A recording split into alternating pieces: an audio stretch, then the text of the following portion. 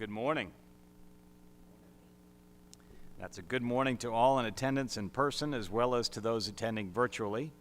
The Windham School Board of Trustees very much appreciates the hospitality of the great community of Trinity Fellowship Church here in Amarillo for allowing us to conduct our business in this very impressive Student Ministry Center facility. The 342nd meeting of the Windham School District Board of Trustees is called to order in accordance with Chapter 551 of the Texas Government Code, the Open Meetings Act. During this meeting, the board will be conducting business from the agenda that was posted in the Texas Register. Members of the Board of Trustees present for this meeting include myself, Eric Nichols, Vice Chair Faith Johnson, Secretary Dr. Rodney Burrow, Judge Molly Francis, Ambassador Sishan Siv, Nate Sprinkle, Bill Welch, Sidney Zeiker, and Tom Fordyce. A quorum is present and the 342nd meeting of the board is declared open. This meeting is being conducted in person and is also being broadcast on the Texas Department of Criminal Justice YouTube channel. It is 9:01 a.m.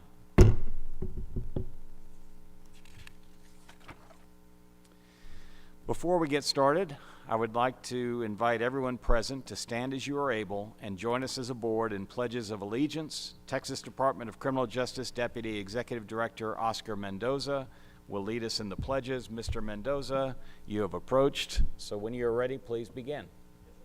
To the flag of the United States of America and to the republic for which it stands, one nation, under God, indivisible, with liberty and justice for all. Our Texas flag. Honor the Texas flag. I pledge allegiance to thee, Texas, one state, under God, one indivisible. Thank you, Mr. Mendoza. I would now ask Windham School District Trustee Pastor Nate Sprinkle to offer a word of prayer as we start our meeting. Pastor Sprinkle. Thank you, Chairman. Would you bow your heads and pray with me this morning? Heavenly Father, we come to you in the name of Jesus, your Son, and we just give you thanks for this day. Certainly, Lord, for this facility and for those who have provided the ability for us to gather here today. But Lord, we thank you for this day. We thank you for the safe travels that you've given each one of us to be here. Father, this morning we thank you for the Windham School District, for the administration, the staff, the instructors, all those who support all the great work that's going on as they serve our population, Lord, to instruct and facilitate lives becoming all that you've designed them to be. Lord, we have much to be thankful for. We know, Father, that your word says that the fear of the Lord is the beginning of wisdom, and knowledge of the Holy One is understanding. You also tell us to trust in the Lord with all of our hearts and not lean on our own understanding, but in all of our ways acknowledge you, and you will direct our paths. So this morning, as we gather for any decisions before us regarding the Windham School District and the great work that each one of the staff and administrators are doing, we ask that all that we do will be done in knowledge and reverence for you today and in the weeks ahead. We offer this prayer knowing you will answer, and we thank you. In the name of your Son, our Lord and Savior, Jesus Christ. Amen. Amen. Thank you again, Pastor Sprinkle. As a courtesy to speakers and guests in the meeting, we ask that you please set your electronic devices to the silent or vibrate mode.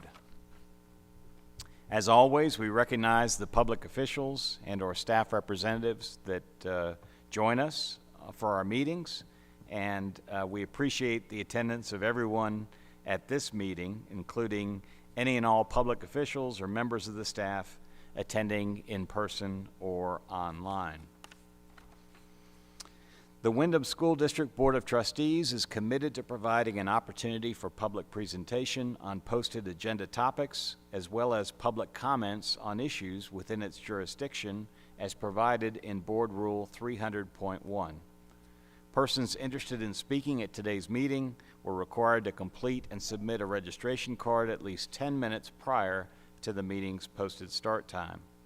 As no cards were received prior to the required deadline, the board will not hear public presentations on posted agenda topics today or public comment on issues within the board's jurisdiction. So with that, we are going to move on to our agenda. And the first part of our agenda concerns recognitions. And as you heard me recite the members of the Board of Trustees that who are here present today, you heard me for the first time in several months now mention 9 names. And we are now, as you can see from up here, we are a complete group. And so I would like to begin our meeting by recognizing and reintroducing a familiar person and leader who has recently rejoined our board, Mr. Tom Fordyce. Mr. Fordyce is an experienced hand in the role that this board plays in serving both as the Board of Trustees for the Windham School District and as the board overseeing the operations of the Texas Department of Criminal Justice.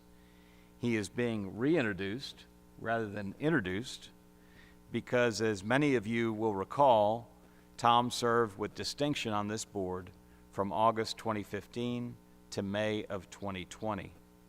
I know I speak for all members of the board in saying we were very gratified when Governor Abbott appointed Mr. Fordyce on May 15th, 2024 to fill our vacant board seat.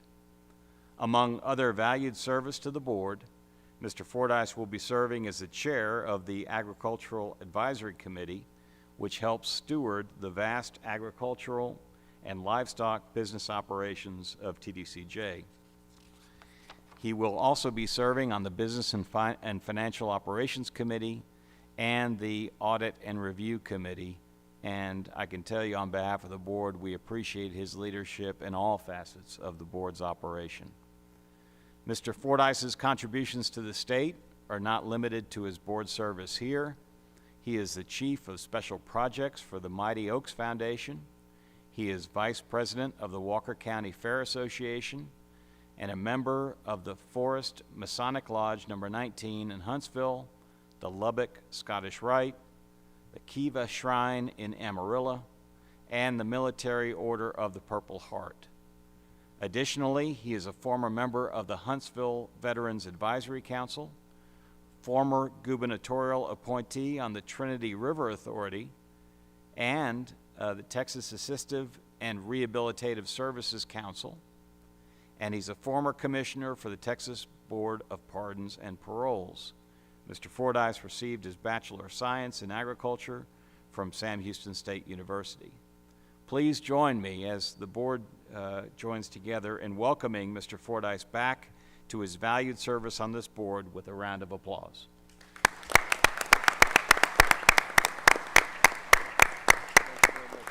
Mr. Fordyce, I'll pause here in case you have any comments for us. If you just hit your microphone. Oh, it's an awesome pleasure for those kind words that you said, and I look forward to working with the board again. And I noticed Brother Larry Miles out here that there's no candy I can give you. You always used to give me candy. There's no candy out here. But I want to recognize his beautiful wife, Becky, who put all this together for us today.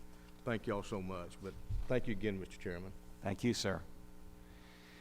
Our next recognition is from Windham School District Panhandle Regional Principal, Raul Nukas. Mr. Nukas, I understand you would like to recognize Elizabeth Snyder Miller on her years of service. Please join us, and if you are ready, you may proceed. Yeah, there we go. Good morning, Board of Trustees. Good morning, Superintendent Hartman. I am proud to introduce Ms. Elizabeth Snyder Miller, who has dedicated the last 14 years to Windham School District, serving in various roles and helping to create positive outcomes for students within education and correction.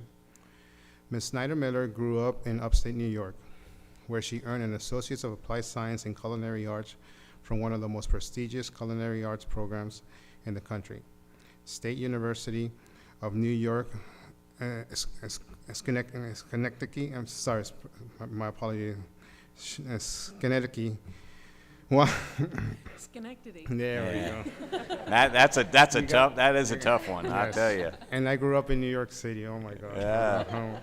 My apologies. While working for over a decade in the restaurant industry for large catering companies such as DoubleTree Hotels and multitude of bistro-style restaurants, she earned her Bachelor's of Science in Education from Ashford University in 2012. Upon the desire to shift her career focus in education, she received her Master's of Education from Lamar University in 2015 and completed her principal's certification the following year. Ms. Snyder-Miller has dedicated her entire career in education to Windham School District. She joined the Windham team as a culinary arts instructor at the Formby campus and in 2015 accepted the position of lead teacher for the Formby and Wheeler campuses. In 2017, she promoted to serve as principal for the Neal and Jordan campuses. Ms. Snyder-Miller exhibits true leadership through seeing the possibilities in stressful situations. Upon the onset of the pandemic in March of 2020, she took on the challenge to lead 5 Windham campuses: Clemens, Dalhart, Jordan, Meckler, and Neal, all of which operated successfully while students received remote instruction. She believes in servant leadership and always asks her team, how can I help? She believes that the goals and missions set forth by the Windham School District are what helps to create positive change for all our students. The Texas Panhandle has become her permanent home, and she loves to tell people, I wasn't born in Texas, but I got here as fast as I could. There you go. Please join me in recognizing and thanking Ms. Snyder-Miller for her dedicated service to the district.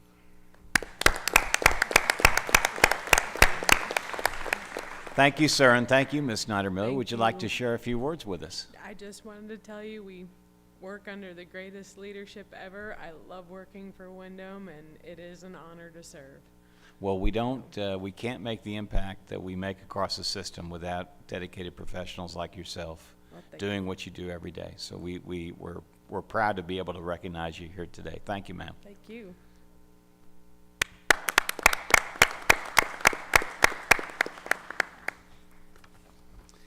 The next item on our agenda covers consent items. Are there any objections, amendments, or abstentions to the proposed consent items from the board? Hearing none, would you join me in saying that the consent items posted for this meeting's agenda will stand approved? Thank you, board.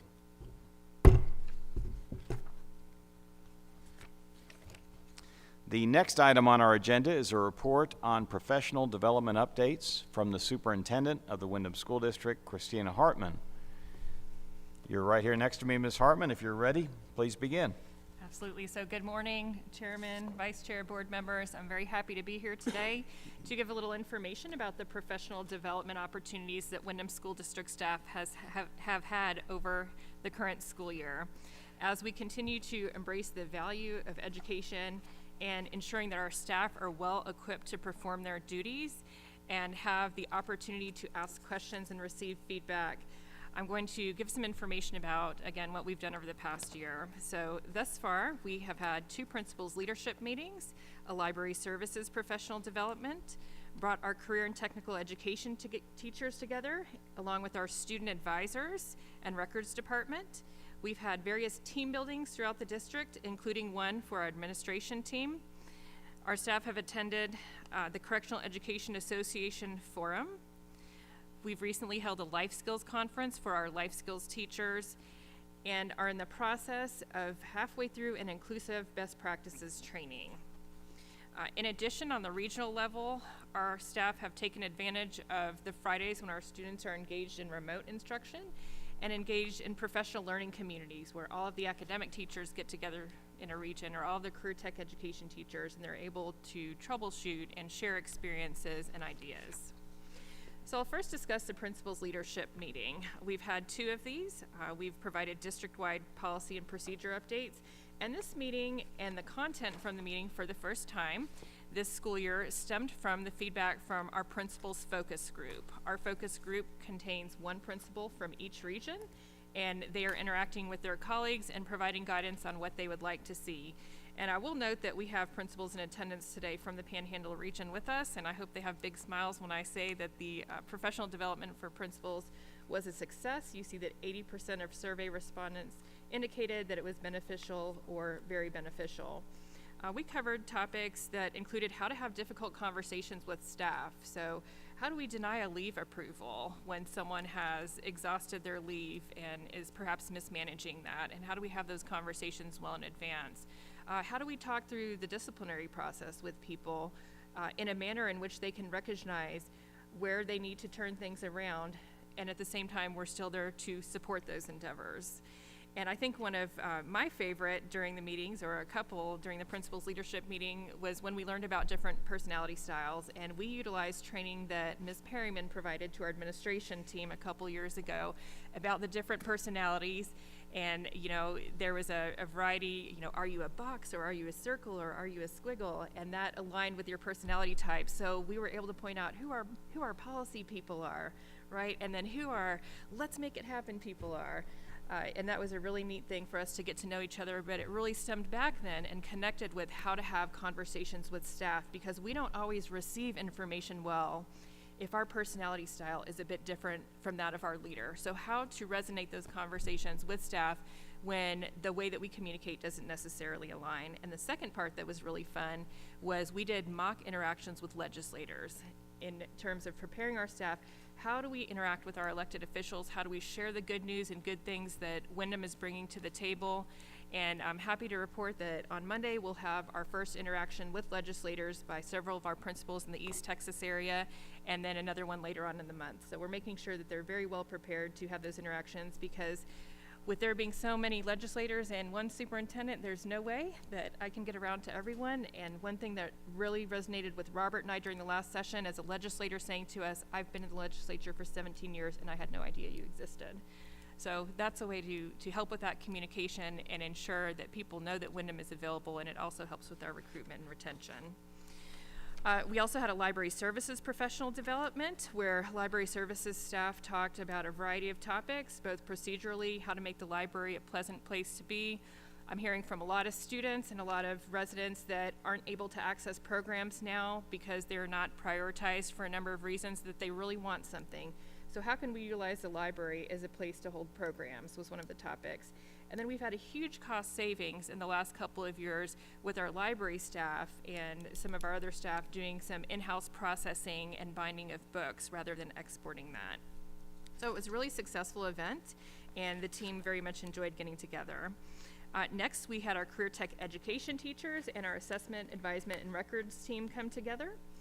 They covered topics that included best practices. They actually went to industry tours to Toyota, Amazon, and the Botanical Gardens based on the area where they teach. So it's really important that our staff who are teaching technical training, next slide please, technical training is aware of the current needs of the workforce. Things are changing very, very quickly with technology, and one of the best ways for us to get that information is to send our teachers to various entities, to businesses, to employers that are hiring people coming out of the Texas Department of Criminal Justice, and make sure that our curriculum remains relevant. And this is a really good partnership, as I've mentioned a few times, where we work with Reentry Division Director April Zamora to make sure that the training we're providing is relevant. We are also working with Ron Hudson, Mr. Lewis. There's a great group of us where we meet once a month and make sure that those student career pathways are still relevant, and that students who complete programs have the opportunity to work in those specific areas. So this professional development allowed us to share some of that information with our staff as well as they're preparing their career journeys. Next, we had our administration team building, so I was able to provide updates here. We did some really fun activities. You know, sometimes the departments become siloed, so we may be in the same building. We're working towards a common goal, we think, but we stay in our offices, we stay in our area of expertise, and we don't network with each other. So it was really neat to hear from all the different departments what their top 3 accomplishments and top 3 goals were for the upcoming year. And as you see, there's a celebrity in the bottom photo there, Mr. Oscar Mendoza, who does a great job here at every board meeting leading us in the Pledge of Allegiance, but you may not know is one of the most phenomenal keynote speakers that you can have in terms of encouraging staff and, you know, getting people motivated for the future. And you'll see that there was a good satisfaction rate, 87% from the attendees. The Correctional Education Forum, and in these photos, you'll see another celebrity in the bottom photo, Judge Johnson, facilitated a panel, and the individuals that are there that are next to her are graduates of Windham programs and graduates of Texas Department of Criminal Justice, and now are very successful in their communities. The woman standing next to Judge Johnson is a commercial truck driving employee. So she went through the CDL program in the Gatesville area with Windham School District. She was able to speak with the staff about what that meant to her and how she has a really good job now and enjoys what she's doing. Some of you may know Tracy Williams, the man that's the tallest in that photo. Yes, and he is an employee of Lee College now. I know he works very closely with Director Carter and is very encouraging and motivating to people who are still in the TBCJ system. And then a couple others that are employees, but we had a very captive audience when we were hearing from people with lived experience that have gone through our programs. And this is something I think as we move forward with professional development, that always having people with lived experience who are able to talk about their journey with the school district, with TDCJ, tell us about the great things and tell us about the things where we need to improve. It's really, really beneficial, and you could just see how proud the staff were to hear from those particular students.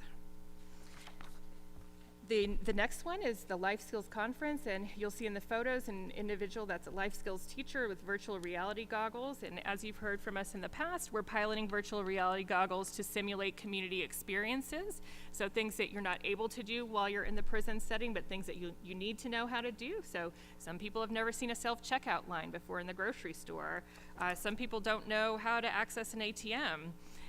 We had conversations about, online banking. Those are things that don't resonate with a lot of our students. And also, great feedback from the teachers. You'll hear from Robert later on a proposal related to continuing the documentary that we are contracted with a provider to document students' experiences as they leave the correctional facility that will replace one of the very outdated videos that we're using in our life skills programs now. And finally, the Inclusive Best Practices training. So this is a training that allows teachers to understand that learners have different learning styles. Some people are visual learners, some people are auditory learners, some people need accommodations in their learning. So we have contracted with the Service Center and our Federal Programs Administrator to provide this training throughout our district, regionally, to all employees, so we can better meet the needs of our learners, and quite frankly, it better equips the teachers to be able to connect with the students related to their education. And if you've ever walked into a classroom, or if you've ever sat in a classroom and you'd rather be anywhere else in the world because you're so bored and you're not getting it whatsoever, that really goes to learning styles. Are we reaching the needs of the particular learners? And they're all individualized. So I say that to indicate that I feel like we've done the district, the professional development department has done a good job in listening to our staff and what their needs are, and making sure that we're equipping them with the tools to be successful, which translates to successful students. And in a bit, you'll hear from Robert O'Banion on an upcoming professional development proposal. And that's all I have today. Well, thank you very much, Ms. Hartman, for your very comprehensive report. I have a couple of questions and a comment, and then we'll open it up to the board for additional questions. So first of all, in terms of the overall professional development, I mean, we're not too far out from the end of the pandemic. So as part of this process, did you perceive there to be a real hunger among the professionals that you work with to have this type of in-person training? Absolutely. We're seeing that the staff were so excited to get together, to have their questions answered, things that they were concerned about, to network with each other, because teachers have great ideas, and a good way to get that out is getting together, getting in focus groups, and determining how we can move the district forward. Particular challenges that they mentioned, some of them related to the pandemic, some of our younger learners who are used to having technology in their hands and then coming into this setting. We've talked extensively about increasing technology in the setting, so there were significant conversations about that, and of course, you all are very familiar with the bandwidth issue and some of the fixes that we're looking to. But I just saw, again, a lot of smiles on faces, very attentive staff, and the surveys that go back just thank you for getting us together. This has been very much needed, and we look forward to now putting into practice what we've learned. Fantastic. Now, a second question deals with the issue of library services, professional development. I know that I speak for every member of the board. When we go to units now, people in the free world may think of libraries as being a thing of the past, that everything is going digital, everybody gets everything they need off of their personal computer. But when we go to the units, we see that that libraries on units have now become a place of not only of quiet contemplation, but active learning. And so could you just kind of tell us how the libraries have evolved at the different units over the years?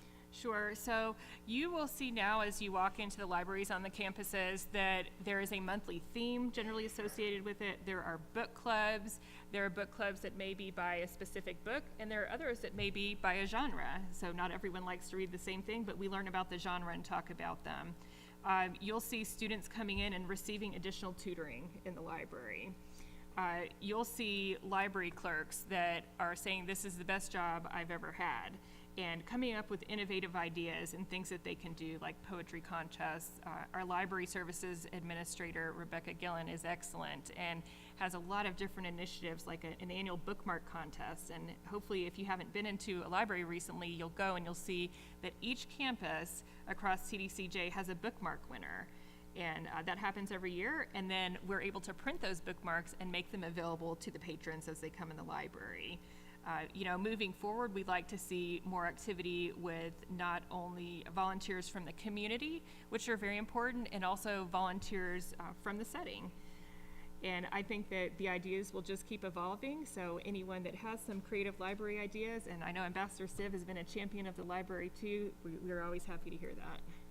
Then the last comment that I have kind of dovetails into that, because a big part of what I've seen in the libraries too is an emphasis on vocational training, but also in terms of what you've described as kind of being the soft skills, a whole section of books that deal with self-improvement, how to conduct yourself in the workplace.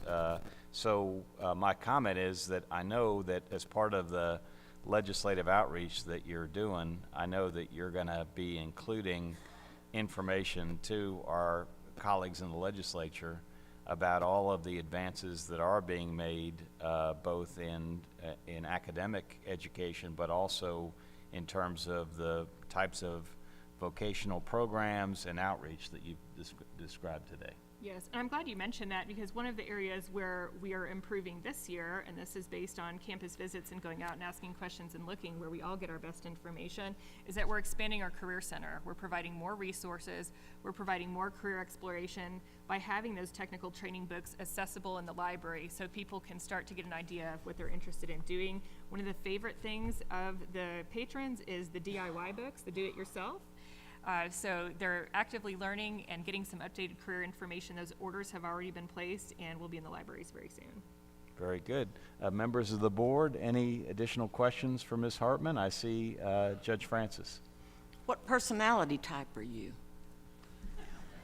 I'm a squiggle circle. I knew it. I knew it. I recognize a squiggle let's circle. Let's do it. Let's do this. Now, I'm balanced out very well by a square, Robert O'Banion, who is the one that will rein me back a little bit and remind me about what's in policy, but he'll also remind me that policy can be updated. So he is an innovative thinker, but we balance each other out very well. And I know Mr. O'Banion has a strong personality, so won't take offense at being described as square. And there's a chance you could hear this again, Mr. O'Banion. Ambassador Siv. The chairman, I'm one who was married to a librarian, and I can testify to the fact that librarians are probably the most influential people in our society. Also in addition, to me, George W. Bush is married to a librarian. So is my pastor in San Antonio. So we say that behind a good man stands a Texan librarian. And thank you for all the good work on libraries. Thank you, Ambassador Siv. And I should mention that it's particularly appropriate for Ambassador Siv to recognize great librarians as we're conducting this meeting basically in your backyard. That's true. Thank you, Yeah. sir. Thank you. Any other questions for Ms. Hartman? If not, we will move on to the next item on the agenda, which is the chairman's report. And it dovetails nicely into the report that you just heard from Ms. Hartman. Because one of the most important aspects of rehabilitation and reentry for those members of TDCJ's incarcerated populations who qualify is to provide career training that will assist those members to have a grounded, rewarding, and self-supporting path forward as they transition back into the free world. So today, as part of the chairman's report, I would like to highlight one of those career training programs that has been developed and operated by the Windham School District in partnership with TDCJ. The career training program I highlight today provides career training opportunities, as we've heard about in previous meetings, for students in the culinary field. This collaboration between Windham and TDCJ aims to equip students with the skills and certifications necessary for a successful career in the restaurant industry. Within the last year, TDCJ and Windham joined forces through a memorandum of understanding to modernize the preparation and delivery of nutritious meals to our population when inmate movement is restricted. In essence, this MOU enlists students in the effort to create the next generation of what are known in our system as Johnny Sacks. For those of you who may not be familiar with the term Johnny Sack, sometimes also referred to in TDCJ as a Johnny, a little bit of history for you. First of all, the Johnny Sack over time has become a nutritious meal sack provided to an inmate during restrictive movement. Now, this term Johnny was once referred to as a John Henry.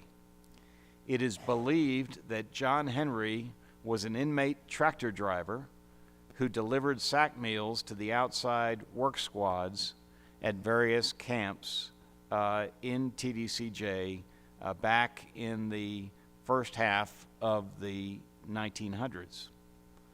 This meal delivered to inmates working in the field became known as a John Henry, then as a Johnny.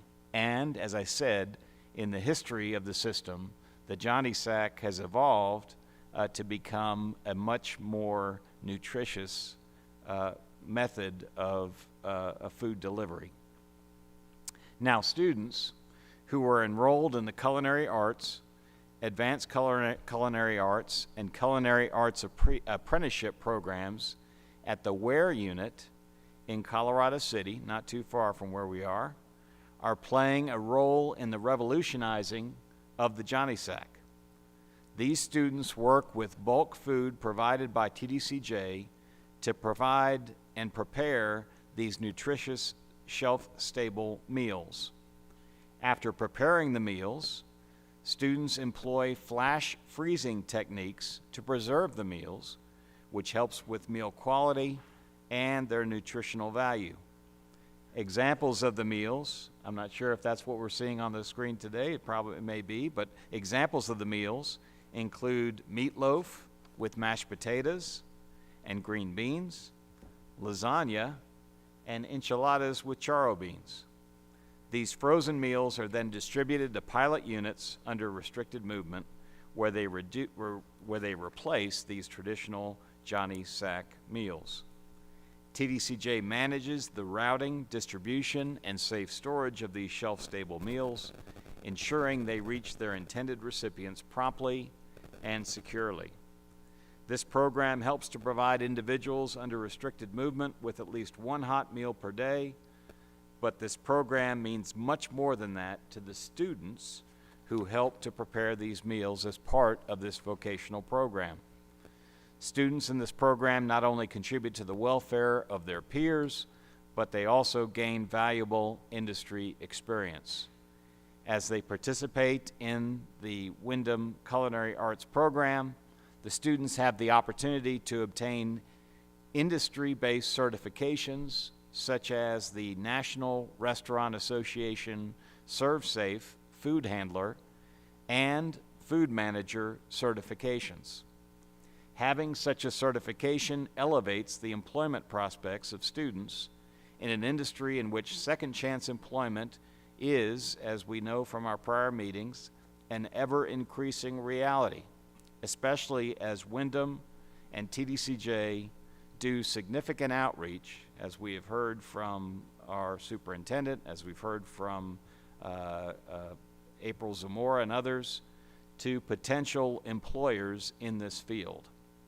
As we see throughout society, the world of prepared and packaged meals is here to stay, and Windham and TDCJ have, through this program, again shown foresight in working to equip Windham students with real world skills that can translate directly into jobs upon reentry in the free world. The board very much appreciates the attention of Windham and TDCJ to vocational programs such as this, in addition to the educational, life skills, and other programs provided through Windham. These vocational programs, such as the culinary arts program we highlight today, make a genuine and lasting difference in the lives of those who are currently in TDCJ custody, but that we all hope through such support will step up and make the choice to transition back to being our free world neighbors as law-abiding and productive citizens. That concludes my chairman's report. Any comments or questions? If not, oh, we do have one. Go ahead. Okay, so Christina, you've tried them. How are they? Well, 2 days ago, I have to say, I feel like I need a certificate for this. I tried all 12 of them, and I did it Food Network style, like the judges do, where you just take a little bite of everything, and they were very, very good. The quality, my assessment of the quality, I preferred them to a microwave meal that we would find in a grocery store. So great job to our teachers and our students and our TDCJ partners for making this happen. That's great. I can't wait to try them. And I know that we've heard from some of the culinary arts instructors at past meetings, but Ms. Hartman, can you just describe for the group some of the reactions, some of the success stories that you've had through these types of culinary arts programs in terms of advancing members of the population? Yes, I mean, so we've certainly had students that have come in, and I hear this quite often. I signed up for culinary arts because I thought I would get to eat well. And they do, right? Because they're sampling their product, as anyone should do in that industry.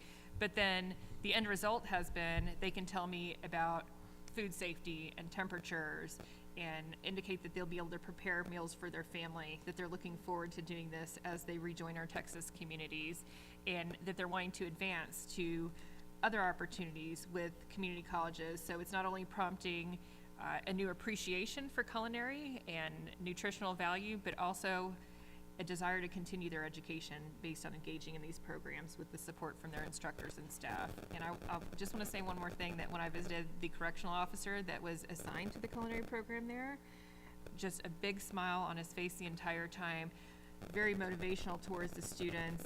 Said, you know, this is the best job, and I really enjoy this. And we hear this quite often from the correctional officers that work in the education departments, and I would be remiss to not point out that they make a huge difference in the ability for us to do our job and for the students to progress very well. So that's a shout out to Bobby and your team. It's looking very good. Thank you, Ms. Hartman. Any other questions or comments? If not, the next item on the agenda, we're going to call back up to the podium Windham School District Panhandle Regional Principal Raul Nukas. If you would join us back up at the podium. And we understand that you have a presentation to make for us today. So when you're ready, please proceed. Thank you. Good morning. Good morning, Chairman, board members, and Superintendent Hartman. My name is Raul Leonidas Nuques, and I am the proud regional principal for the Panhandle region. The Panhandle region consists of 15 campuses overseen by 9 outstanding campus principals. Programs available include academics, life skills, career and technical education, supplemental services such as special education and Title I, and library services. In addition, we have a strong partnership with the Texas Department of Criminal Justice in offering our students apprenticeships opportunities in culinary arts. In the Panhandle region, we serve on a monthly average over 2,200 students. Based on enrollment, our largest campus is Clements, with a monthly student enrollment average of 346 students. And our smallest campus is Daniel, with a monthly average enrollment of 68 students. Many of our students are taking at least 2 Windham classes. We also provide supplemental services to students that are under the age of 22 and students that are receiving special education services. Currently, we have the Lantern pilot program at the Sale campus. This program utilizes the Securus tablets to provide educational content, including video lessons, PowerPoint lessons, and practical self-grading assignments to students in the academic classroom. At Sale, Ms. Tiffany Bush academic classes have been using tablets to complete their Friday assignments instead of a paper-based instructional packet. These assignments were built by Regional Instructional Technology Specialist Team and focus on civics, GED math, and GED science. More content is being built by the team, and soon teachers will be able to add their own content as they see fit. This offers students practical technology training on a learning management system, akin to what many high schools and colleges utilize, while also serving as a paperless alternative to traditional packets. This pilot is prefacing future plans to further utilize the tablets for educational purposes in all classes. The tablets offer students opportunities to complete assignments despite security restrictions in restrictive housing or during weekends and holidays. During the 2023 and 2024 academic year, the Panhandle region has seen over 3,650 students graduate from their respective programs, including 374 high school equivalency graduates, 1,028 changing habits achieving new goals to empower success changes graduates, and 689 cognitive intervention program graduates. The Panhandle region is in the top region district-wide for high school equivalency graduates, and as of yesterday, we're number 1.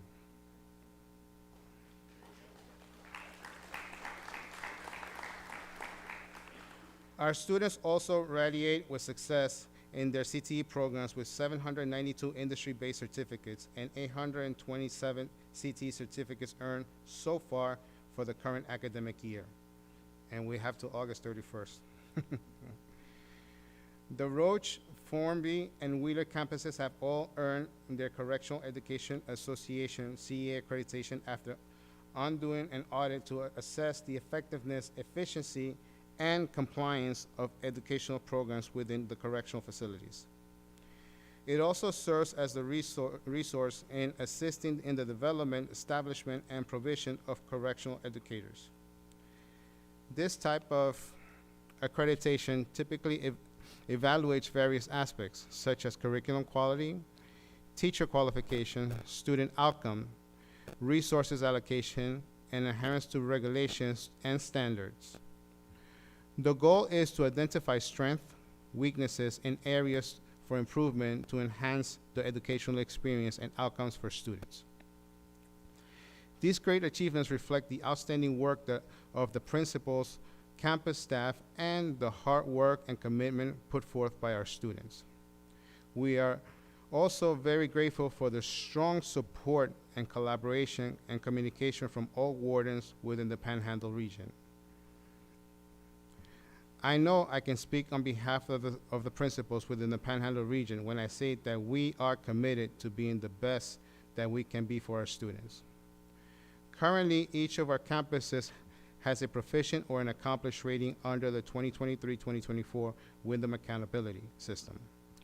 Multiple metrics are factored into this ranking, including attendance, educational programs, completions, and certificates earned. Our goal this year is for each of our campuses to achieve an accomplished or distinguished rating. We are proud of this accomplishment and strive to show growth this year and in the years to come. As a region, the principals set goals to have more active roles in campus staff recruiting initiatives, participating in several job fairs around our region. The idea behind this was for possible candidates to be able to speak firsthand with our campus principals to gain insight into the responsibilities and job duties for those vacant positions.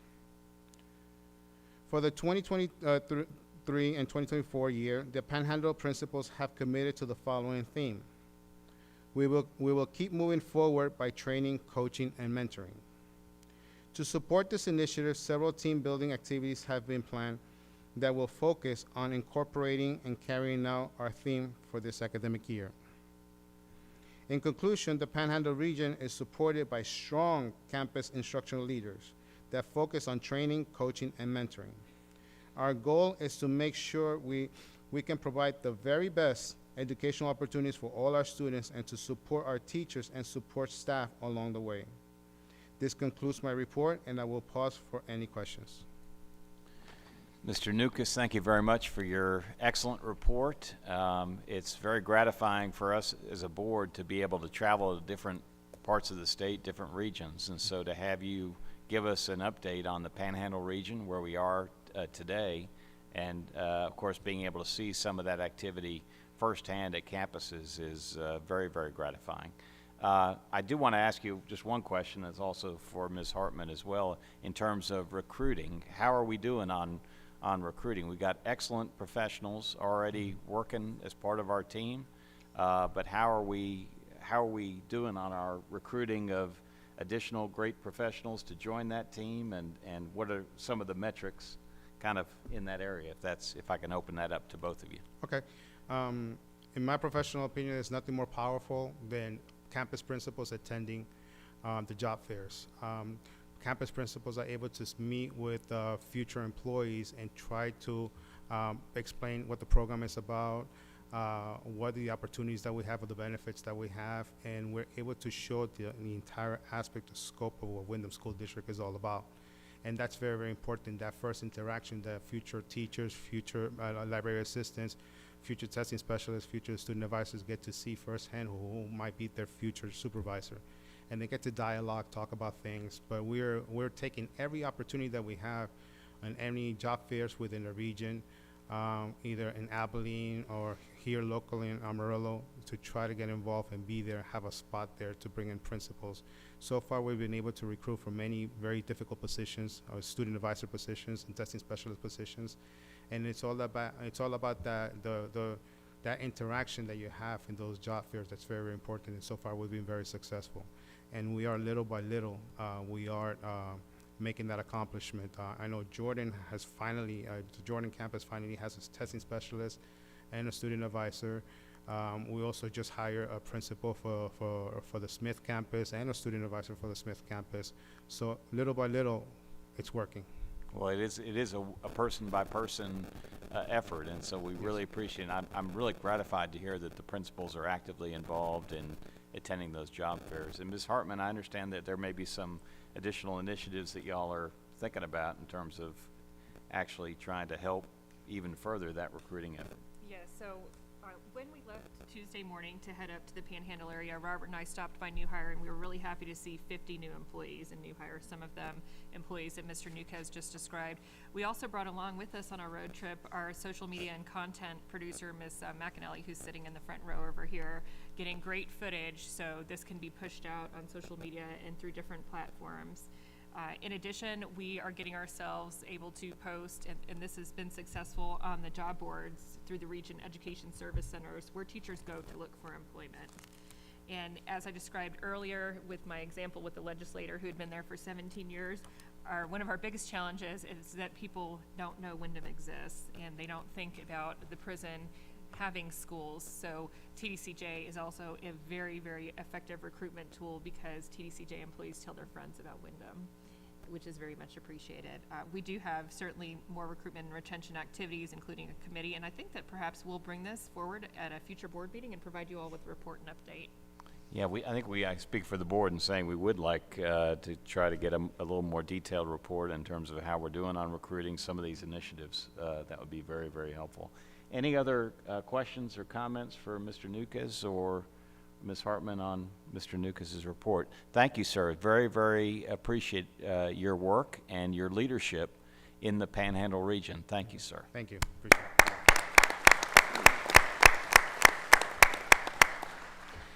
The next item on our agenda is the discussion, consideration, and possible action regarding contracts over $500,000. Windham School District Chief Financial Officer, Robert O'Banion, whose characteristic as a geographic symbol has been described earlier, will be presenting today. Mr. O'Banion, if you're ready, please proceed. Thank you, Chairman. Good morning, Chairman, members. I'm requesting approval for two purchases over $500,000 this morning. The first is for a contract amendment for a feature-length documentary film with Adam and Elliott Moving Pictures. Superintendent Hartman mentioned that earlier during her presentation. The purpose of the film is to enhance life skill instruction for our students, to provide supplemental learning, to prepare them to re-enter our communities, and support appropriate communication with family, friends, and members of the public, as well as employers. The original contract with this vendor was awarded in 2022 in the amount of $350,000 and was included in other information to the board in the August 22 board packet. It was awarded through the purchasing process as a request for a proposal. The original contract expires this August in August of 2024. The requested amendment adds an additional $245,000 to the contract for a total amount of $595,000 and extends the contract through August of 2025. The amendment deliverables have been expanded on the film's footage to include additional former resident experiences as well as testimonials to highlight student success stories. Since 2022, significant progress has been made, and the film's footage was shared with team members as well as students to include the recent life skills training event that Superintendent Hartman mentioned earlier. And that it was able to receive feedback to provide to the contractor. The second purchase that's included this morning is for a contract for a hotel, conference, and staff lodging for a statewide professional development event. The purchase request is in the amount of $1 million with a hotel contract awarded to the Hilton Anatole in Dallas. This is the first time in recent memory where our district has provided a statewide event to all staff rather than multiple events by discipline.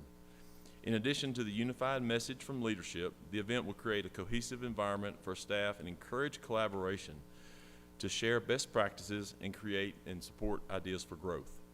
The event allows us to focus resources toward meaningful, quality Windham-specific presentations to be experienced by all staff to support long-term growth statewide, district-wide, to increase employee engagement by making staff feel valued and improving overall morale. This purchase was awarded by a request for proposals. Funding for both of these requests will be included in the recommended budget for next fiscal year. I'll now pause for any questions. Thank you, Mr. O'Banion. Maybe just a little more discussion about this second item, if we can, just in terms of, obviously, it dovetails nicely into the professional development talk that you gave Ms. Hartman earlier. But in terms of, give the board a little more detail in terms of what types of programming is intended to be conducted at this system-wide training program. So, as Robert described, this is an opportunity for all Windham staff to get together. This includes administrative assistants, teachers, campus leadership, principals, testing staff. So one of the things that we would certainly like to see is a board member presence there. Many of the district employees have never interacted with board members because we have 98 campuses and we have 9 of you. I think that this would be a great opportunity for us to reemphasize our 2030 plan and go through that goal-setting process together, provide updates on where we are. We're also looking at speakers that will give the staff a better idea of the overall process of what leads a person to incarceration and what happens after they leave.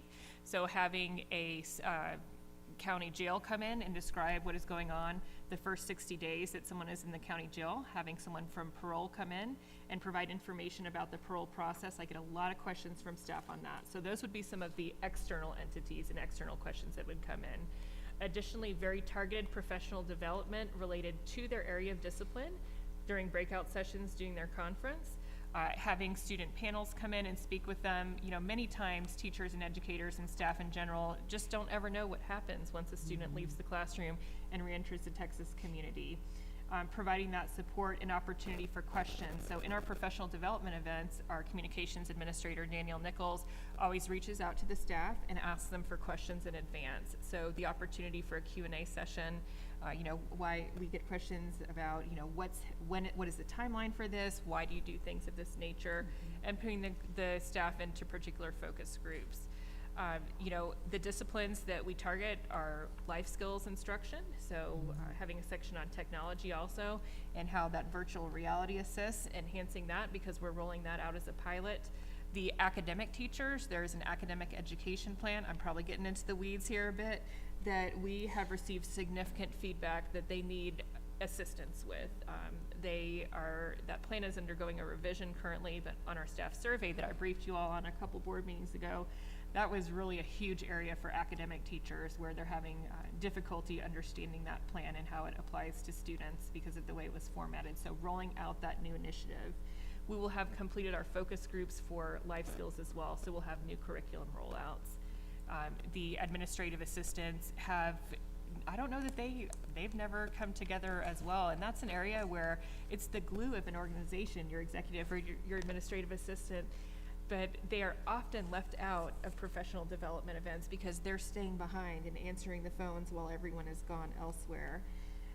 You know, I can spend quite a great deal of time going through this, so I don't know if that's sufficient information. No, but you understand my question. It's a significant expense, and so we want to make sure that, as I know you all are doing, that we're getting the right bang for the buck, so to speak. Right. And will this expenditure also take the place of some of the more region-based training expense that we've incurred in the past? Yes, it will take the place of all of the trainings that we break out by discipline. So you won't see any of the conferences that I described today would be off the table for this school year because we'll all be coming together and able to break out. We will budget for 2 principal meetings in addition, and we have a grant funding source that we can utilize for those 2 particular meetings. And that's very important for the principals to have the opportunity to get together with myself and Robert and some of our leadership specifically. So I would anticipate that we include that. And then on regional training events, many of those are day travel. So there may still be, after we provide this large professional development, we need people to go implement, and then we need to pull them back in and make sure that it resonated with them and that they don't have any additional questions. We'll do that at the local level, so we won't have the expense of a hotel room.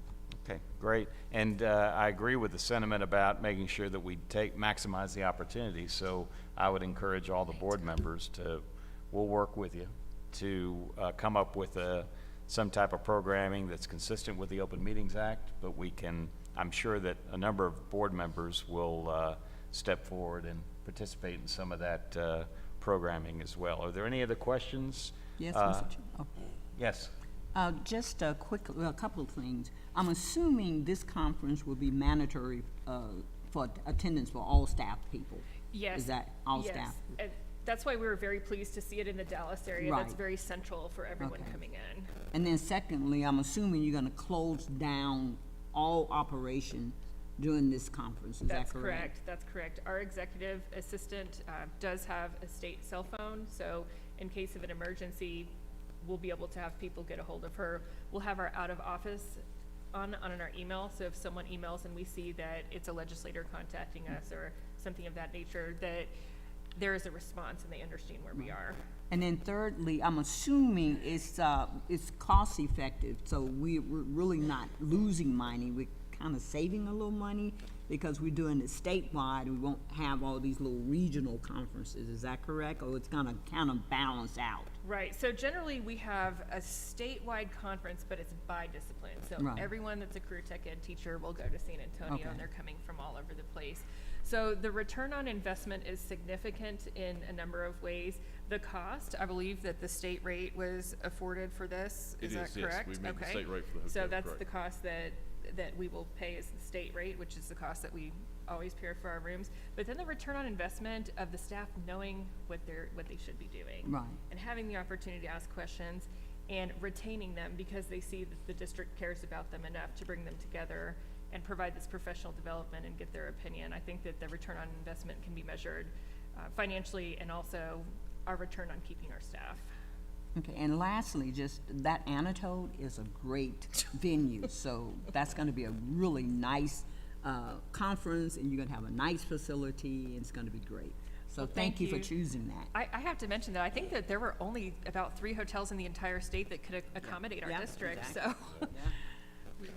Thank you, Judge Johnson. Any other questions? And I was just going to say also, it's kind of interesting about that, the Anatole being one of the only ones that can handle large groups. The judges have, Texas judges, current, every level, every specialty, currently sitting, retired, senior sitting by assignment, and it's some of the best information we get is going to those meetings with judges from all over the place. How do you do this? How do you do that? I've got a problem with this. Well, we've started this. We've all gotten such great ideas from these judges' conferences. So good job. And you're going to get us an itinerary of Yes. what you're going to have. Yes, and in fact, we'll run past you first the agenda and things of that nature with both internal and external speakers.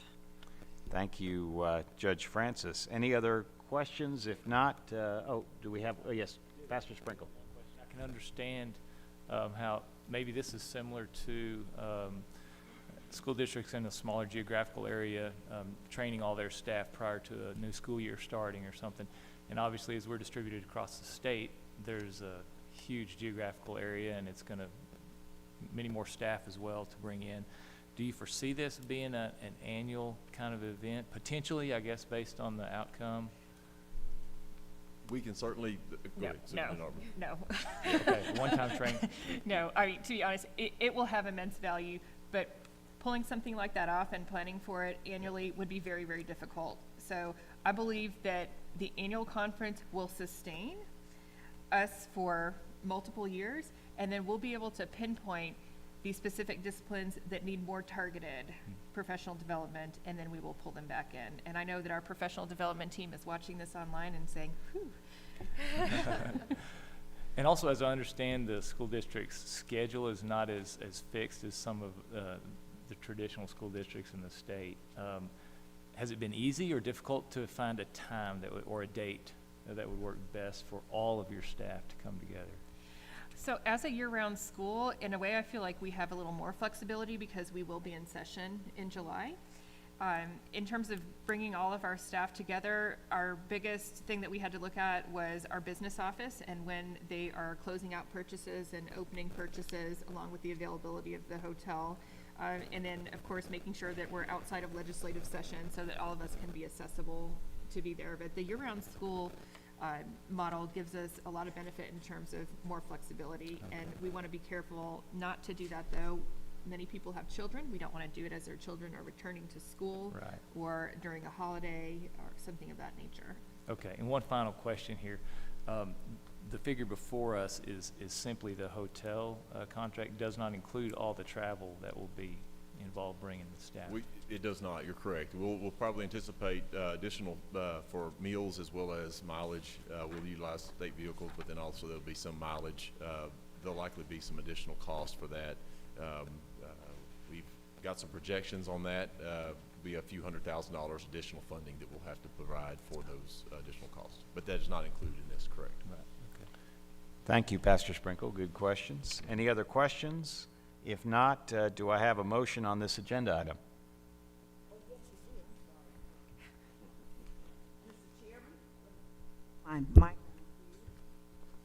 Yes, Mr. Chairman, you do have a motion. I move that the Windham School District Board of Trustees approve the contracts over $500,000 as presented. I have a motion. Is there a second? Second. I have a motion from Judge Johnson. I have a second from Judge Francis. All those in favor say aye. Aye. Any opposed? Motion passes. Our next item on the agenda is a discussion, consideration, and possible action regarding committed fund balance. Mr. O'Banion, please proceed. Good morning again, Chairman and members. Today I'm also requesting approval to commit funds from our fund balance in the amount of $11.4 million. This request is in accordance with the Texas Education Agency guidelines, allowing a school district to commit through board action a portion of its fund balance for a particular purpose. In October of 2020, we received board approval for $3.5 million of our fund balance to be committed. This included $3.25 million for technology infrastructure and $250,000 for claims and judgments. Since that time, we have incorporated a portion of that commitment into our annual budgets, and we have $581,000 remaining. The majority of that remaining, or $480,000, is for technology infrastructure, which will be incorporated into next year's budget. So therefore today, I'm requesting to commit additional resources in 5 areas, and they're highlighted behind tab G of your packets. I'll talk about each of those 5 and give you a few details. The first is for the expansion of technology and technical infrastructure for students and staff in the amount of $4.4 million to support our technology plan to include student computer lab functionality, secure whitelisted online access for students, classroom interactive touch displays, and expansion of virtual and augmented reality technology. The second area is for career and technical education expansion and improvement for students in the amount of $1 million to include simulation technology and additional instructional tools within our CTE programs. The third area is for classroom space for students and administrative office improvements in the amount of $4.5 million. We're currently working with TBCJ to purchase additional modular building classroom space at Travis State Jail and administrative office improvements in Huntsville. The fourth area is a commitment for employee tuition and certification reimbursement in the amount of $500,000.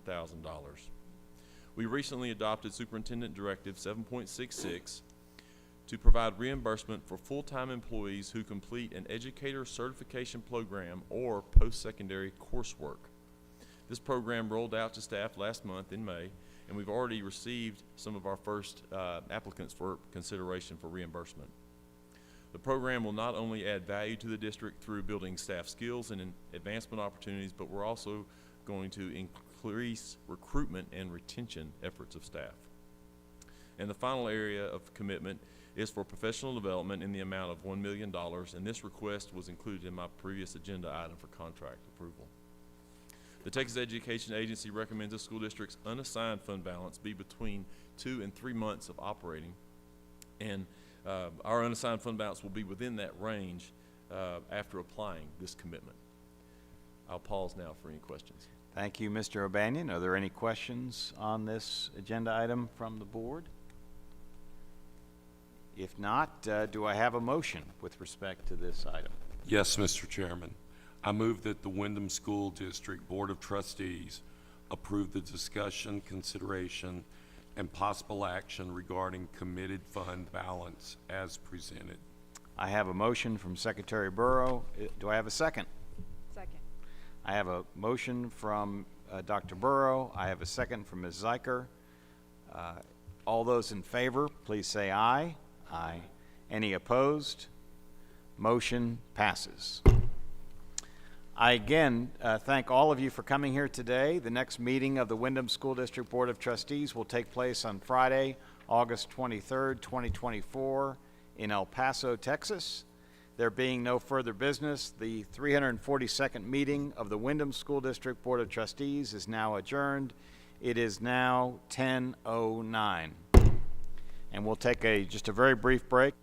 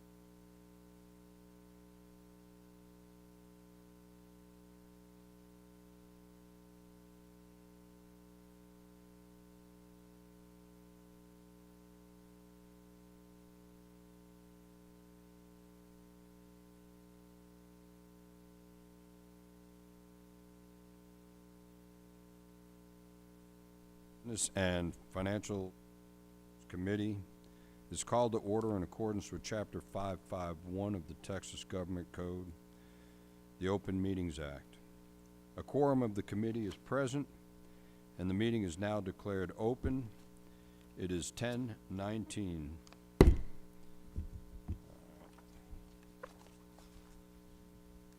And the first item on the agenda is the approval of the minutes. Are there any amendments or objections to the proposed minutes as presented?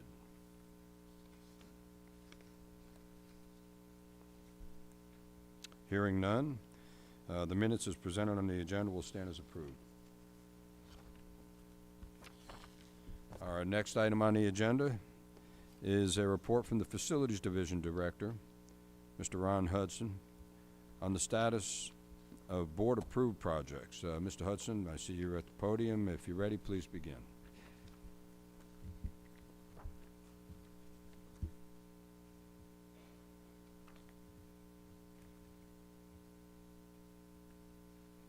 Good morning, Mr. Welch, Mr. Chairman Nichols, Mr. Collier, members.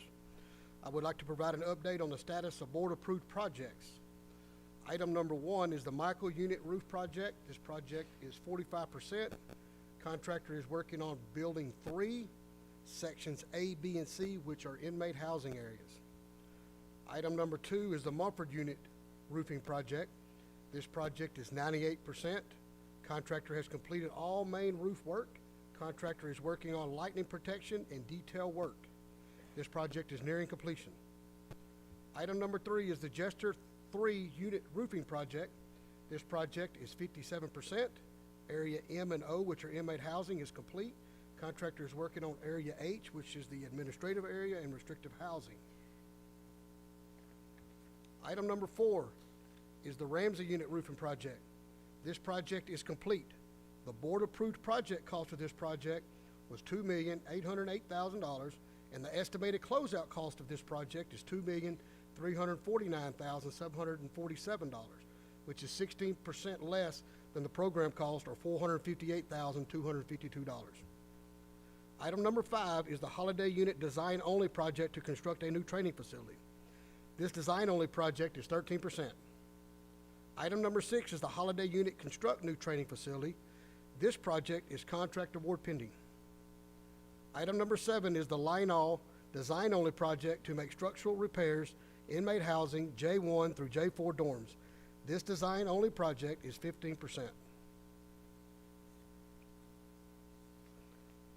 Item number 8 is the Ferguson project to construct water treatment plant. This project is 1%. Contractor is mobilizing. Underground surveying has been conducted. Excavation is scheduled to start mid-June, depending on the weather. Item number 9 is the Terrell project to refurbish water tower treatment plant. This project is contract award pending. Item number 10 is the Chasefield project to repair fire alarm systems and install fire suppressant systems, building 2040. This project is 97%. Contractor has completed installation of storefront and installing sheetrock and acoustic ceiling tile. This project is also nearing completion. Item number 11 is the Ellis Unit Install Fire Alarm Systems project. This project is contract award pending. Item number 12 is the Ferguson Unit Install Fire Alarm System project. This project is contract award pending. Item number 13 is the Johnston Unit project to install emergency power multiple locations. This project is 40%. Generators and all transfer switches have been delivered. Contractor is setting forms and preparing to pour the concrete slabs. Item number 14 is the Beto Unit project to install HVAC A, B, C, and D housing. This design-only project is 12%. Item 15 is the Michael Unit project to install HVAC efficiency upgrades to 12 building inmate housing. This project is 1%. Notice to proceed has been issued. Contractor working on submittals. Item number 16 is the GIST Unit project to install air conditioning systems, Building A. This project is 95%. Project is nearing completion. New HVAC units, electrical, plumbing has been installed. Detailed metal work is ongoing. Project pending final inspection and startup. Item number 17 is the Clements Unit project to replace chiller systems 1, 2, and 3, in multiple locations. This project is 3%. Notice to proceed has been issued. Contractor is working on submittals. Item number 18 is the Michael Replace Clarifier Wastewater Treatment Plant. This project is 5%. Notice to proceed has been issued. Contractor is working on submittals. Item number 19 is the Ramsey Unit Replace Region 3 Training Buildings. This project is 63%. Windows have been installed. Interior build-out work continues, as well as exterior concrete work also continues. Item number 20 is the Hughes Unit project to install monitored pulse fence detection systems to the perimeter. This project is 70%. All trench work, electrical wiring, and fiber optic lines have been installed. Interior pulse fence work is ongoing. Item number 21 is the Stiles Unit project to install monitored pulse fence detection systems perimeter. This project is 40%. Trenching work, conduit, and electrical wiring is complete. Fiber optic line work is ongoing. This concludes my project status update. I will stand by for any questions you may have. Are there any questions from the board? Be able to come under budget. I would love to do that on all our projects. On that Ramsey unit, how were we able to do that? How did we save? Okay, what I bring to the board is what we call the program cost, which is allows us a little flexibility, so I don't have to come back to the board every time. Okay. So when I talk about construction cost, or when I talk about what the construction cost was, let me find that on here. Number 4. Number 4. When I talk about what the closeout cost is, that was the $2,349,747. Okay. That's about 16% under what our program cost is. When we build a program cost in there, that program cost is about 33%. So we did go a little bit over our construction costs because of probably some change orders. However, we were still under the program cost budget. Okay. Does that explain it? Yes. Okay, thank you, ma'am. Sounds great. Yes, ma'am. If we can do that more often, that would be great. Yes, ma'am. And I'll report that from now on all of our projects when we complete them. I will let y'all know how much under the program cost we are at each one of our projects that we complete. Okay, sounds great. Thank you so much. This is something that we discussed early on in my tenure, is the idea of budget versus actual, trying to understand where our actual expenditures were, and Mr. Hudson's been great about getting to the real meat of the matter, so that we know just exactly what the actual costs are in the end, and we appreciate that. And in fact, there was one other area, if I could ask a question, is, yes, sir.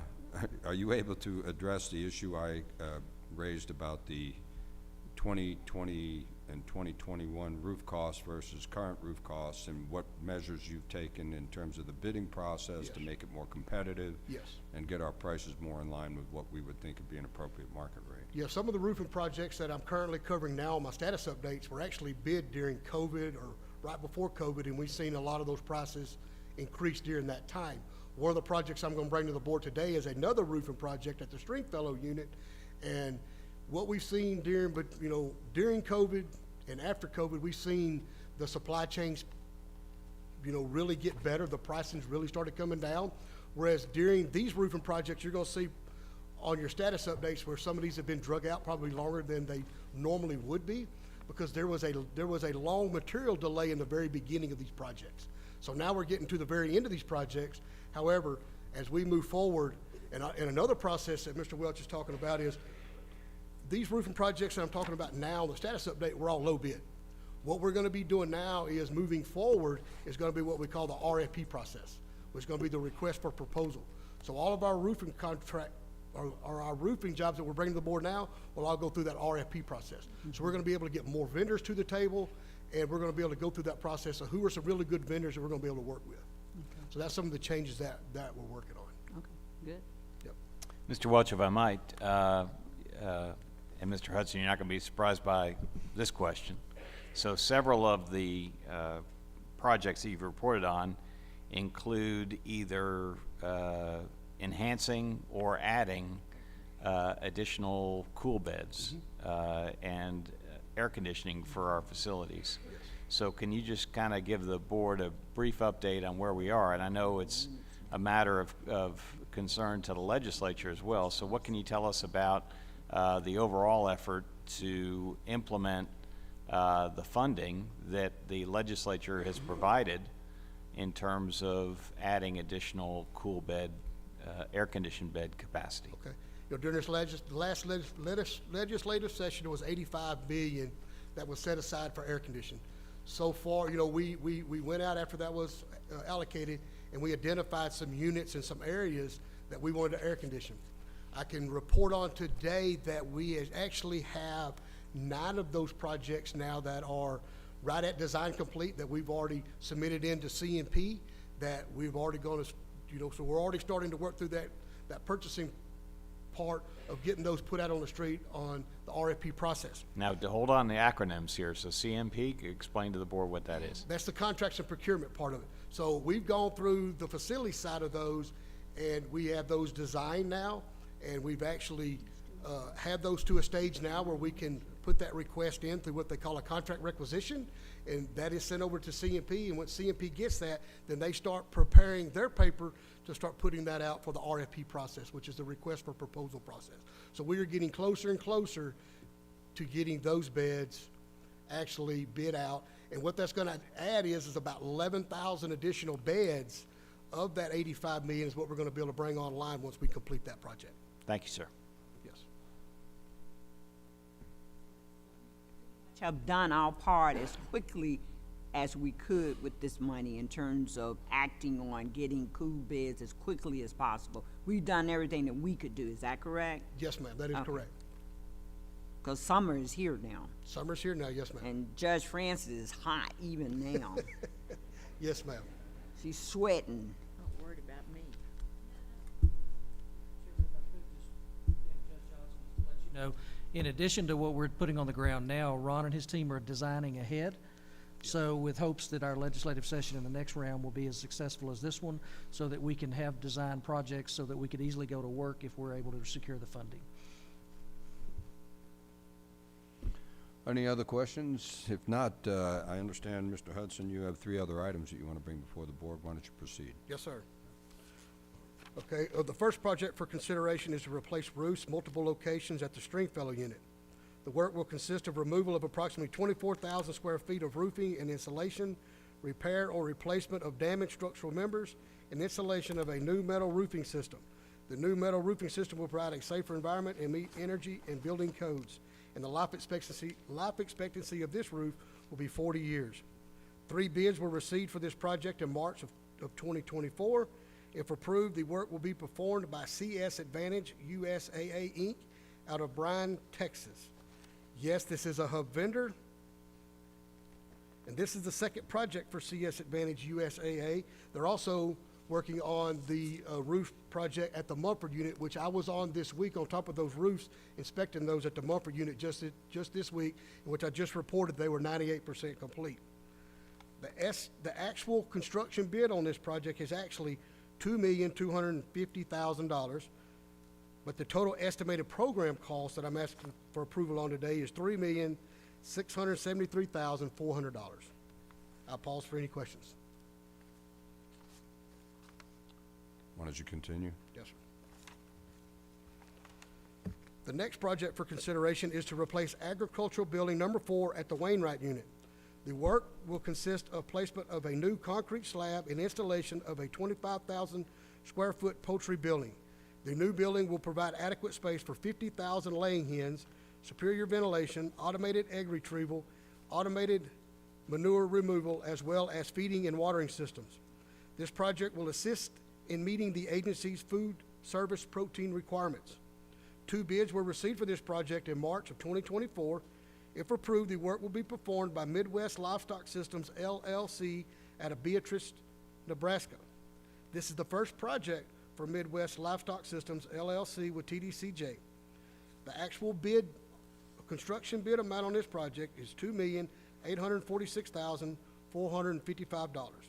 The total estimated program cost of this is $3,806,000. I'll pause for any questions. So, Mr. Hudson, tell us about the TBCJ chicken business. Okay. Just real quickly, how are we doing? How many chickens do we have? You know, Do currently, we have roofs over their heads? you know, currently right now we have about 200,000 chickens right now. Now, Mr. Collier used to be able to tell me at any minute how many eggs were being laid by chickens Used all to be day long. two eggs a second, Judge, and Two it a was a second. double yolk every 5, but it's not quite that way now, because we're down to about 200,000 chickens. Right. These projects will help us really kind of build that back up some. Yes, Okay. yes, All right, got to keep that yes, ma'am. important facts at the top of your head. Yes, ma'am. But is it paying for itself? Are we up at, kind of at, where we were before? And do any of these construction projects have to do with the building that burned? I know we had a fire at one of our chicken units. You know, the last time we've actually built a chicken house was in 2003, and we've lost multiple houses since then. Yeah. So our chicken numbers have gone down. We would like to be around 300,000 chickens. Right now, we're at about 200,000 chickens. So by adding these 2 houses will bring us back up to 100,000 chickens. And just to kind of give the board a little bit of idea of what the payback's going to be on these houses is when you put 50,000 birds in a house, and you can count on about 81% of those birds are going to be producing each day. So that's going to equate to about 40,500 eggs a day will come out of that chicken house. Okay, that equates to, on a 30-day period, that equates to 1,215,000 eggs per month per house. Okay, over a year, that's 19,440,000 eggs in a year. And when you break that down by 12 eggs in a dozen, that's 1,620,000 dozen eggs over the lifetime of those chickens, because you keep a set of chickens for about 16 to 18 months. Okay, so right now, you know what egg prices are right now. And I called the other day, or I looked online because my wife shops online at Kroger, so they're about $2.19 a dozen right now for extra large eggs. So when you equate that out, okay, at that many eggs, at $2.19 of that many eggs, that's about $3,547,300. So that chicken house will pay for itself in the first set of birds. Really good return on investment. But we're also losing eggs in the process, so we're taking that under consideration and deducting that out of your overall cost, right? Yes. So I'll pause for any questions. Any more questions? Okay, the next. There's the ambassador. Since we brought the issue of checks, chicken and eggs, I want to share a little story that during COVID, a friend of mine and I, we transported 300,000 eggs in an 18-wheeler in a reefer. And when you carry that many eggs, you have to be extra careful. Otherwise, you'll end up being the Guinness Book of World Records, making the biggest omelet on I-35. So it's very important to know that everything that we eat has been on the truck. Right. Thank you. Yes. Yes, I do have a question, Mr. These 2 buildings, are they currently housing chickens that are producing, so we're not really adding 50,000 chickens per building, or?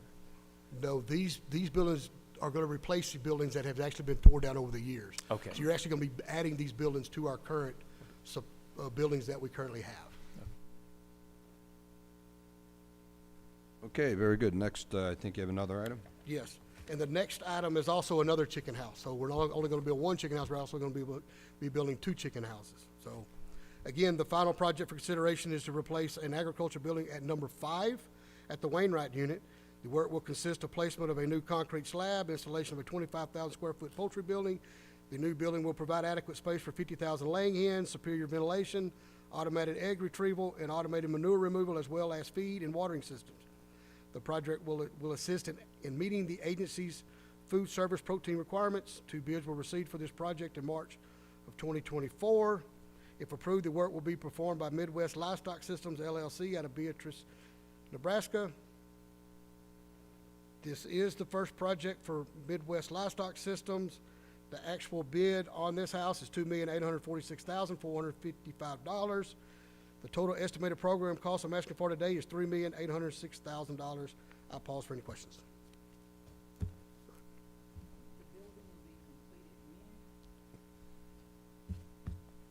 Not yet. Oh, not working. There you Okay. go. Thank you. When will the buildings, when are we completing the construction of these buildings again? As soon as I get board approval and we do the notice to proceed, Bill, how long does it take us to get those buildings built? Okay. About close to a year. Okay, thank you. Are there any other questions? If not, thank you, Mr. Hudson. Yes. All right, thank y'all. Appreciate- Very good report. Appreciate you. Yes, sir. All right, lastly, Information Technology Deputy Division Director Fred Cook will be giving an update today. Mr. Cook, please join us at the podium, and if you're ready, please begin. Good morning, Mr. Welch, Chairman Nichols, Mr. Collier, board members. I am Fred Cook, Deputy Division Director of the Information Technology Division, and I am pleased to present to you today on behalf of Ms. Clark and the Information Technology Division. Next slide, please. Oh, sorry. Okay. Technology plays an integral role in the mission of the agency, and the Information Technology Division plays a critical role in acquisition, development, implementation, and support, maintenance, and security of a wide range of technologies.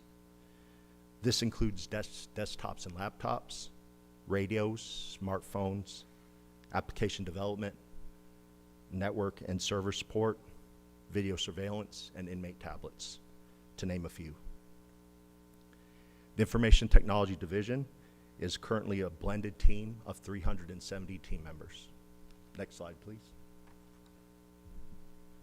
Today's presentation will cover 3 topics. The first one is the Corrections Information Technology System Project, Broadband and Network Infrastructure Expansion Initiative, and a brief snapshot of our technology transformation. Next slide, please. As you are aware, the Corrections Information Technology System, or CITS project, is a project to procure and implement a modern inmate management system. The project was originally funded in FY20 and then surrendered as part of the 2020 budget reductions and then reinitiated in the 87th legislative session. The contract was awarded to Microsoft and the project kicked off in January of 2022. The project plan included 2 work streams that would be executed simultaneously. The first work stream, referred to as mainframe modernization, included the configuration of a new environment in the Azure Government Cloud. Next slides, I apologize. Government Cloud to host a future inmate management system and the migration of existing mainframe applications to this new cloud environment. This initial transformation to the cloud enhances our capability for data synchronization between new and legacy systems and allows the agency to take advantage of modern cloud services. This initiative also aligns with the state Strategic Information Resources Plan through the use of cloud computing.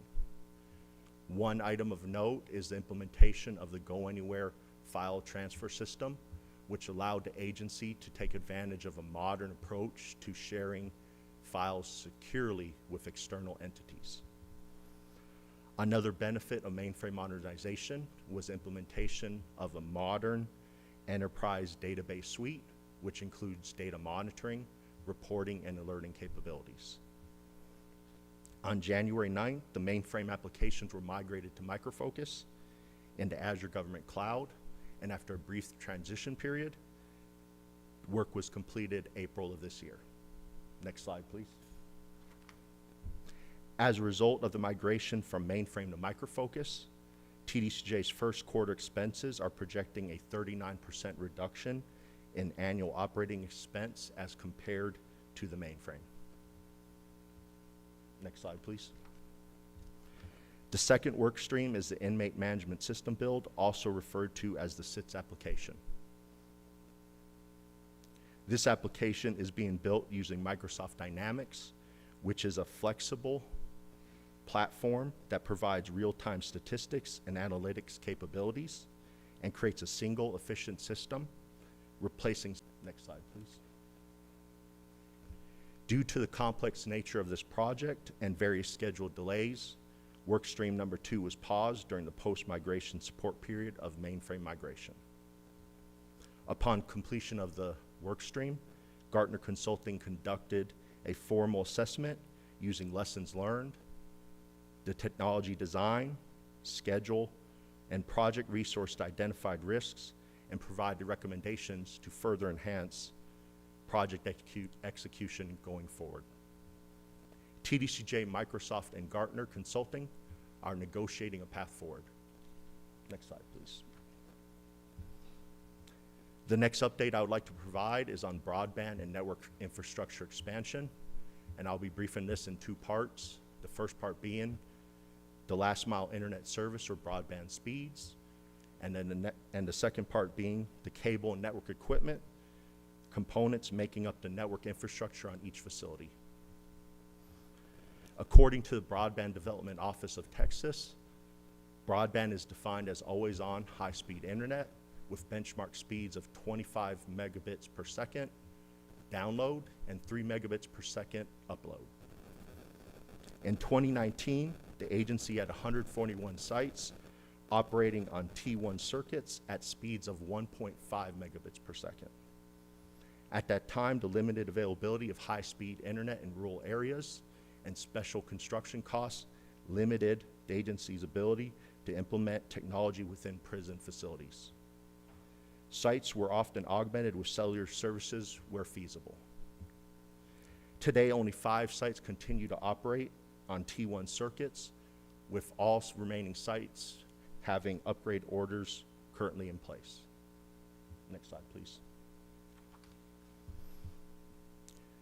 Due to the growing increase in technology demand across the agency, and specifically within correctional facilities, the Information Technology Division has been increasing the internet speeds at all TBCJ facilities with the goal of having every facility at 50 megabits per second or greater and 100 megabits per second as needed. Grant funding has significantly contributed to making this possible, as well as the growing availability of internet service in rural areas. Next slide, please. The second part of this initiative is the network infrastructure, the technology components that make up the network on each facility. In order to reap the benefits of high-speed internet, a network on each facility must be in place to take advantage of that. TBCJ prison facilities have aging infrastructure with limited fiber installed.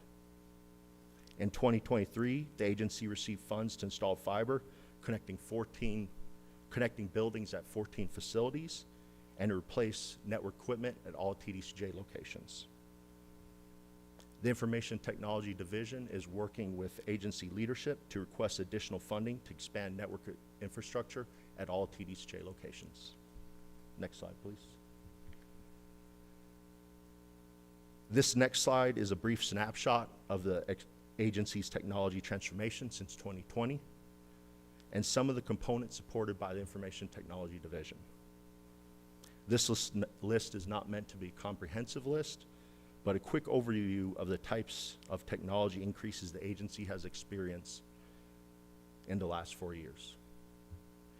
Green screen terminals are the only equipment on the list that have decreased as the Information Technology Division replaced the last 650 green screen terminals in 2020.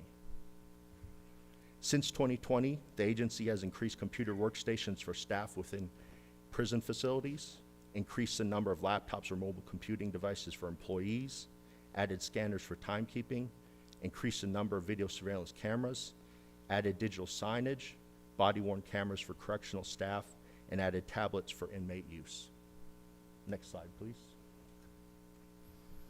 There's much more on the road ahead for the Information Technology Division with the implementation of the Corrections Information Technology System, the Central Accounting, Payroll, and Personnel System, a new banking system, more body-worn cameras, and correctional officer technologies, to name a few. Next slide, please. That concludes my presentation, pending any questions you may have.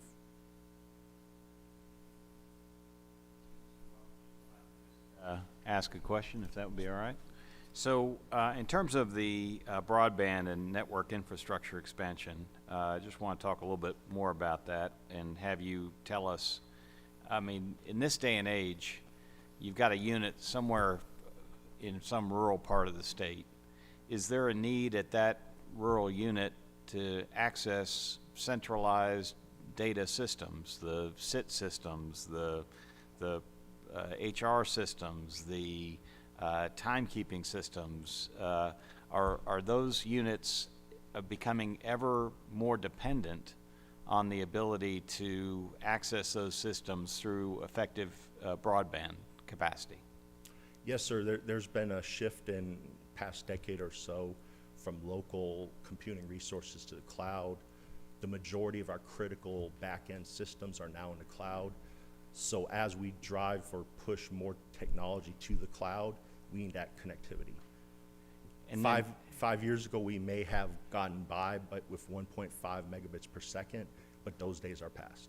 And also, on top of the operational needs, you've got tablets, and those require broadband access, correct? Yes, sir. You've got body-worn cameras that where that data needs to be stored in a centralized system, correct? Yes, all cloud-based. And then finally, we've got initiatives that intend to reduce the incidence of inmate transport from our facilities for purposes of health care, in terms of court appearances. I keep coming back to Judge Francis and her model program, or I give it to you, but I know that you had other helpers too. But the virtual court programs, and is all that, are all those programs to make those work, are they all dependent on this type of broadband access that you're talking about? Yes, Chairman, I would have to say video traffic is some of the most bandwidth-intensive traffic out there. Example would be the body-worn cameras. To sync that type of traffic to the cloud, I mean, you're well in, like, I think you're around 5 gigabits per second range, so it's significant just to get that sync to the cloud. And is that all part and parcel of the whatever efforts you're making, the efforts that you are making, to work with management to make sure that we've got the right level, the right size level of resource that's reflected in the agency's budget? Yes, sir. We're trying to create a foundation for the different technology initiatives we're trying to implement. Part of that is going to be a network infrastructure backbone that can support all that connectivity requirement. Thank you, sir. I'd like to ask some questions along the same line, and if you could go back to the broadband and network infrastructure expansion slide. It shows the bar graphs. I think that one there. Can you explain this to us? And what I'm seeing is that, if I understand it correctly, is we have a very, very low capability of anything reasonably above 50 megabytes per second, and really we want to be up in the gig range. So can you explain this and then give us an idea of how long it'll be before, or will we ever get all of our facilities up to the gigabyte range? Yes, sir. So this chart depicts a certain type of technology called the MPLS circuit.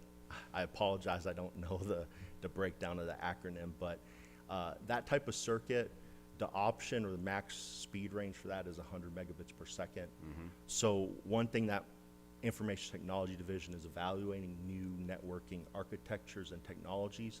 So one thing we're looking into currently is something called software-defined network. So that sort of allows you to utilize more competitive types of internet connection at the gig speeds or more. So we're evaluating that. Great strides have been made. This chart of all those sites, theoretically we could upgrade to 100 megabits per second. We just have to submit the order currently. We have the capability with our network equipment and the fiber infrastructure that we want to install to support 1 gigabits per second. We'll have to get with the different network service providers see what connectivity options are available at each of those locations. But the network infrastructure itself should be able to support 1 gigabit per second at a minimum. Okay, so what is this telling us then? I see 140 at 50 megabytes per second, which is, that's like the bulk of the users. Is that right? Is the numbers on the left-hand side that go up, the number of facilities that are operating at those speeds. Yeah. So these orders were initiated about a year ago. I can say that from our network metrics currently, I haven't seen yet a need to go beyond 50 megabits per second at these sites. As our network monitoring tools detect the need based on metrics, then we evaluate whether to push up, just submit an order for 100 megabits per second, or reach out to an internet service provider and see about getting a quote for 1 gigabits per second. Right. I think there's potential. The cost associated with just bumping every unit up to 1 gig per second without those metrics, we're trying to be responsible in the manner in which we are moving forward with these network upgrades. So what you're saying is that that's sufficient to prevent latency. The units can get on, they can get the work done, they don't have latency at the current levels. But now you're going to be making some significant technological improvements, we hope, in short order, and it's going to require ever more. But you'll monitor that then? Yes, sir. So we're actively monitoring, and we're sort of evaluating new concepts. So we have the TBCJ secure network, and we're in discussions with vendors of this concept called a utility network. So the advantage of having a utility network run by a third-party vendor is they're not necessarily restricted by procurement guidelines or the long procurement windows we have to, so they can rapidly come in, get high-speed internet. In fact, the body-worn cameras, we're working with a third-party vendor to provide this utility network, and I believe they are providing speeds of 5 gigabits per second or more to sustain that. So it's a hybrid approach. We have the secure T-shaped network, which might not need to go that high for that type of video traffic, and then we have this utility network maintained by third-party vendors that can support higher speeds. Very good. Are there any other questions? Chairman, if I could Yep. just make one comment. I just want to tell Fred, and I know Tina couldn't be here today, but tell the IT team how much we appreciate all that they do. When you talk about broadband, and I don't speak IT very well, but I know that the pipeline going to the unit is what we usually talk about when we're talking about broadband. But in our facilities, once it gets there, it still has to move within the facility at that speed, and that's a whole nother leg of effort that they've had to do to help get us to where we can actually use that and utilize it at the facility level. So they've done a great job of implementing things as quickly as we push toward them with new ideas and new focus. They've been able to take it and run with it, but they're a small team, but they do a heavy lift, and just want to say thank you to your team. Absolutely, on behalf of the board, we would echo that. And then this day and age, we can't have any discussion about IT without at least mentioning cybersecurity. So could you just kind of give us a very short summary of where we are and making sure that as we expand these technological capabilities, that we're making sure that those systems are protected from those who, as we know, are always out there trying to invade? Yes, Chairman. Our information security team, their office was expanded during the last legislative session. We're in a constant mode of evaluating new security tools. I think we're in the process of evaluating a tool that would mitigate ransomware attacks. So we're evaluating these technologies. We're looking at getting infrastructure monitoring tools that can alert us if there's a security incident or issue. I work closely with our security office, great team, great collaborative effort. With the emerging technologies and AI, you know, it's one thing to pay someone to watch a screen and these security alerts all day long, but to have a system that could sort of watch it 24/7 and then just alert you if there's an issue. Now, a human still has to be in the loop and validate that that's a real issue, but we're constantly evaluating, we're implementing new security solutions, new technology solutions, and security is top of our mind.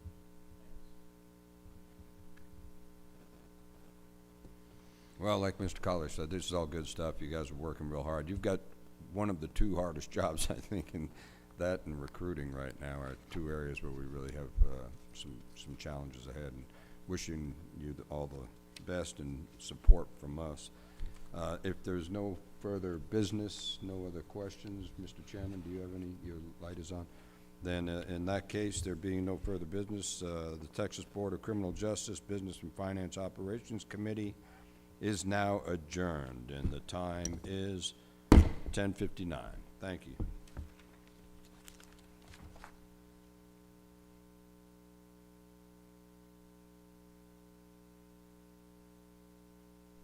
The meeting of the Texas Board of Criminal Justice Audit and Review Committee is called to order in accordance with Chapter 551 of the Texas Government Code, the Open Meetings Act. A quorum of the committee is present, and the meeting is now declared open. It is 11 a.m.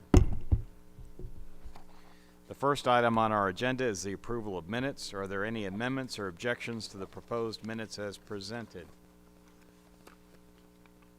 Hearing none, the minutes are presented on the agenda, as presented on the agenda, will stand approved. Next on our agenda for the committee is Internal Audit Division Director Chris Cerrito. Will you please join us at the podium? And I understand you'll be providing us with an update on audit standards. When you're ready, please proceed. Yes, sir. Good morning, Mr. Chairman, members, Mr. Collier. Today, I will be updating you on the global internal auditing standards. I know over the past year or so, you've heard me refer to them or to some changing standards over the past year. That time has now come. So today I'm going to cover, first I'll tell you kind of the impetus behind or the requirement to follow these standards.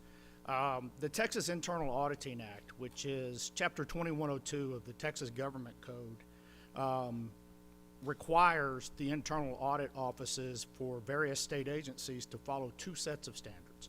One of those sets is the International Professional Practices Framework, which we're going to cover today. Those are global auditing standards that are put forth by the Institute of Internal Auditors. And then the other set is a set of United States government auditing standards, which are also known as generally accepted government auditing standards. The really interesting thing about this is, well, I'll tell you, I didn't bring them today. I usually bring props. The international standards are in a red book, and the U.S. government standards are in a yellow book, and I bet you can all guess what we call them. One's red book, the other's yellow book. The really cool thing is the red book, the international standards, are incredibly comprehensive, and by virtue of complying with the red book, you comply with the yellow book. And so today I'm going to take you through, both of them have actually changed recently, but today I'm going to take you through the red book. I'm going to give you a very high-level overview, but there's a particular section that I'm going to spend some time on that covers the responsibilities of the board. The governance section. So we'll go to the next slide.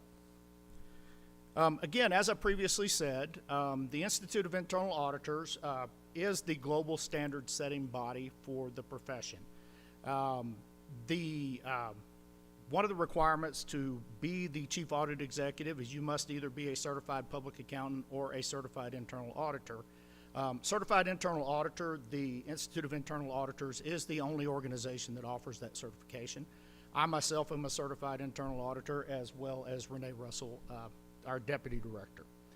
The process to update these standards, they were last updated in 2017.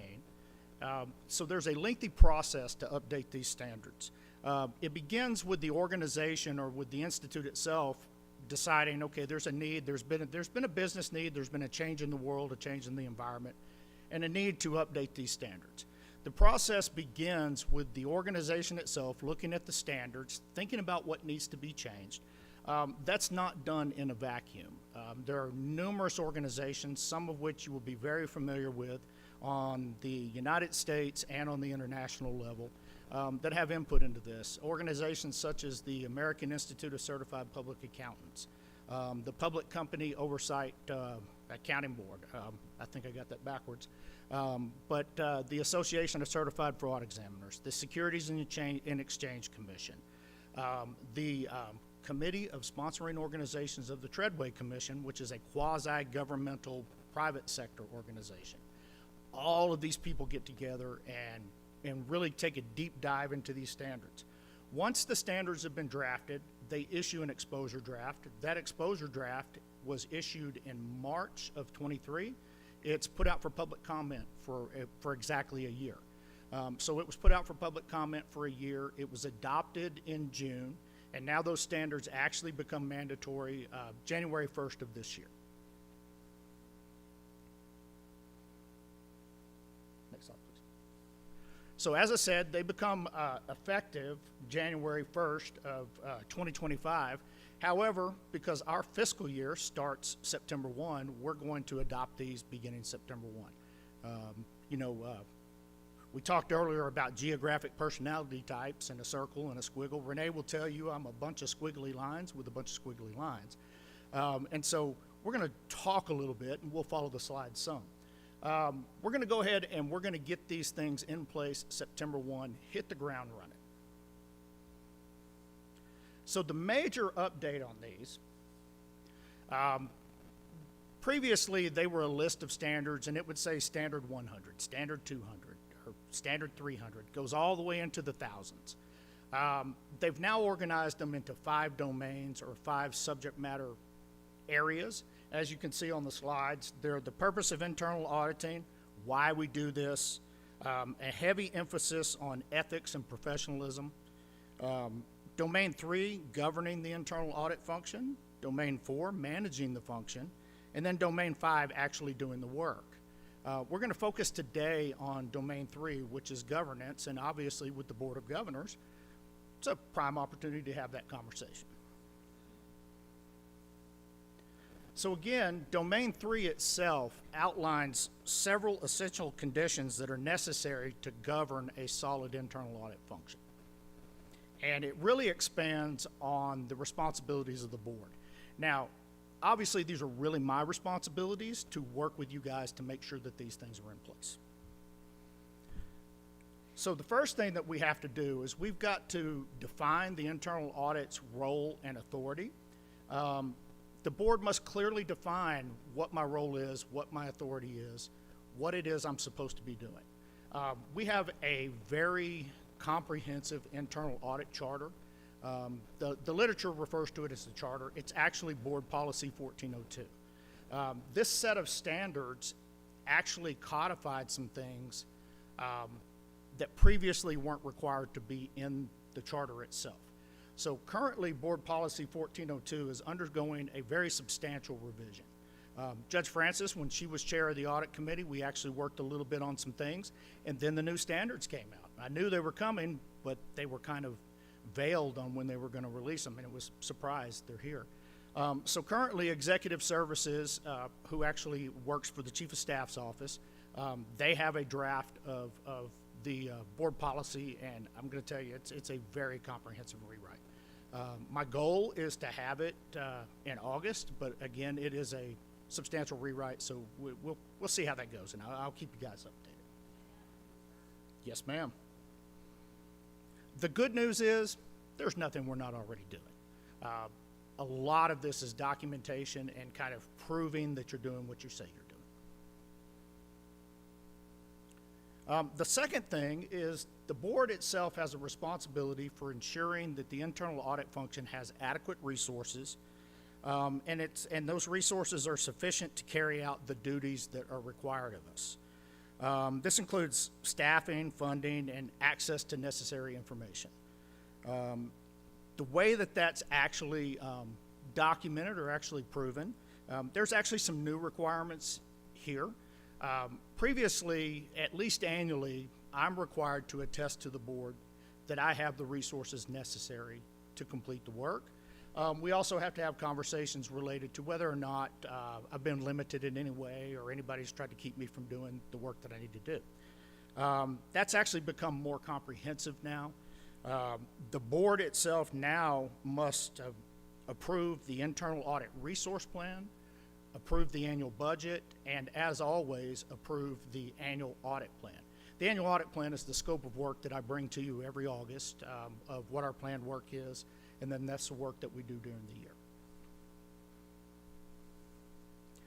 We're going to talk a little bit about the resource plan itself. The resource plan is this is a brand new requirement. This is something that is different than the entirety of the past. And I know I've alluded to it a couple times in some meetings. So the resource plan itself, really what I have to do is I have to make a comment on overall agency risk, make a determination of whether or not our resources are adequate to evaluate and meet that risk, and then if there are any differences, explain how we're going to achieve that gap. It'll include things like staffing levels, competencies, budget, training and development, various tools, technology, and again, like I said on the last bullet, how do we match up to the risk? My goal, or actually my intent is, it's not even a goal, it will happen, is to bring that resource plan to you in August when I also bring the annual audit plan. It would be remiss if I didn't bring them both together. And then oversight and report and support. The board, which you do, there is a very active audit committee. One of the things that I will tell you is I'm actively involved. A lot of times people ask, one of the questions we get all the time is, who audits the auditors? By these sets of standards, we're required to get an external peer review every 3 years. Every 3 years, we have to bring somebody in to audit us. Do we comply with these standards? I'm very active in that process in Texas state government, and recently have become active in that process throughout the United States. Recently finished a peer review for a county government out in California. The one thing that I would tell you is this is a very solid board and a very solid audit committee. For years and years and years, the Internal Audit Division for TBCJ has been blessed with having a very professional, very solid board who has always supported us. From doing those peer reviews, that's not always the case in other places. So we really appreciate you. The other thing, and this is new, historically, we would have one requirement to attest that I have the resources and to attest that there's no interference. And that typically occurs during an open board meeting. These new requirements, and this is one of the more substantial changes, is I'm now required to meet privately with the entire board without management present. That's a new requirement. Now, I can tell you I've always had an open dialogue with the board, and I've always had an open dialogue with Mr. Collier, his predecessors. This is not really a new thing, but it's a new requirement that I must do this. And the expected practice is to do that quarterly. So currently, I've been working with Chairman Nichols, also some conversations with the General Counsel to make sure we don't run afoul unintentionally of the Open Meetings Act, because there are some limitations, and so we're currently working on that. But that as well will start in September so that we can meet those standards. And just to interrupt you for a second, do you anticipate that will, in a manner consistent with the Open Meetings Act, may require you to meet with the full board, for example, in executive session on a regular basis? I believe that is where the conversations are going, and I believe that is the appropriate form. Okay, thank you. And there are already exceptions to discuss certain types of audits, but we are running, for lack of a better term, running the legal traps to make sure that A, I don't get in any trouble, and B, y'all don't get in any trouble, and I think that's probably the other way around, but we're going to make sure we get it right. And then, again, strategic alignment. I think the board already does a good job of this. I do meet with the full board once annually for my performance evaluation. We have conversations related to whether or not we have the right resources and whether or not we're able to align to the risk. That will continue to occur.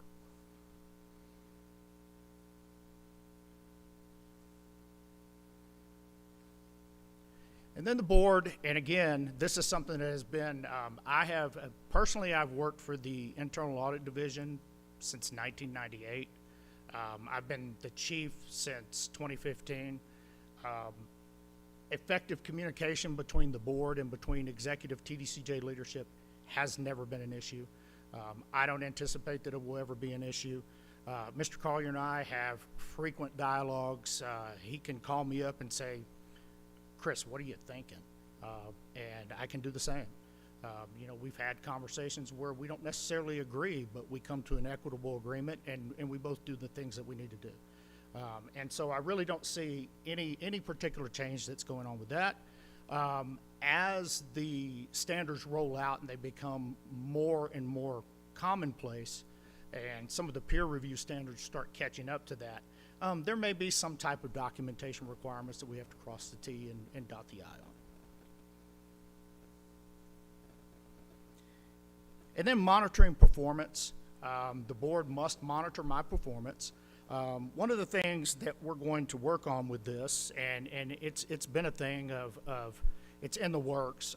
We're working on some new key performance indicators that we can give the board a really good dashboard. How well is the audit shop doing? I like to think we're doing pretty good.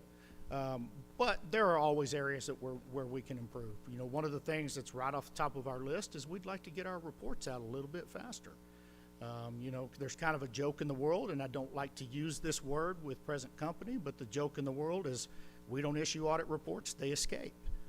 So we're working on that. We're working on trying to get our reports a little bit more timely. There'll be some other things. The other component of that is we have to have a much more active role in interacting with the board on the status of implementation of recommendations. So when we make those audit recommendations, we have a project every year that we track those, and we do periodic follow-ups, but we really don't have an ongoing dialogue and conversation. We have some one-on-ones on particular projects, but we have to be a little bit more transparent and a little bit more of a conversation of where we are on the implementation. So one of the things that I anticipate to comply with that change to the standards is as we do our updates that typically we do in the open session where I talk about the projects, there'll also be a section where we really just talk about where are we on implementation. Don't know exactly what that's going to look like, and Chairman, you and I will work a little bit on what that should look like, but how long have they been out there? How many do we have? There's also a piece in this that is not included in the slides, is we're now mandated to do some form of risk ranking or some form of prioritization of the findings. There are audit shops, I won't mention any, but there are some that use a color coding system. Green is good, yellow's still not bad. Orange, you might start fidgeting a little bit, and red, you kind of might think about dusting off your resume. I have committed, and I think, you know, Mr. Collier would tell you, I have committed for years and years and years, I will never put colors in an audit report. I don't like it. I think they send a bad message. So we'll figure out the appropriate way to do that, but we do have to put some form of prioritization on that. And lastly, and again, because I'm a squiggly line, and just kind of follow up on the questions from Mr. Cook's previous testimony, the question about cybersecurity. As a part of these standards, they have also kind of pulled, I wouldn't say pulled a fast one on us, but they've opened the door for this concept of emerging things that don't have to be in the standards, but then the Institute of Internal Auditors will place requirements on us that we still have to do, but they don't have to go through an entire rewrite of the standards to do that. They call them topical requirements. The very first topical requirement has been issued. It was issued about 3 weeks ago. Cybersecurity. The topical requirement for cybersecurity is a document that's, if you printed it out, it's about 2.5 inches thick. I'm in the process of digesting that right now, but you will see cybersecurity on our plan. Now, what I will tell you is every audit that we do that involves any kind of information technology function, there's a component of information system security in it. One of the things that we have to do is if we utilize computerized information, we have to attest to its reliability, and a part of attesting to its reliability is that data secure. So while you may not see a specific cybersecurity audit, rest assured there is a cybersecurity component in just about every audit that we do. So with that, and keeping with my squiggly line, I'll pause for questions. Thank you, Mr. Cerrito, for your very comprehensive report, and obviously the board will work with you to make sure that we are in compliance with the Red Book, Yellow Book requirements for board governance. But we definitely appreciate the work you're doing. You and your office is a direct report to the board, and we look forward to a continued strong relationship even under these new guidelines. Thank you. Any other questions, Mr. Ambassador Sif? Thank you, Mr. Chairman. Mr. Curator, I'm interested in the process of standardizations. Yes. And who sets standard? Is it the institute or the board or both? And if you can also give a little bit of history of how the institute came about and the board and who is sitting where and how often you meet and so on and so forth. Oh, yeah, absolutely. So the Institute of Internal Auditors is, I don't know that I would call it a trade organization because it's a certified, it's a certification and a standard setting body. It has been around a long, long time. I don't know, I'd be remiss if I told you exactly when it started. I'm an amateur historian when it comes to things like World War II, Texas history, and just obscure facts about trees. But, the length of time, the history of the IIA, I don't have it at my fingertips.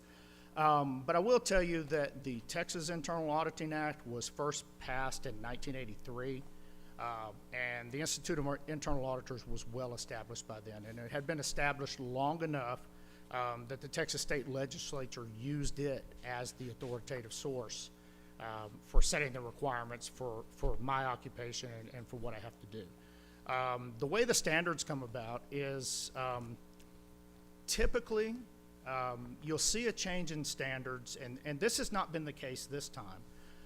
But typically you'll see a change in the standards when there's been a major shakeup in the financial world. Particularly when I say a major shakeup, the earliest one that I can recall or that I've been able to bring up was in the 1980s related to some campaign finance, some very significant issues related to that. And then as it moved forward into the 80s, there was another revision that came out after all the different problems with what are they called, savings and loan organizations. Later on, the standard state, seems like the cycle's about 7 years. It takes about 7 years for everybody to forget the bad thing that happened, or for those that don't have, they're trying to kind of, okey-doke the public or not do the right thing. It takes them about 7 years to figure it out. The next revision of that was when we had the major financial statement frauds, things like Enron, WorldCom, Tyco, that kind of thing. There was another revision when the housing market crisis came about. 2017, I can't exactly put my finger on that one, but this one is really just the industry itself saying, you know what, we need to do a better job at this, and we think we can make these standards a little bit more useful, a little bit more readable. And as I said when I began, the organization itself, there's a lot of experienced, smart people that they sit down and they look at these standards and they work through them. First thing that they do is they put out a solicitation to the field. I don't know the total number of members, but I'd say at least 10,000 members. They solicit input from the field, and then they solicit input from the various organizations that I just mentioned. Public Company Accounting Oversight Board, Securities and Exchange Commission, public accountants. There's also, I don't use the names because some of them are, I'd get laughed at in the room, but it's like the Supreme Institute of Supreme Auditors that's in Europe. And so there's some language that's a little different than what we would typically use, but there's about 15 different very highly recognized organizations that are involved in this. And they get the input from that. The standards are then written, and again, they put them out there's a public exposure for public comment. That was a year long, and now we're moving forward with implementation. You mentioned the saving loan crisis. It reminds me of my years at the White House with President Bush. In fact, I just came from College Station, where we celebrated his centennial and the Bush Library. There's a word global here, global standard. Does it apply to everyone in the whole world or just the United States? It's everyone in the whole world, and really what it comes down to is, and I'll tell you, in Texas, we're pretty lucky. In Texas, the legislature had the forethought to put a Texas Internal Auditing Act in place. Not every state in the U.S. has that. I've worked over the past, I'd say, well, since 2015, just in the corrections field of working with, I will tell you, in the corrections field, it's very difficult to find an organization, an audit shop that does what we do the way that we do it. Out of the 50 states, there aren't a lot. There may be maybe 5. I can think of Florida, Oregon, and I think perhaps Ohio. There's a couple of more. Tennessee, within the past 5 years, passed an Internal Auditing Act. We've had 40 years, almost 50 years of already having this Internal Auditing Act. A lot of states are trying to catch up. But really what it comes down to is there's a statement in my audit reports that says this audit was conducted in conformance with these standards. If I don't follow those standards and I don't get the peer review, I cannot use that statement. And really what it comes down to is assurance to the board that we have some idea of what we're doing. We're professionals, we've exercised ethics, do professional care, we haven't taken on work that we're not competent to do, and most importantly, we're objective and independent. I'm curious, when you mention it applies to the whole world, what is the enforcement mechanism if somebody like North Korea or Cuba or Iran do not apply to the standards? I think that would be up to each individual governmental entity. Okay. The enforcement capability of the Institute of Internal Auditors to take action against someone who used that statement, I don't know exactly what that is. I mean, you know, there's not, in the state of Texas, you guys could fire me. Yeah, please let me know. You find out how does it work. I will absolutely look into it. My suspicion is it's really it's self-regulating, you know. And then there are you know repercussions if I don't follow the law. There's certainly civil repercussions. And I've seen some instances in which within the United States we did a peer review and the rating was they did not conform. And if you do not conform, they get an additional level of monitoring from the Institute of Internal Auditors. They pay a little bit more close attention. But really what the thing is that governmental entity, this is also new in the standards, and it really wasn't something to cover here today. Peer reviews typically, when a peer review team comes in, they issue the report to me, and then it's my responsibility to issue it to the board. The new standards, that is no longer the case. If I go to New York or if I go to California to do a peer review, I now have to issue that report directly to the chair of the board and then copy the audit director on that. And so, like I said, it's self-policing, but there's a lot of pressure involved. Thank you. Thank you, Ambassador Siv. Thank you again, Mr. Cerrito. Any other questions? If not, there being no further business, the Texas Board of Criminal Justice Audit and Review Committee is now adjourned. It is 11:27 a.m.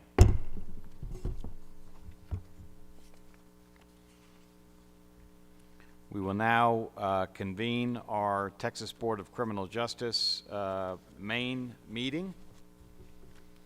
Again, good morning to all in attendance in person as well to those attending virtually. As stated earlier in our Windham School District Board of Trustees meeting, our board very much appreciates the hospitality of the great community of the Trinity Fellowship Church here in Amarillo for allowing us to conduct our business here in the Student Ministry Center on the campus of that church. The 235th meeting of the Texas Board of Criminal Justice is called to order in accordance with Chapter 551 of the Texas Government Code, the Open Meetings Act. During this meeting, the board will be conducting business from the agenda posted in the Texas Register. Members of the board present for this meeting include myself, Eric Nichols, Vice Chair Faith Johnson, Secretary Dr. Rodney Burrow, Judge Molly Francis, Ambassador Sishan Siv, Nate Sprinkle, Bill Welch, Sidney Zeiker, and Tom Fordyce. A quorum of the board is present, and the meeting is now declared open. The meeting is being conducted in person and is also being broadcast on the Texas Department of Criminal Justice YouTube channel. It is 11:28 a.m. I would now ask Pastor Nate Sprinkle, our Texas Board of Criminal Justice member, to introduce Chaplain Mark Seidlitz, who joins us today from the Clements Unit here in Amarillo, to offer a word of prayer as we start our meeting. Thank you, Pastor Sprinkle. All right, I'll do so. Thank you, Chairman Nichols. Before we begin with our word of prayer, let me introduce Chaplain Mark Seidlitz. Chaplain Seidlitz began his service with the Texas Department of Criminal Justice in 2016 and is currently the unit chaplain at the Clements Unit. Chaplain Seidlitz was a volunteer for almost 12 years and being a certified volunteer chaplain's assistant ministering in 7 different prisons. Please join us at the podium. Chaplain Seidlitz, would you do us the honor of opening our meeting with a word of prayer?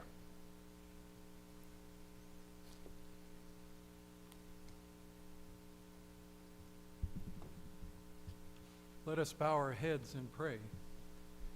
Heavenly Father, thank you for the unique calling that you have put upon Mr. Collier, Mr. Mendoza, Chairman Nichols, and all the TBCJ board members, directors, divisions, staff, and visitors.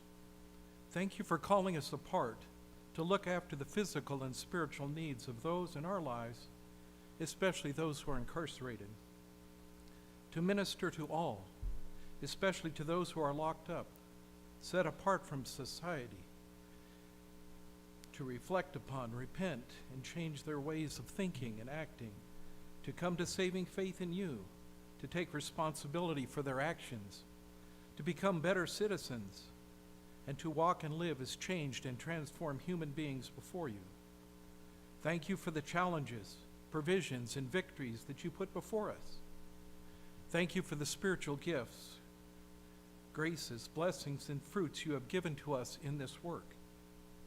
Please daily grant us the knowledge, wisdom, and understanding needed to process the information placed before us, to make the decisions you call us to, and to accomplish, complete, and fulfill the work you call us to do. By faith, pour out the precious blood of the Lord Jesus upon us all. May it wash over, cleanse, purify, sanctify, and protect us to continue your work of building up your kingdom, especially in the prisons, jails, detention centers, and in all of society. In Jesus' name we pray, and all the saints said, Amen. Amen. Chaplain Seidlitz, thank you for your heart, your service, and for opening our meeting with prayer this morning. Yes, thank you, Chaplain. And as we travel around the state, we want to continue to spotlight the great work that's being done by chaplains across our system. So thank you, Chaplain, for gracing us with your presence and helping in that effort. As a courtesy to speakers and guests in the meeting, please turn your electronic devices to the silent or vibrate mode. Thank you. Again, I would like to especially recognize everyone that's either physically present at the meeting or attending online, especially the public officials and or staff representatives who are joining us that way today. The Texas Board of Criminal Justice is committed to providing an opportunity for public presentations on posted agenda topics, as well as for public comments on issues within its jurisdiction as provided in Board Rule 151.4. Persons interested in speaking at today's meeting were required to complete and submit a registration card at least 10 minutes prior to the meeting's posted start time. As no cards were received prior to the required deadline, the board will not hear public presentations on posted agenda topics today or public comments on issues within the board's jurisdiction.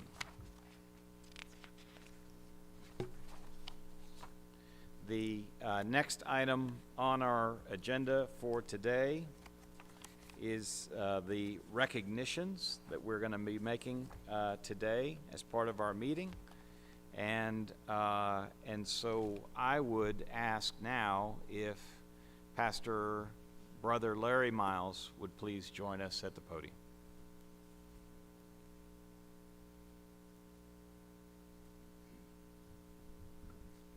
Pastor Miles, welcome from your friends and colleagues on this board. As you know, Pastor Miles, tomorrow we as a board will have the pleasure of joining and commemorating the chapel at the Clements Unit in your name and in your honor. And what a fitting honor this will be. The construction of the chapel at the Clements Unit in recent history was only made possible, sir, by your tireless efforts and support in coordination with the outstanding support of the faith community here in Amarillo. Through your efforts and those of others, more than $1 million was raised through private supporters to build the house of worship at the Clements Unit. Since 2019, that house of worship within the fence lines of the Clements Unit has been serving as a place of spiritual respite and as a beacon of light for the incarcerated population. Of course, we all know, Pastor Miles, that you have been bringing light into the lives of others long before the money was raised for the house of worship at Clements and that facility was built.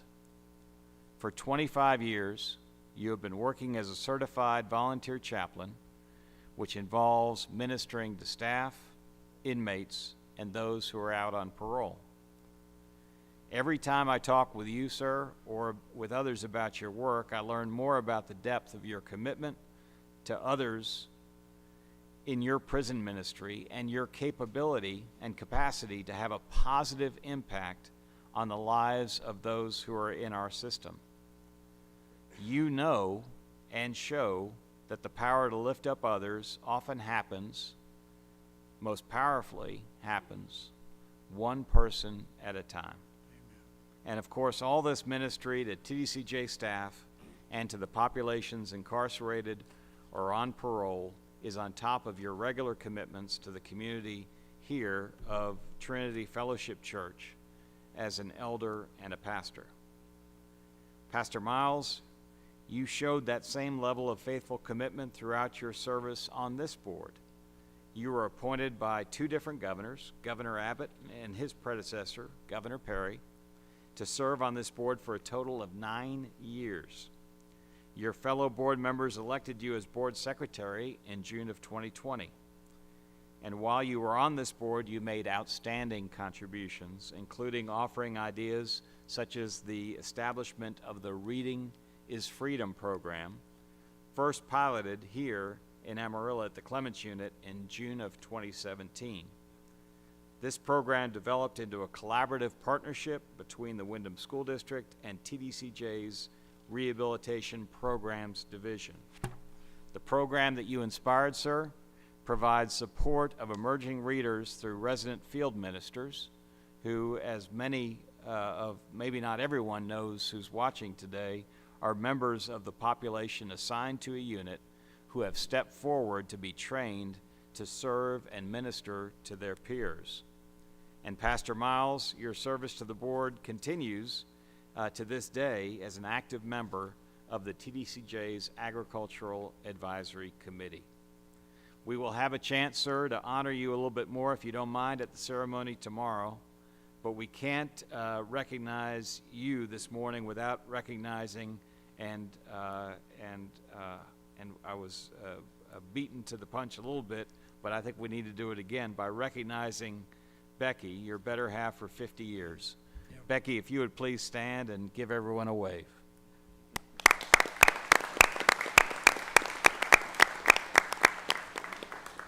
Pastor Miles, we also hope to see other members of your family tomorrow and celebrate the occasion with them.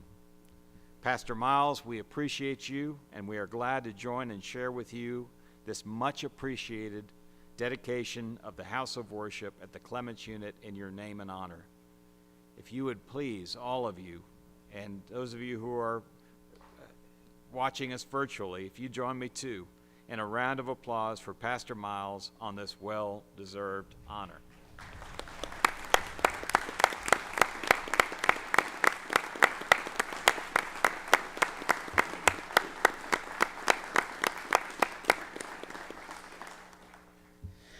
Pastor Miles, I hazard a guess that at some point tomorrow you'll be given the mic. But if you would like to share a few words with us this morning, we would be grateful to have those. Well, thank you, Mr. Chairman, for those kind words. And on behalf of Trinity Fellowship Church, our senior pastor, Jimmy Witcher, our eldership, we welcome everybody to Trinity Fellowship Church. And I would just say we stand and I can speak as an elder for Trinity Fellowship Church. We stand behind TDCJ and the ministry that goes on in TDCJ, and we are very appreciative of it. Just if I may, I would like to make a comment that as I listened to Mr. Hudson's report on the chicken houses, I know that Tom Fordyce and Bill Lewis was encouraged with me to hear a good report on the chicken houses, because 3 years ago, we walked through every chicken house that TDCJ owns. And I'm still getting the chicken manure cleaned off my boots. But they were in dire shape. And I guess it's still the goal that we supply each inmate with 1.5 eggs a day. Is that right, Mr. Collier? That's a big job. And I would just say that these chicken houses are going to, these new ones, are going to help us accomplish that goal. I'd like to see us get to 2 eggs a day for each inmate. But it's been a joy for me to serve with this board, and it was an honor. And I'm in a new season of life. I have to admit it seems a little strange to be standing on this side of the table, but I look forward to tomorrow to see you all at the Clements unit, and I want to thank you for what you do. Amen? Well, amen. Thank you, sir. And if you don't mind, I know we're going to be taking some pictures tomorrow, but I think we're going to take a little break right now and step down and take a photo, because we have some plaques to commemorate this morning's event. So thank you, sir. Yes, sir.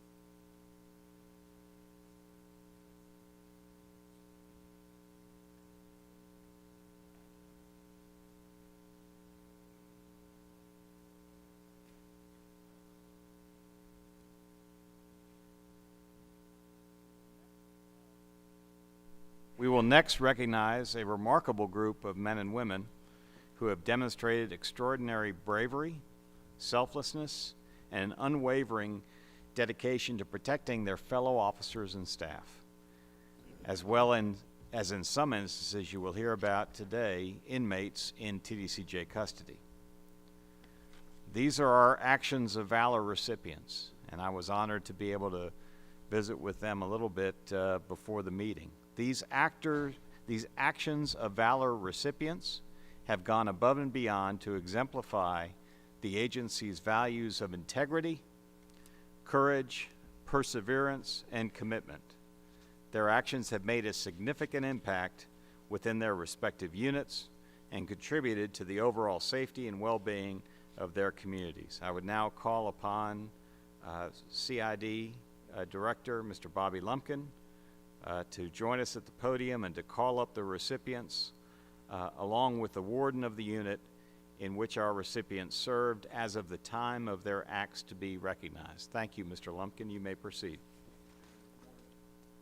Morning, Chairman Nichols, Vice Chair Johnson, Mr. Collier, members, and yes, just as you mentioned, just a great morning to be able to share some of the heroic actions of three fine correctional officers that was just doing their job and protecting not only their fellow correctional officers and public, but in one case also the general public in their actions. And so this morning you will hear from a couple of wardens, Warden Kevin Smith, the senior warden of the James V. Allred unit in Iowa Park, the Bill Clemens unit, Warden Adam Renee Gonzalez from here in Amarillo, and then Regional Director L.E. Townsend will highlight an officer's actions at the T.L. Roach unit in Childress.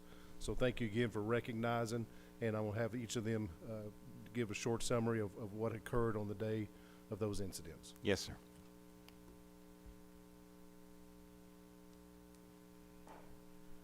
Mr. Chairman, Mr. Collier, rest of the board, thank y'all for having us here. Russell Epperson, CO4, December 7th, 2023, was assisting his co-worker, Officer Delgado, with showers when an inmate manipulated the hand restraints and displayed a weapon and began to assault his fellow co-worker. Mr. Epperson at that time showed courage, commitment, and perseverance, didn't skip a beat. Watching it on film is where I seen it. He seen it through his eyes. He responded, never missed a beat, and began assisting his co-worker with subduing that inmate and taking that weapon. It was when I realized where his heart really was and the respect that his co-workers have for him and myself and agency as well, is when his co-worker hit the ground and he gave that extra step to ensure his co-worker was safe, as well as his fellow co-workers, subduing that inmate on the ground. And for that, I'm grateful, and I know as an agency, we're grateful to have Mr. Russell Epperson. Appreciate you, young man.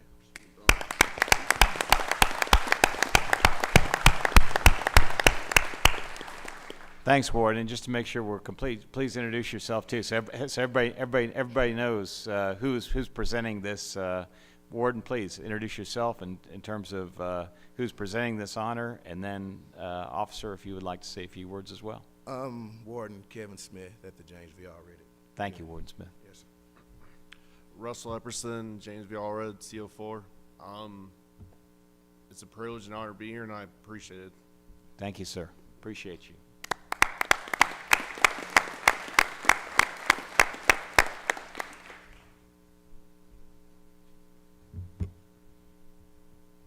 Thank you, Chairman, Board, Mr. Collier, for allowing me to have this pleasure to introduce Correctional Officer Guy Pigg. When the Smokehouse Creek wildfire broke out in Texas and the Panhandle this year, Correctional Officer Guy Pigg quickly sprang into action to aid the community as he heard the news of the flames approaching the towns of Borger and French, Texas. While on his way home, Officer Pigg made efforts to use his agricultural equipment to plow fire breaks around 10 residents that belong to his community, along with some businesses around the natural gas plant, preventing the loss of the properties. His heroic selfless just actions was a proud moment for the Bill Clemens unit, and we are honored to have Officer Pigg as part of our agency, as our family at the Bill Clemens unit, and his courage and commitment makes him a true hero for us today, and we appreciate his commitment to the agency. Thank you.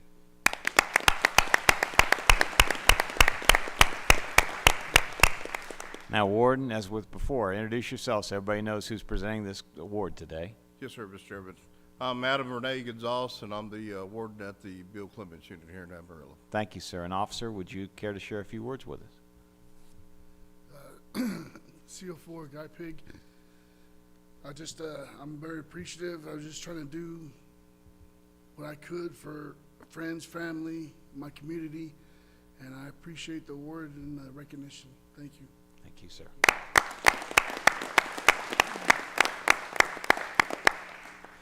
Chairman Nichols, Vice Chair Johnson, Mr. Collier, members of the board, thank you very much.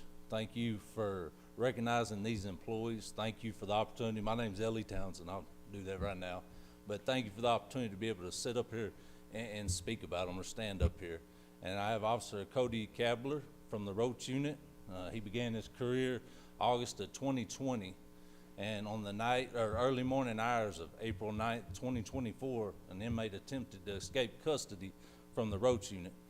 Officer Kabler was working the perimeter tower some 350 yards away. We were discussing earlier, he was saying it could have been 450, but 350 yards away, he observed that inmate trying to climb the fence, and he got on his radio, called out what was going on, and right at that same time took his service rifle and fired one round towards that inmate.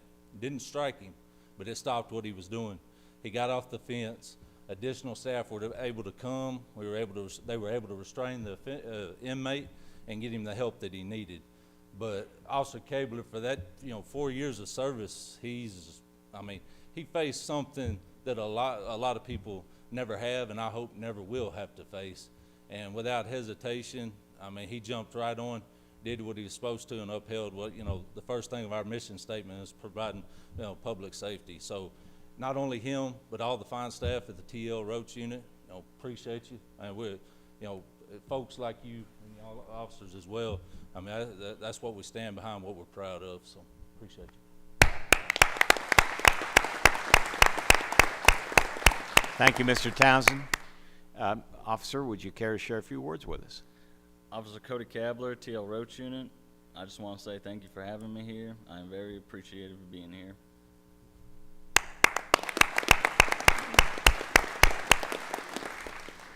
Mr. Lumpkin?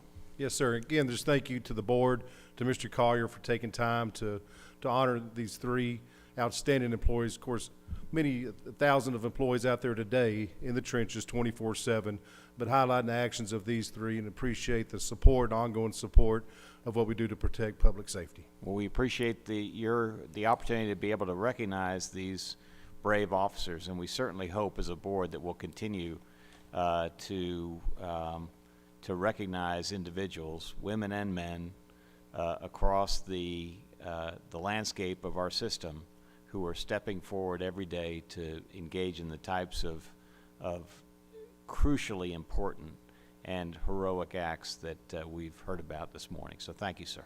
Thank you. I am honored to introduce the next recognition, the TBCJ Crisis Response Team. This team includes the Crisis Negotiation Team, which specializes in de-escalation and conflict resolution, and the Tactical Response Team, which is deployed when negotiations prove ineffective. I had a chance to visit with members of this team this morning and know from that interaction and from what I've been told and other members of the board have been told, this is a diverse and highly motivated team composed of officers from across the state. These men and women didn't just meet the qualifications for this role, they actively sought it out, demonstrating their commitment to keeping their communities safe. In addition to their regular duties, they take on additional responsibility of this specialized role. I will now hand it over to you, Mr. Brian Collier, our Executive Director. If you are ready, please proceed. Thank you, Chairman Nichols. In 2022, I challenged our Correctional Institution Division and the Training and Leader Development Division to develop a strong tactical response team that could serve both to assist in de-escalation and, if necessary, provide a tactical response in emergency situations. I'd like to take a moment today just to recognize the exceptional work of these newly created crisis response teams that do include our crisis negotiation team, who specialize in de-escalation and conflict resolution, and our tactical response team, which is deployed when negotiations prove ineffective. Phase 1 of the tactical response training began in December of 2022, and the team members have completed over 200 hours of intensive training since that time. And as you spoke, Chairman, each of them volunteered for this duty. This training is focused on physical conditioning, tactical skills, extractions, firearm proficiency, ensuring that our team is prepared for various high-risk scenarios. Phase 2 of the training, scheduled for later this summer in August, will enhance their skills with a focus on field craft and developing techniques in movement, survival skills, navigation, observation and reconnaissance, communication, use of terrain, evasion and escape, tracking, planning, and the execution of weapons handling. The tactical response team is operationally ready at this point to respond to statewide situations such as riots, disturbances, hostage rescues, and victim extractions. They also support unit operations with contraband interdiction, quick response training, and high-profile transports. Recently, our crisis response team showcased their skills and dedication at a mock prison riot skills competition in Moundsville, West Virginia, which goes on every year. This competition was held at the decommissioned state penitentiary and included 34 participating teams from 18 different countries, featuring departments and agencies from the military, law enforcement, corrections, and special operations tactical teams. Out of the 34 tactical teams that entered, 27 completed all 5 challenging events designed to test speed, endurance, agility, decision-making, and tactical proficiency. TDCJ, I'm proud to say, finished 17th overall, which in my opinion is a remarkable achievement, demonstrating their operational readiness and the exceptional performance under pressure. We expect to place even higher next year, as this was our very first experience in this event. Special recognition goes to Officer Matthew Rascon, who completed Super SWAT completion in a record time of 10 minutes, 32 seconds. Also placing in the Iron Operator Challenge was Major John Radnitsky, placing 4th, Sergeant Tyler Arbuckle placing 5th, and Officer Jordan Bradley placing 8th. Additionally, for the first time ever at the competition, there was a crisis negotiation event. We had 3 participating members: Senior Warden Amanda Simpson, Training Major Angela Davis, Training Major Brittany Wilcox. The team performed extremely well, and they were successful with the release of their hostage. Our crisis response teams have shown exemplary performance and commitment to maintaining safety and security within our facilities. We extend our deepest gratitude to them for their hard work and dedication. I thank the Training and Leader Development Division as well as the Correctional Institution Division for their work in the organization, training, and execution of this team. I want to identify the members for you and ask them to stand as I call out their name. First would be State Commander, Training Specialist James McClellan from the Training and Leader Development Division. Crisis Negotiators, Warden Amanda Simpson from the Halbert Unit, Major Angela Davis from the Training and Leader Development Division, and Major Brittany Wilcox from the Training and Leader Development Division. The Tactical Response Team, Assistant State Commander, Major John Ragazinski from the Wind Unit, Team Leader Captain Brian Sifford, Training and Leader Development Division, Assistant Team Leaders, Sergeant Joshua Hammonds from the Wainwright Unit, Sergeant Eric Anderson from the Training and Leader Development Division, Sergeant Amber Hale from the Allred Unit, Correctional Officer Matthew Rascon from the Travis State Jail, Team members Sergeant Tyler Arbuckle from the Roach Unit, Laundry Manager Scott Kruzinski from the Johnston Unit, Correctional Officer Andrew Grealish from the Stiles Unit, and Correctional Officer Jordan Bradley from the Allred Unit. Thank you for what all you have done. I know next year we will take Florida out of the #1 ranking, but just thank you all for what you've done and for what you're prepared to do. Thank you.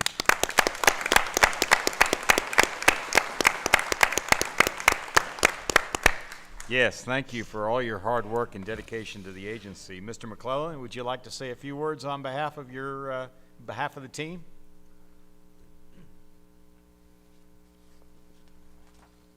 Thank you, Chairman, board members. What you just saw presented before you, it's an honor to stand and speak for them. Their dedication, motivation, the stamina, the agility, the camaraderie, and the respect that they had from other countries that when they stood out there, it's an honor to be among their group. Thank you. Thank you, sir. Thank you.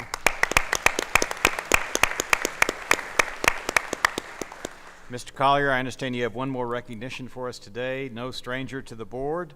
Administrative Risk and Review Management Division Director Marvin Dunbar is being honored today for his years of service. Please proceed. Thank you, Chairman. I'd like to ask Marvin to please come to the podium.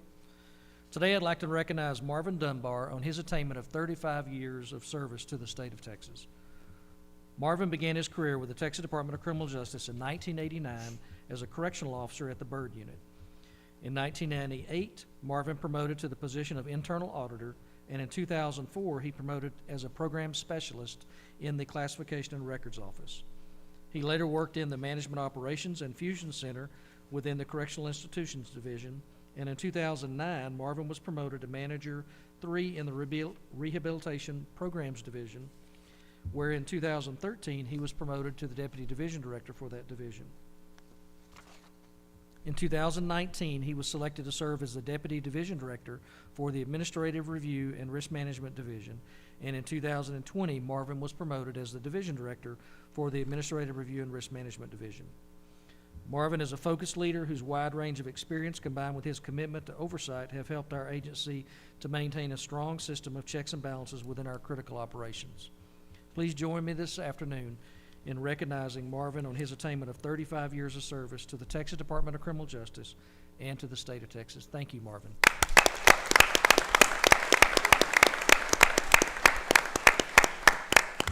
Congratulations, Mr. Dunbar, on achieving 35 years, not just of any service, a very valued and important service to this agency and to the state. Would you care to share a few words with us today? Yes, sir. First, I would like to just start off by thanking my Lord and Savior, Jesus Christ, for giving me this opportunity to serve the state of Texas and work with so many hard-working, dedicated people over the years. Mr. Collier, I want to thank you personally for taking the chance on me and giving me this opportunity as well. And what can I say? I feel like I'm doing God's work, and I got 35 more years in me. So. We're glad to hear it. We're definitely glad to hear it. Thank you. Thank you, sir. Thank you, sir. Thank you, Marvin. Thank you.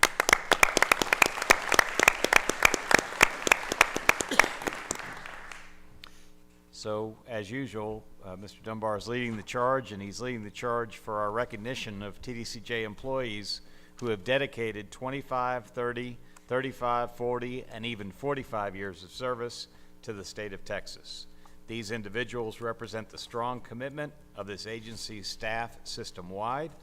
Our board and executive director, Mr. Brian Collier, and his team express our deepest gratitude for the continued service of these public servants. During the months of May and June of 2024, 60 of our employees attained 25 years of service, 56 of our employees attained 30 years of service, 12 employees attained 35 years of service, 9 employees attained 40 years of service, 1 employee attained 45 years of service, and 1 employee, get this, attained 50 years of service. The names of all of these employees, let's have a round of applause for all those.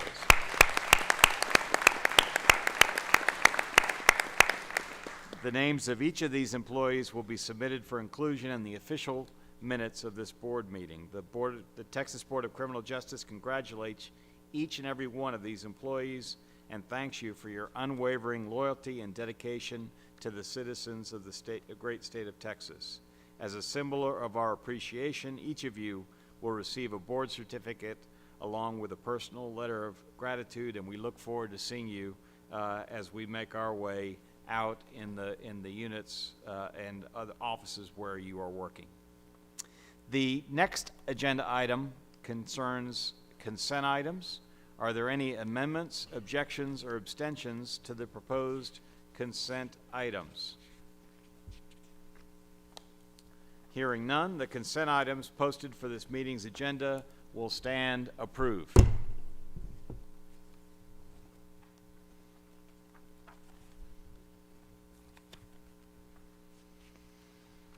The next item on our agenda is the discussion, consideration, and possible action regarding proposed amendments to Board Rule Title 37, Texas Administrative Code, Section 151.75, entitled Standards of Conduct for Financial Advisors and Service Providers. Mr. Miller, Eric Miller, our TDCJ's Deputy General Counsel, is at the podium, and if you're ready, Mr. Miller, please proceed. Mr. Chairman, Mr. Collier, members of the board, This is a proposed amendment to Rule 151.75 relating to standards of conduct for financial advisors and service providers. The proposed amendments add language to specify the disclosure of a relationship or pecuniary interest by a financial advisor or service provider, along with additional minor word changes and grammatical updates. This will be posted in the Texas Register and available for public comment. Thank you, Mr. Miller. Are there any questions from the board? If not, do I have a motion?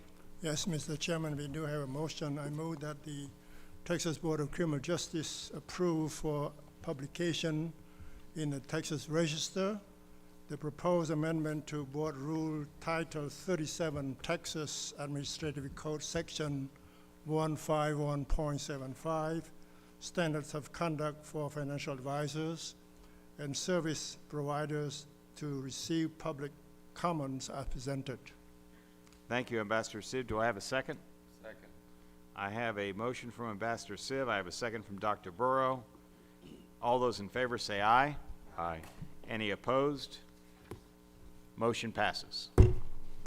The next agenda item is a discussion, consideration, and possible action regarding proposed amendments to Board Rule Title 37, Texas Administrative Code, Section 152.61, entitled Emergency Response to Law Enforcement Agencies or Departments and Non-Agent Private Prisons or Jails. Mr. Miller, please proceed.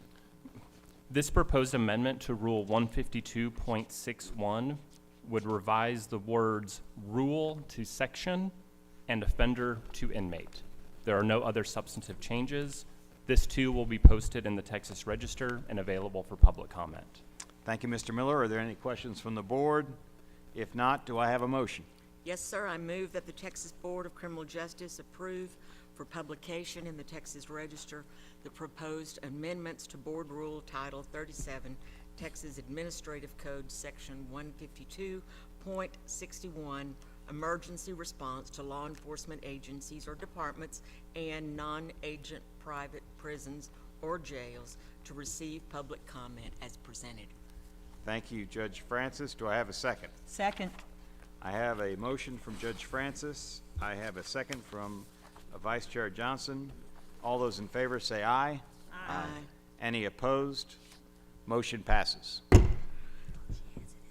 Next agenda item is a discussion, consideration, and possible action regarding proposed amendments to Board Rule Title 37, Texas Administrative Code, Section 163.36, entitled Supervision of Offenders with Mental Impairment. You may proceed, Mr. Miller. This proposed amendment to Rule 163.36 relating to the supervision of offenders with mental impairments has one change, which would revise the spelling of the word judgment. This will also be posted in the Texas Register and available for public comment. Thank you, Mr. Miller. We appreciate the attention to proper spelling. Are there any questions from the board? If not, do I have a motion? Yes, Mr. Chairman. I move that the Texas Board of Criminal Justice approve for publication in the Texas Register the proposed amendments to Board Rule Title 37, Texas Administrative Code, Section 163.36, Supervision of Offenders with Mental Impairment, to receive public comment as presented. Thank you. I have a motion from Secretary Burrow. Is there a second? Second. I have a motion made by Secretary Burrow. I have a second from Ms. Zeiker. All those in favor say aye. Any opposed? Motion passes. The next agenda item is a discussion, consideration, and possible action regarding readoption of Board Rule Title 37, Texas Administrative Code, Section 151.77, entitled Purchasing and Contracting with Historically Underutilized Businesses. Please proceed, Mr. Miller. This is the proposed readoption without any changes of Rule 151.77 relating to the purchasing and contracting with historically underutilized businesses. Notice of this rule review was published in the Texas Register on April 19th, 2024, and no public comments were received. Thank you, Mr. Miller. Are there any questions from the board? If not, do I have a motion?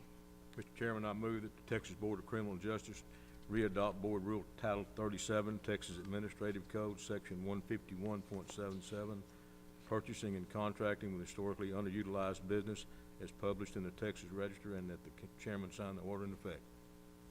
Thank you, Mr. Fordyce. It's good to hear your voice back on the mic on this within this group. Do I have a second? I have a motion from Mr. Fordyce. I have a second from Mr. Welch. All those in favor say aye. Aye. Any opposed? Motion passes. The next agenda item is the discussion, consideration, and possible action regarding readoption of Board Rule Title 37, Texas Administrative Code, Section 155.21, entitled Naming of a Texas Department of Criminal Justice Owned Facility. Mr. Miller, please proceed. This is the proposed readoption of Rule 155.21 without any changes relating to the naming of a Texas Department of Criminal Justice owned facility. Notice of this rule review was published in the April 19th, 2024 issue of the Texas Register. No public comments were received. Thank you, Mr. Miller. Any questions from the board? If not, do I have a motion? Yes, Mr. Chairman. I move that the Texas Board of Criminal Justice readopt Board Rule Title 37, Texas Administrative Code, Section 163.3. Mr. Welch, I think we just jumped ahead. So did I jump ahead? Hang tight. I got it. I move that the Texas Board of Criminal Justice readopt Board Rule Title 37, Texas Administrative Code, Section 155.21, naming of a Texas Department of Criminal Justice owned facility, as published in the Texas Register, and that the chairman sign the order to this effect. I have a motion from Ms. Zeiker. Do I have a second? I have a motion from Ms. Zeiker. I have a second from Secretary Burrow. All those in favor say aye. Aye. Any opposed? Motion passes. All right, Mr. Welch, we're almost there. The next agenda item is a discussion, consideration, and possible action regarding readoption of Board Rule Title 37, Texas Administrative Code, Section 163.3, entitled Objectives. Please proceed, Mr. Miller. This is the proposed readoption without changes of Rule 163.3 regarding objectives of the Community Justice Assistance Division. This was published in the Texas Register on April 19th, 2024. No public comments have been received. Thank you, Mr. Miller. Any questions from the board? If not, I think I have a motion on this. You do, Mr. Chairman. I move that the Texas Board of Criminal Justice readopt Board Rule Title 37, Texas Administrative Code, Section 163.3, quote, objectives, end quote, as published in the Texas Register, and that the chairman sign the order to this effect. I have a motion from Mr. Welch. Do I have a second? I have a motion from Mr. Welch. Was it Judge Francis that gave a second? All those in favor say aye. Aye. Any opposed? Motion passes. The next agenda item is a discussion, consideration, and possible action regarding readoption of Board Rule Title 37, Texas Administrative Code, Section 163.5, entitled Waiver to Standards. Mr. Miller, please proceed. This is the proposed readoption without changes of Rule 163.5, Waiver to Standards, regarding the Community Justice Assistance Division standards. This was published in the Texas Register on April 19th, 2024, and no public comments were received. Thank you, Mr. Miller. Any questions from the board? If not, do I have a motion? Yes, I move that the Texas Board of Criminal Justice readopt Board Rule Title 37, Texas Administrative Code, Section 163.5, Waiver to Standards, as published in the Texas Register, and that the chairman sign the order to this effect. I have a motion from Pastor Sprinkle. Is there a second? Second. I have a motion from Pastor Sprinkle. I have a second from Vice Chair Johnson. All those in favor say aye. Aye.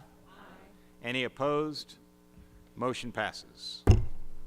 The next agenda item is a discussion, consideration, and possible action regarding readoption of Board Rule Title 37, Texas Administrative Code, Section 163.25, entitled Strategic Plan. Please proceed, Mr. Miller. This is the proposed readoption without changes of Rule 163.25, entitled Strategic Plan, relating to the Community Justice Assistance Division standards. This was also published in the Texas Register on April 19th, 2024, and no public comments were received. Thank you, Mr. Miller. Any questions from the board? If not, do I have a motion? Yes, Mr. Chairman, you do. I move that the Texas Board of Criminal Justice readopt Board Rule Title 37, Texas Administrative Code, Section 163.25, Strategic Plan, as published in the Texas Register, and that the chairman sign the order to this effect. I have a motion from Vice Chair Johnson. Do I have a second? Second. I have a motion from Vice Chair Johnson. I have a second from Judge Francis. All those in favor say aye. Aye. Any opposed? Motion passes. The next agenda item is a discussion, consideration, and possible action regarding readoption of Board Rule Title 37, Texas Administrative Code Section 197.71, entitled Drug and Alcohol Testing Program. Mr. Miller, please proceed. This is the proposed readoption without changes of Rule 195.71, Drug and Alcohol Testing Program relating to the Parole Division. This was published in the Texas Register on April 19th, 2024, and no public comments were received. Thank you, Mr. Miller. Any questions from the board? If not, do I have a motion?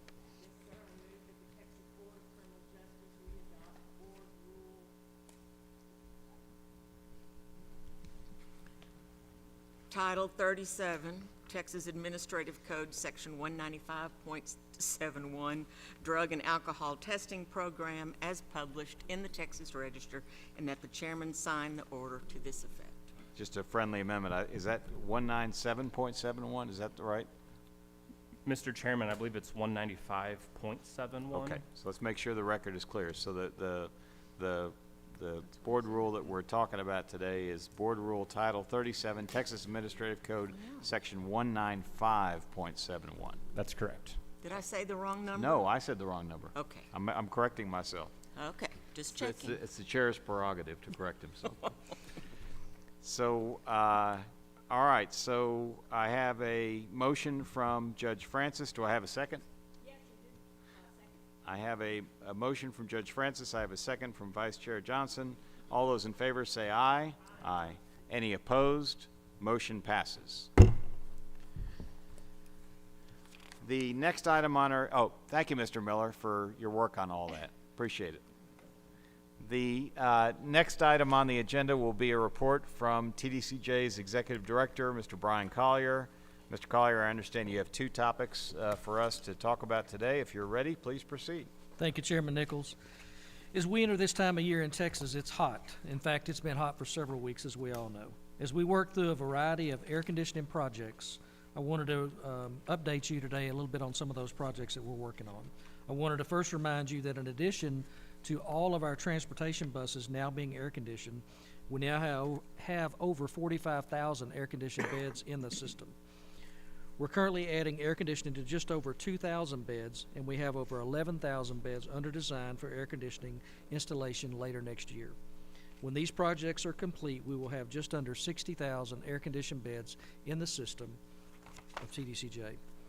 In addition to the steps we're taking to improve our air conditioning footprint, we're also taking a multitude of steps to help ensure that our staff and inmates remain safe during times of extreme temperatures. We operate under the guidelines of Administrative Directive 10.64, which is called Excessive and Extreme Temperatures in the Texas Department of Criminal Justice. This directive provides guidance to our agency on a variety of topics to include temperature monitoring protocols, excessive heat conditions and steps to be taken by the Office of Emergency Management, division directors, and wardens during times of excessive heat to reduce the risk to inmates and staff, precautionary measures to include details on providing respite areas, wellness checks, additional showers, relaxed clothing requirements in housing areas, regular provision of water and ice in housing areas, and the distribution of fans. Also provides for the direction of the management of inmates who have a heat sensitivity score determined by our medical partners, and as you're aware, those inmates that have a heat sensitivity score are actually housed in air conditioning housing. We also have emergency treatment protocols as well as instructions on staff training that's provided at pre-service and in service, as well as at the unit level, as well as the training that is provided to our inmate population. In addition to our policy, we take additional steps to include having our agency risk managers monitor unit protocols, and we have also deployed strike teams which make unannounced visits to our units to ensure that we're following the policy. While this is not an exhaustive list of all the things that we do as an agency to keep our staff and inmates safe during hot temperatures, I want to ensure you that we as an agency take these protocols very seriously and will remain focused on them during the summer months on keeping our staff and inmates safe during the hot Texas summer heat. Chairman, I also want to update you on the legislative appropriations request process. As you're aware, we are in the process of developing our legislative appropriations request for the upcoming 89th Texas legislature, which will begin in 2025. As we go through this process, we're reviewing the agency needs with division directors as well as board reports and are making plans for the next biennium. A key component of this process is to ensure that we have enough prison capacity for the projected demand over the next biennium. We also monitor the population for projections for probation and parole to make sure that we can meet those needs. Our funding success last session helped to improve our agency and push our agency in a positive direction with significant funding for our facility infrastructure, enhancements to our technology footprint, security enhancements, as well as well-deserved pay raises for our staff. As we develop our requests for the next legislative session, we are looking again to move our agency forward with a variety of initiatives to help our workforce and the populations we serve to be even more successful. I'm excited about the opportunities that are on our horizon with a solid statewide financial outlook as well as the sunset process that offers an opportunity for a positive system change. I look forward to presenting our legislative appropriation request to each of you in the very near future. Chairman, that concludes my remarks. Thank you, Mr. Collier. Appreciate your report. On the first item that you reported on, just a couple of questions. So if we're getting, with the existing allocation of resources, we're getting up to 60,000 cool beds. Yes, sir. Are we inching closer to getting essentially half of our custodial beds as air-conditioned?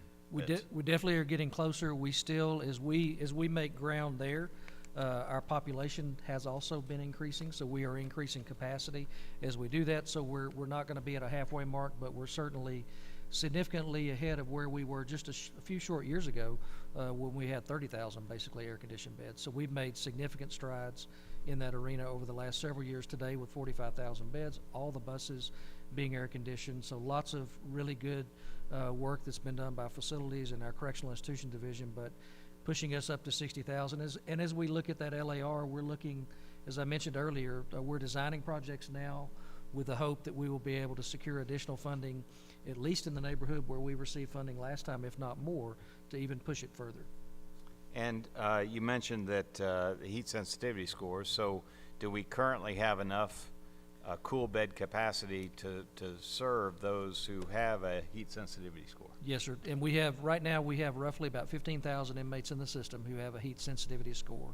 And then we check that. Basically, everyone we bring in through intake, medical does an immediate screening for them and identifies if they have a score, and we follow that protocol as long as that person has a score. And so with 15,000 inmates roughly that have a score, we're more than adequate with the current beds that we have. Good, and I think it's clear from what the answer you just gave, but just to make sure it's crystal clear, who assesses the heat sensitivity scores? How is that done? Heat scores are determined by our medical partners. So the University of Texas Medical Branch as well as Texas Tech Health Science Center, they actually review individuals that are new to the system and even coming to new units at the side of the bus. As they exit the bus, they will check those individuals and then identify them with a score. Part of the strategy we've also done is add air conditioning beds to those intake facilities over the last 2 years, so that when we bring someone in who has a heat score, they don't have to move from that facility immediately.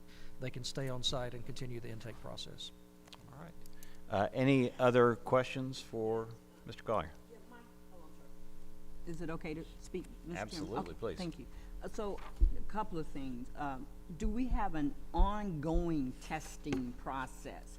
Because some inmates may come in at the beginning and they may not have that score, but then later on they may develop some type of heat sensitivity, and so we're just concerned about, are we making certain that we're updating on a regular basis? It's a flowing process, yes, ma'am. So in other words, if I didn't have a heat score, but tomorrow a doctor puts me on a new medication that drives a heat score, Right. I immediately have a heat score, and then I would be following the protocol of those with a heat score. So yes, ma'am. It works both ways. We add people to it daily, even throughout the day, and we also have people that come off of it sometimes as a result of a change in their medical case. And at one of our meetings, one of the speakers mentioned something about a certain kind of roof that we can install on our facilities to cut down on the heat inside the building. Can you tell us? Yes, can we ma'am. do something like that, and will it be expensive to do it? Surely, and so there is it originally came to us as an idea from Representative Carl Sherman, but he had read about a paint technology that essentially is designed to lower temperatures of rooftops by applying it. Basically, it's not an epoxy, but it's like an epoxy type paint that you can coat a roof with, and ideally you would reduce temperatures by, I think the claim was, potentially 10 to 15 degrees. That product is not on the open market, but there are similar products that are. We have taken that initiative and done several of our facilities, to include the Hutchins State Jail in Dallas, that we haven't seen that significant of a reduction of temperature, but we have applied that type coating to the roof at several facilities to test that as an option as well to try to reduce temperatures. Outside, Go ahead. This is not a radiant barrier, this is on the top? Yeah, on the It top. actually is a paint. We've actually used it on top, and I believe we've also used it on some walled areas that face more of the sun areas. But you're saying it's not really reducing the heat that much? At least what we have tried, no ma'am, not to the level that we originally were hoping for. It's certainly, it's a few $100,000s a facility, so it's not cheap, but at the same time, we didn't see big gains in reductions of temperature. We did see some, but it was pretty nominal, like less than 5 degrees. Now, you mentioned the 60,000 beds, COVID bed, we think we will have. Yes, Will ma'am. that be for this summer, 2024? No, ma'am. That will be, so right now, you can figure we have about 45,000 beds.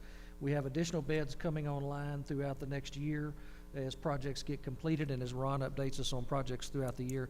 Those 11,000 beds will be that get us up to 60. That's going to take us into 25 to finish those projects. They will be allocated with the funding that we got. So basically the $85 million that we received, we will have that money in motion as we go back into session again, as we would want to have. But many of those projects may take all the way through 25 to complete. They require design first and then that other project. And as I mentioned earlier, we've also designed or are designing projects for the future, so that like our 1,000-bed facilities, so that we could look at a footprint that we could actually go and duplicate on a design to make it quicker to roll out in the future.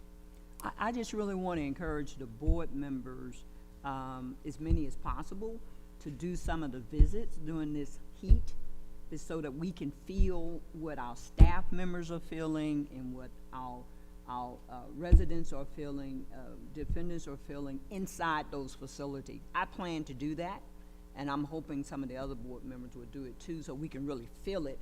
And so when we hear these complaints and these concerns, hopefully we'll start thinking out of the box, say, what else can we do? Because I know we're trying to do everything that we can do, but there's much more we can do. I'm hoping that we can come up with that. Yes, ma'am. I know that we're working hard to implement more cool beds and outfit our facilities with AC. Do we have a longer-term rolling plan for upkeep and maintenance on machines, so that we don't find ourselves where big chunks of our machines are going down at the same time, and we're kind of keeping a good eye on that? No, great question. So as we roll out more air conditioning beds, what comes with it is obviously the upkeep, but also the additional electrical cost. So what we've seen in the last biennium is our increase in our utility cost, based upon the fact that, one, utility cost is going up in general, but two, the fact that we're actually running those air conditioning systems. We're much better today as far as having the staff and the equipment to go and repair and to maintain those products, but we continue, as we grow, we have to stay a step ahead of that, because it all comes with it. As we grow any beds, we basically have to make sure we've got HVAC technicians, that we're training inmates in HVAC, and then do we have the ability to maintain those systems, and secondly, can we pay for the electrical cost that now comes with operating them? And that is significant.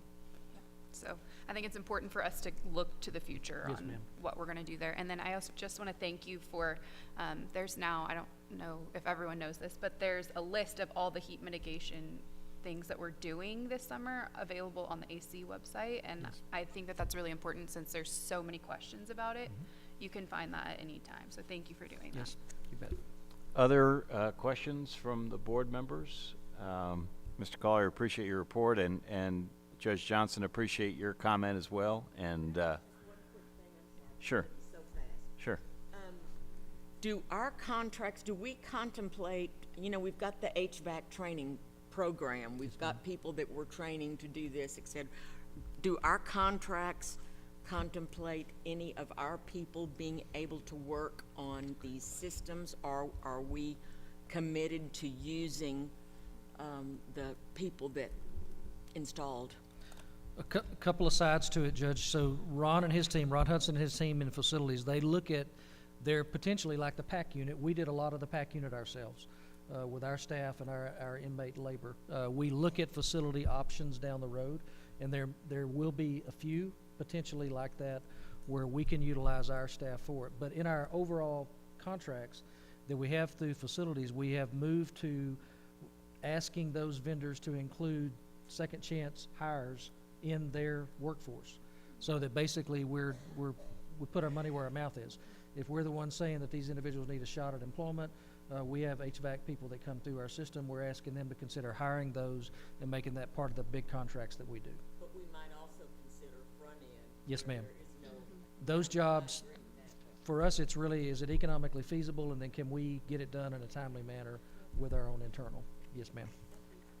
Great questions, and I think we need to also heed Judge Johnson's call to actually hit the road. I know I'll be doing that, Judge Johnson. I know other board members will be doing that as well. Next item on the agenda is the chairman's report. And as we did in the Windham School District Board of Trustees meeting earlier, we will now take the opportunity to spotlight a program within TDCJ that focuses on providing practical job training as rehabilitation and as a potential path to success for those who qualify to transition out of the TDCJ system and back into the free world. And since we are here in Amarillo, we are very happy to be able to bring our board and leadership to this great part of the state, and we would like to shine a spotlight on a rehabilitative and vocational program that operates here in this community. The Clements Unit Shoe Factory is a unique facility within TDCJ. Established in 1990, this factory focuses on rehabilitation by equipping inmates with job skills in shoemaking. Participants in the program learn essential techniques like cutting, stitching, and assembling shoes. Participants learn how to produce a variety of footwear, such as canvas and rubber shoes. I think we have some examples back on the back of the room over there at a table that we have set up, while also learning how to produce other personal items, such as blankets and even thrust vests that are worn by correctional officers. The factory produces an impressive, get this, 268,000 pairs of shoes annually. This program is part of Texas Correctional Industries, a department within TDCJ's Manufacturing, Agribusiness, and Logistics Division. TCI offers work programs and manufactures goods and services sold to government agencies and also to educational institutions. The MAL Division reports through their Work Against Recidivism program that inmates assigned to these MAL jobs prior to release, such as those who work in the shoe factory at Clements, have a recidivism rate of approximately 8%, which is lower than the recidivism rate associated with the population at large.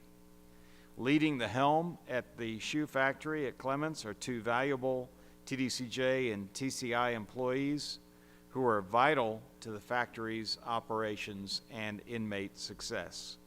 And they have joined us here at the podium, and they're going to share with us their experience with the program and its successes. First, I would like to recognize TDCJ's Shoe Factory Manager, Gilbert Rodriguez.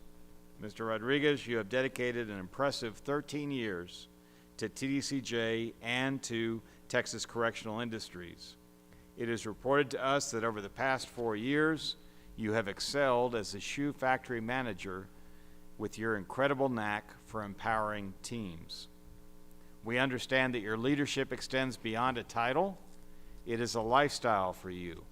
Your dedication to fostering empathy and integrity in both staff and inmates makes you an effective leader. Beyond your managerial duties, you actively contribute to the Unit Classification Committee and support valuable programs such as peer education and the Prison Fellowship Academy. So thank you for joining us. And before we hear from you, I want to introduce you to your colleague, introduce everyone else to your colleague, Jacob Maroney, Assistant Manager at the Shoe Factory. As a former correctional officer promoted to Shoe Factory Assistant Manager, your career with TDCJ began in 2015. Over the years, you have demonstrated a remarkable dedication to both production and staff development. We understand, sir, that your leadership style emphasizes recognition, motivation, and commitment.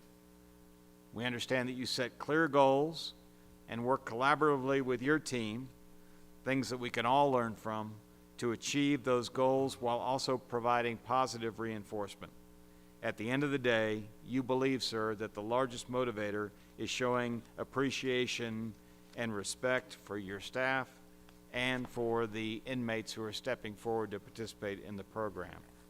So with those introductions, Mr. Rodriguez, I turn the mic over to you to first talk about the Shoe Factory and its mission. Well, I want to say thank you, Mr. Chairman, Mr. Collier, board members, thank you for having us. It's an honor to be here. I also want to take a minute to say thank you to our TCI leadership. They're the best. And thank you guys for just making our factory a success and helping us and do that. The Shoe Factory mission, it's twofold. We equip and empower inmates with the practical skills that they can use to help find good jobs upon their release. Secondly, we aim to help them develop a strong work ethic needed to be successful in the workforce and in their own lives. Our factory is well equipped to provide inmates with the hands-on experience with a variety of machinery. We have injection mold machines, clicker press, and a variety of sewing machines. The inmates can learn how to operate and maintain complex machinery, and they can also earn a forklift certification.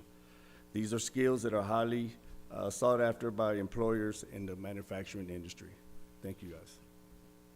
Thank you, Mr. Rodriguez. Mr. Maroney, would you please share some of your thoughts on the impact of the program on the members of the population who step forward and take advantage of the opportunity to work in a program like the Shoe Factory? Thank you, Mr. Chairman, Mr. Collier, board members. We understand that not everybody comes to the factory with the same level of experience. That's why we provide individualized training to all of our inmates. The agency makes every effort to provide incarcerated individuals with opportunities that will prepare them for employment at release. Through combined efforts in on-the-job training, documented work experience, and certification opportunities. We'd like to show you a short video of the Shoe Factory. Please.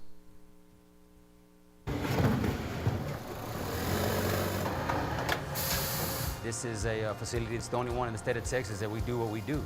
So it's unique in the sense that you can come learn these skills that you can't learn anywhere else. It being an industry, so it's got some technical skill to it. You have to learn these things. You have to learn the procedures. You have to learn the safety. You have to learn to be able to work in cohesion with your coworkers. And so I think that's a big deal. You know, you want to get out, you want to use your hands, or you want to be good in the technical field, you need to be able to learn these type of things. So I'm looking forward to getting out and working with my brother and seeing what I can do to help. So being able to kind of critical think and be able to diagnose and be able to just kind of problem solve, you know, I can apply that to the world and doing things, whether it be mechanics, stuff like that, that I choose to be involved with. I hope to get the opportunity to be involved with. being incarcerated, you need to, have purpose. You need to have something that gives you significance, and being able to come and be involved with people that treat you with respect, whether it be your coworkers or whether it be, the staff, and they give you the opportunity to see a vision, to see a goal, and have that purpose. I like being part of something. I like being part of something that's unique. I have some peers that I've developed here that you see every day that we come together and we have a goal and we attain that goal, reaching it together. So I really enjoy that, being part of something like that. They assigned me here, but truth be told, I'm actually kind of grateful. It's been a really good experience out here. I've been down quite some time, over 20 years, so had a lot of different jobs in TBCJ, but have to say that industry is something that I'm really hoping to stay in for the next few years while I'm still here. It's been a really good experience for me in so many ways. It's the job skills. I mean, we're hearing a lot about that obviously that's a big mission statement for TBCJ, and it should be a mission statement for all of us, that there's a lot of free world job skills that are taught out here, from warehouse work to forklift operation to welding, lots of things that you would see in a maintenance department you also see in different industries, clerical work, computer work. It's not just assembly line work. A lot of people make assumptions about that out here, but there's a lot of different job skills for the free world that you can gain out here.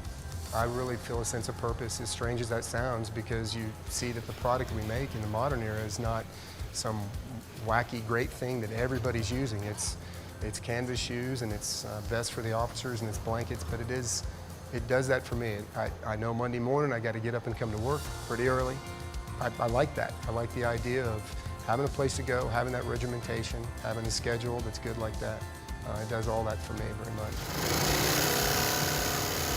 I'm very big on programs. I've participated in a bunch of programs since I've been here and continue to, but I'm very big on work being part of that. I think that some people lose that. I hope they don't, but the idea that a work ethic and coming someplace and doing whatever it is, you make widgets, you make shoes, you know, whatever it happens to be, if you can get into something like that, and that it'll be good for you in the long run.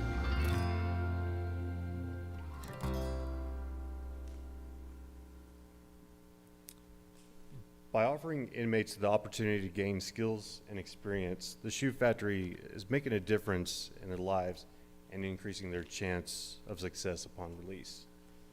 We're proud to contribute to their development. Thank you. Thank you, Mr. Maroney, and thank you both for enlightening us about the operation of the Shoe Factory. And I thought the comments in the video by the second inmate who was interviewed there are very important to highlight. It's not just the learning the craft and the valuable skill of actually doing the task to make shoes, but it's also other maintenance, equipment maintenance issues, welding issues.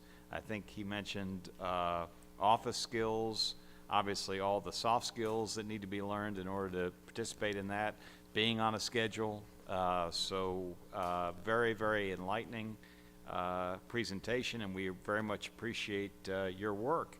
Any additional questions from the board about this program? Yes, sir. It was a very impressive operation indeed. I did see the factory before. And I forgot to ask a question. Who designed the shoes? How did you have a design team? How did you get the design? Well, the shoes that we've been doing has just been a standard design, just been around since the factory opened. One of the things, I don't know if you guys have seen, is that we just recently got new molds that at the bottom of the sole are going to say TBCJ on them. So for the most part, it's just a standard shoe that we have continued to produce, and then as we move forward, hopefully that maybe if we do have an opportunity to change it up a little bit to kind of accommodate more of the inmates, then we're definitely up to that challenge. Do you anticipate an update of fashion anytime soon? I don't know about fashion, but but we'll do what we can to keep shoes on. Yes. Pastor Sprinkle. Yes, a couple questions real quick. Who are the consumers of the shoes? The inmates. Okay. Yeah. They're used within the system. The inmates, right. Yes. Detention centers, state jails. Great. Everything we do goes straight to. Okay, good deal. And how many inmates currently have the benefit of working in the Shoe Factory? I believe right now we're at 255 inmates. We work 2 shifts. running about 150 on the first shift, and then about another 75 or so on the second shift. Great, great, thank you. Any additional questions? If not, please join me in a round of applause for these two professionals. Thank you both for being here today. Appreciate it. The next item on our agenda is a presentation from Mr. Lumpkin on body-worn cameras. If you're ready, Mr. Lumpkin, whenever you're ready, please proceed.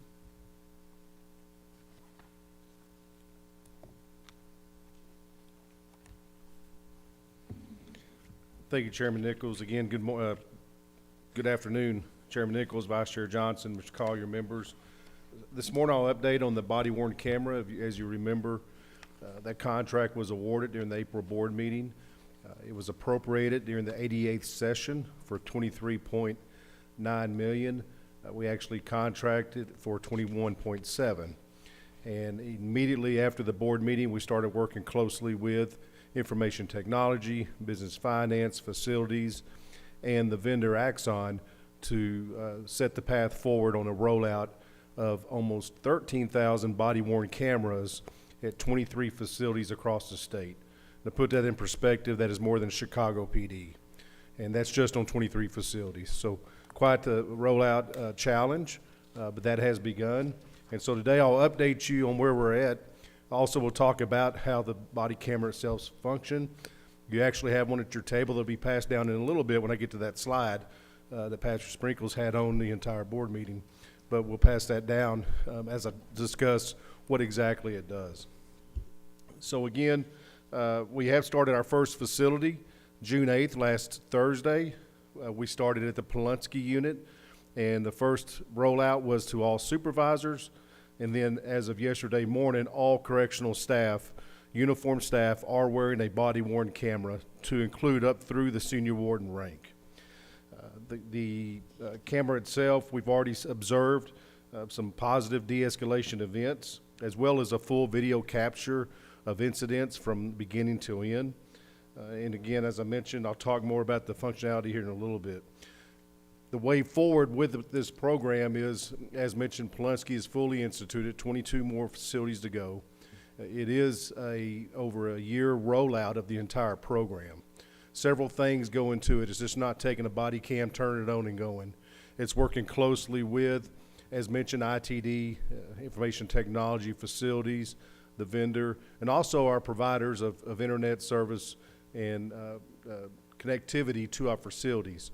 So what is occurring right now is AT&T and other providers are doing currently site walks of our 22 other facilities, and we will have a report soon on what their analysis is on the easiest rollout as far as what is low-hanging fruit that we could roll out soon. And I can tell you this morning, or this afternoon, that the Robertson unit in Abilene, the Skyview unit in Rusk, and the Scott unit in Sugar Land will be the next 3 facilities that will receive the body cams. Currently, it takes around 60 days to stand up the program. Go back one more slide. I'll get to that one in a second. Thank you. To stand up a program. That number will move as we work with our providers and ensure that the infrastructure is in place. Next slide, please. Again, just as we've talked before, maybe not necessarily in the presentation, but certainly during unit visits, the body-worn camera in the correctional environment is a multi-layered win-win for the agency, both for the agency, the state of Texas, for our staff, and for the inmates that reside on our facilities. It provides, of course, an objective record of incidents, which promotes a sense of fairness and transparency. As mentioned, de-escalation provides a de-escalation tool in defusing confrontation or potential confrontational situations. And it helps streamline investigations. I'll talk about the records retention of this footage in a little bit. If there's allegations after the date of that video capture occurs, that streamlines investigations to provide clear and concise evidence regarding alleged incidents and actual incidents. People generally behave better if they know that others are seeing what they're doing. And so that's the thought with the body-worn camera process also, as we see it in the hallways of our facilities. So this is the body cam, and Pastor Sprinkle again has one in front, and I'll ask him to pass it down as to each of you as you look at it. You'll pass it along. So this is currently the 4 model with Axon, and so as you know, in our communities, you've seen body cams on our police forces through the years to the point that you don't see a police officer, whether it's even a reserve or an ISD officer, wildlife, and so forth, that does not have a body cam. The system itself has several different buttons that I will talk about here shortly on the functionality of those. But the camera itself, next slide please, Mike, thank you. The camera itself, you'll see here depicted in 4 different pictures, can be affixed to a uniform, the Class B polo on your right, the Class A button-up, a tactical vest, a thrust vest that Bill Clemens actually produces in the boot factory, and then there's another one there to the left. So that affixes to the uniform and shows a 180-degree vision of what that officer is seeing. And at the end of this, I'll show you a short clip that just shows you the clarity and what the officer sees from that standpoint. So the Axon Body 4 overview, as far as what comes with it, is a 13-hour battery life for normal use, 30 frames per second. Again, and I said 180, but 160 diagonal field of view camera lens. And then the next, though, what I'll talk about is the clarity in the picture itself. So there'll be 3 different modes with these cameras when officers using them. So Officer Lumpkin comes on the shift, he checks out a camera, he affixes it to his uniform, it is already on, and it is duty mode. Our cameras will run their entire shift, and there'll be a couple times that they will be allowed to cut them off, and I'll cover that. But that runs their entire shift. If they have a confrontational situation, responding to an emergency, attempted suicide, a fight, an assault, they will double-click this front button, and that takes it to a higher resolution.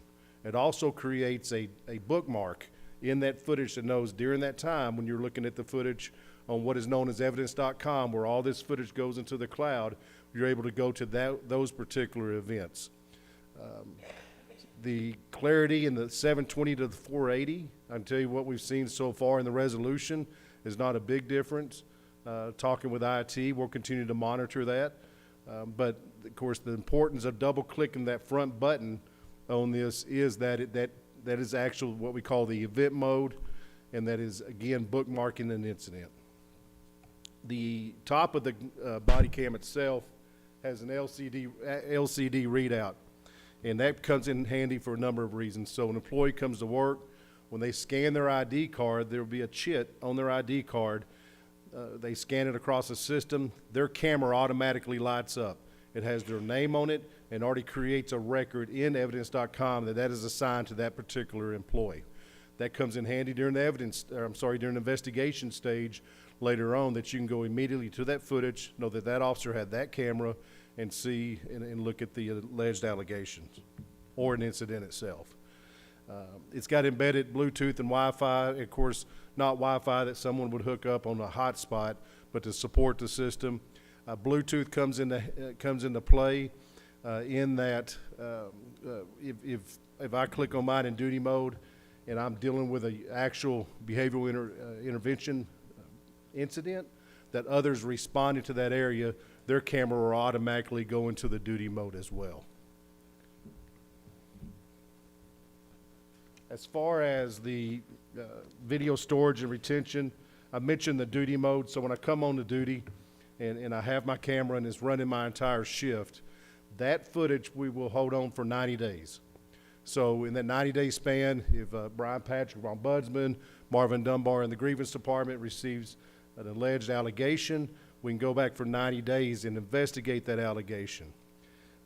If there is an event mode, in an event could be a de-escalation attempt, it could be an instant command response because there's emergency ongoing on the unit.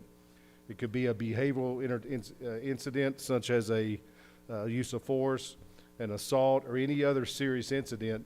The officer, by policy, double clicks that front button, it goes into event mode, and that will be retained indefinitely. We will not get rid of that footage. That will be retained indefinitely for investigation of an assault incident. Office Inspector General would have, of course, would be able to grab that footage in any criminal case, and we would for any administrative case. Going back to the LCD readout in the top of this device, so I'm an officer responding to an incident, and I double click because there is an assault going on. Once that incident is over, I have the capability and the expectation that I can toggle down in one of those 5 categories I just mentioned. I drop it in what we call that bucket, that's a de-escalation, or that's a use of force, or that's an assault. That helps us also be able to go straight to that footage to look at those type of incidents on a facility itself.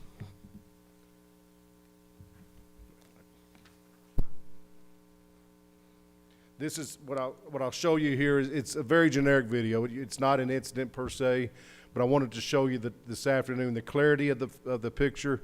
Of course, you've seen it in the news. If you've seen an incident and footage from the law enforcement side of the house. This is in the hallway of the Polonsky unit, Captain Cooper.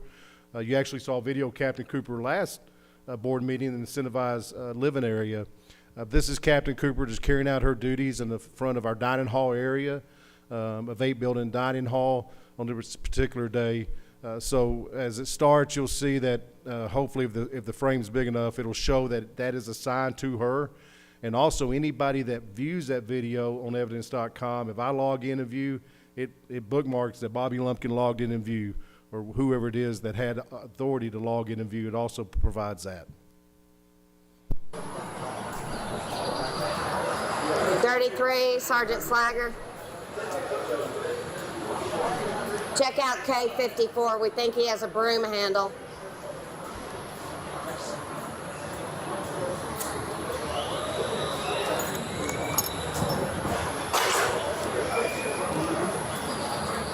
Fantastic. Thank you.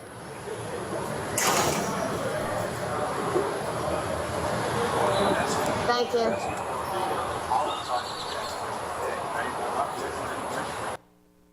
So again, just to show you what it looks like, very clear.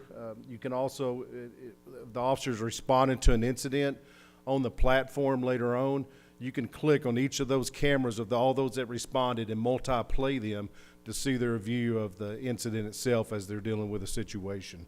I should mention that once shift is concluded, that camera is put back on a docking station. It takes about 6 hours for it to charge. And also during that time, it is uploading that footage, all of that footage, to evidence.com. Again, retained for 90 days if there's no one of those 5 categories of an incident, or indefinitely if there is.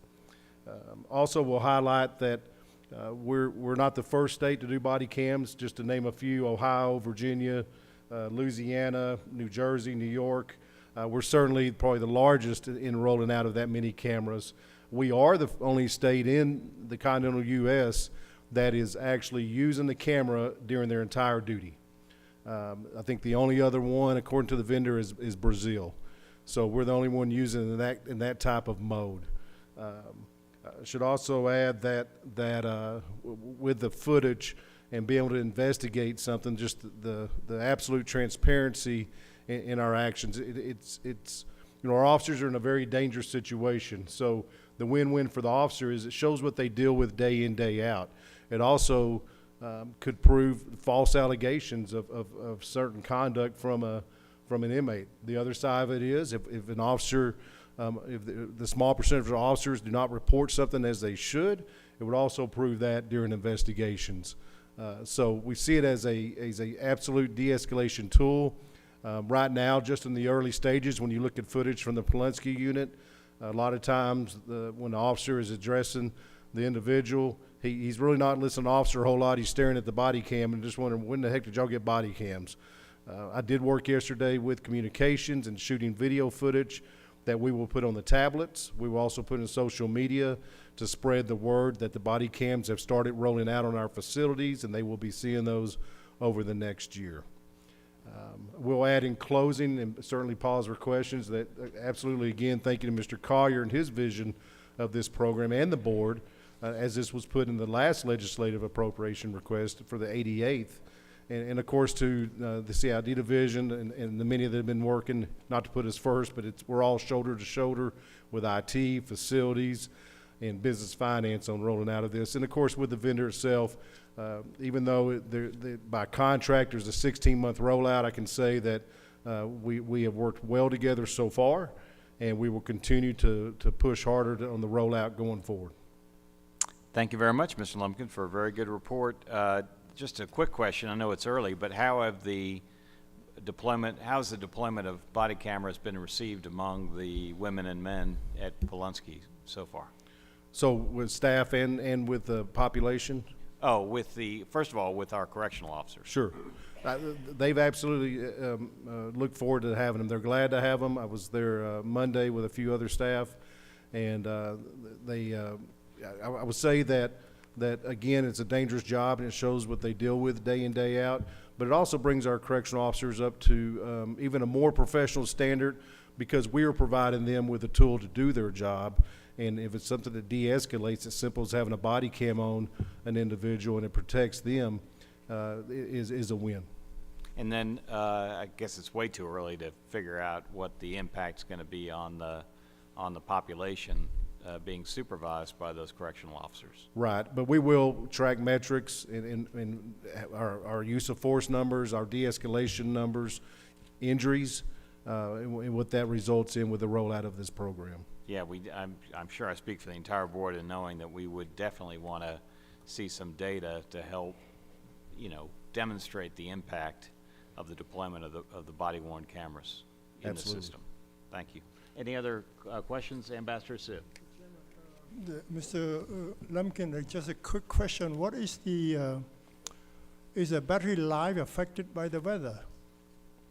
The battery is a life impacted by running continuously. By the weather, hot, cold, is it lasting longer or shorter? Right now, we see that it lasts as advertised, the 13 hours. 13 hours. But now each of our units will have a sergeant and correctional staff that are select correctional staff to work in that area of the body-worn camera office.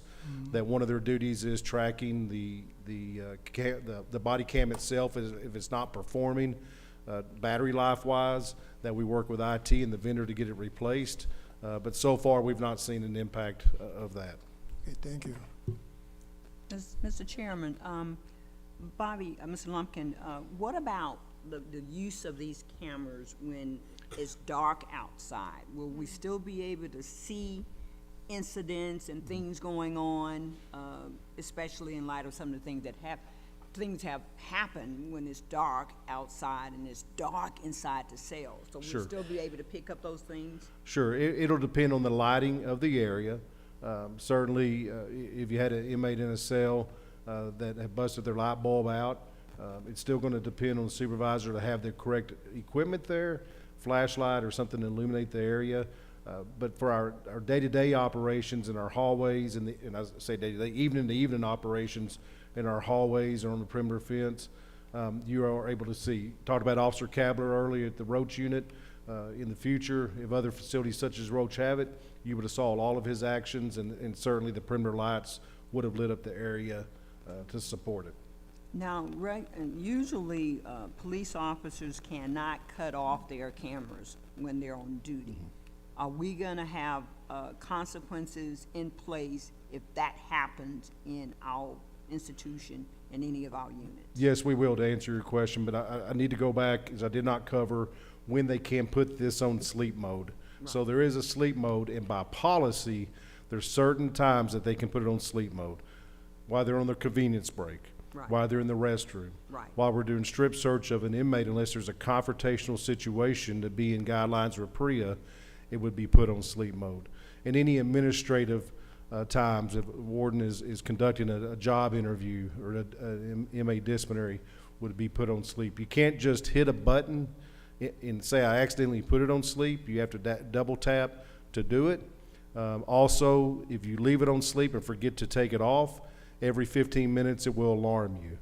We have asked the vendor that maybe we'll discuss later about reducing that time. Also, I should mention that when I come on to duty and I issued it, that it's illuminating red light I'm sorry, green. It's illuminated green, so a supervisor could walk up and say, Officer Johnson, why isn't your camera on? I don't see the green. And if you double click it, there's a VIN, it's red. So it's always gonna have some type of light on.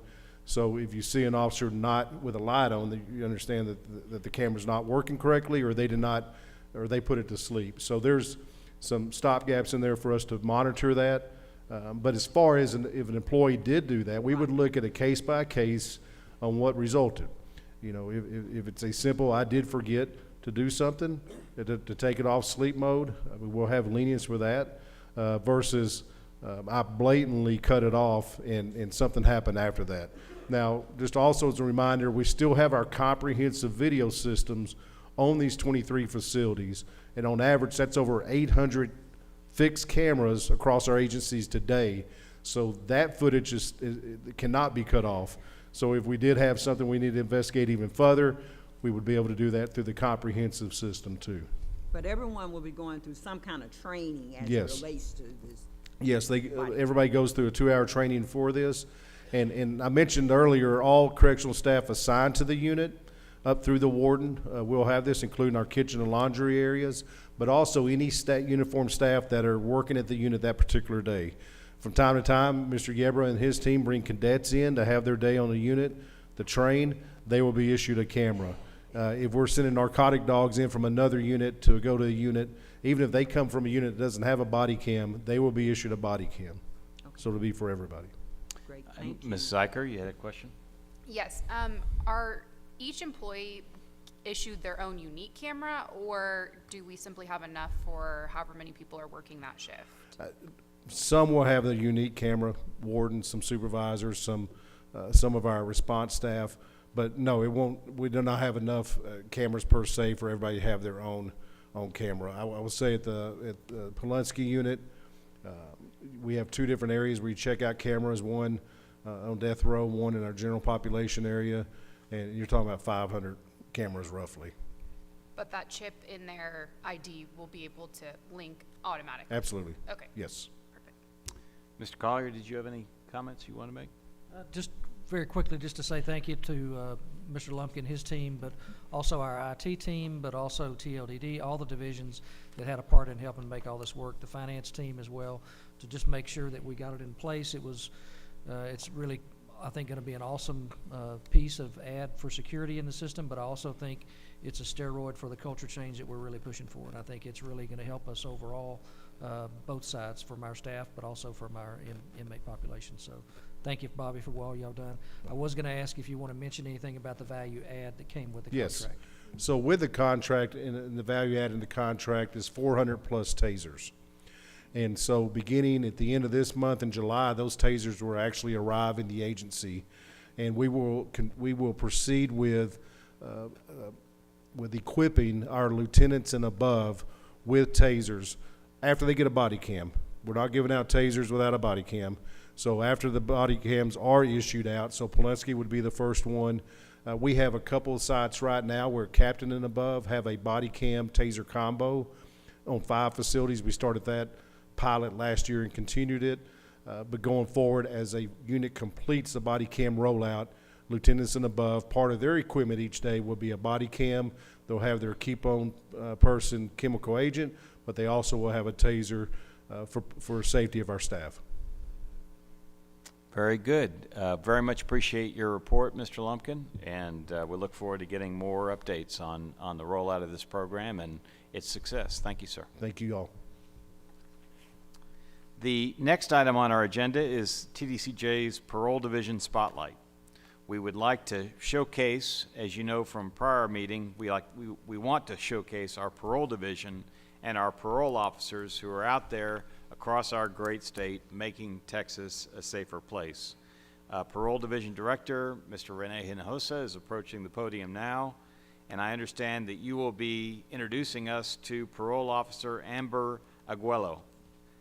Thank you both for joining us, and if you're ready, Mr. Hinojosa, please proceed. Good afternoon, Chairman Nichols, Mr. Collier, members of the board.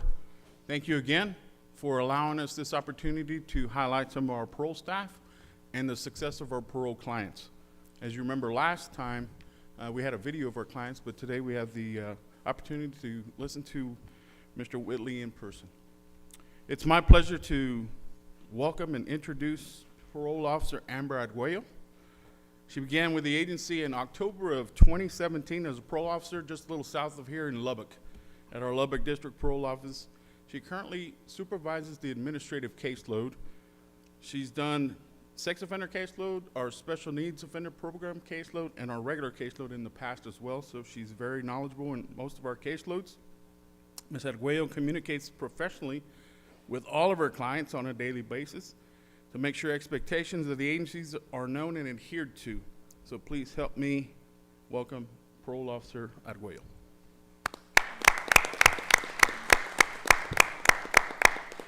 Hello. My name is Amber Arguello, a parole officer at the Lubbock District Parole Office. I want to take the moment to thank Chairman Nichols, Mr. Collier, and the board, and Mr. Hinojosa for allowing me the opportunity to highlight parole in our clients. I chose parole because I am passionate about helping individuals and making a meaningful impact in their lives and enhancing public safety.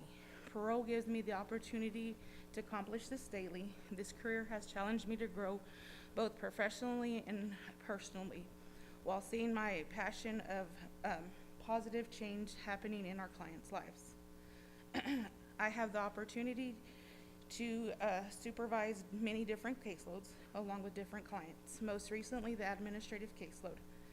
The administrative caseload is geared virtually to, You're fine. to You're supervise good. clients that have been identified being a lower risk of reoffending, and it is an earned privilege, and it is based off the client's offense risk level and overall compliance with the parole stipulation. It provides the clients the opportunity to report to their parole officer virtually, and reducing time and travel, and affording them to focus more on rehabilitation and their family. The success of virtual visits for our clients enhances family and social connections, which contributes to effective supervision. A good example is Daniel Whitley. Mr. Whitley has been on parole supervision since September 24, 2013. Mr. Whitley started a job at the ranch at the Dove Tree as a program manager for an outpatient sober living facility. In the spring of 2022, Mr. Whitley enrolled at Texas Tech University with the focus of being counseling and recovery in science with human science department. Mr. Whitley is also part of multiple organizations on campus. By the end of the second summer, Mr. Whitley will be a junior with a 4.0 GPA. Please help me welcome Mr. Whitley.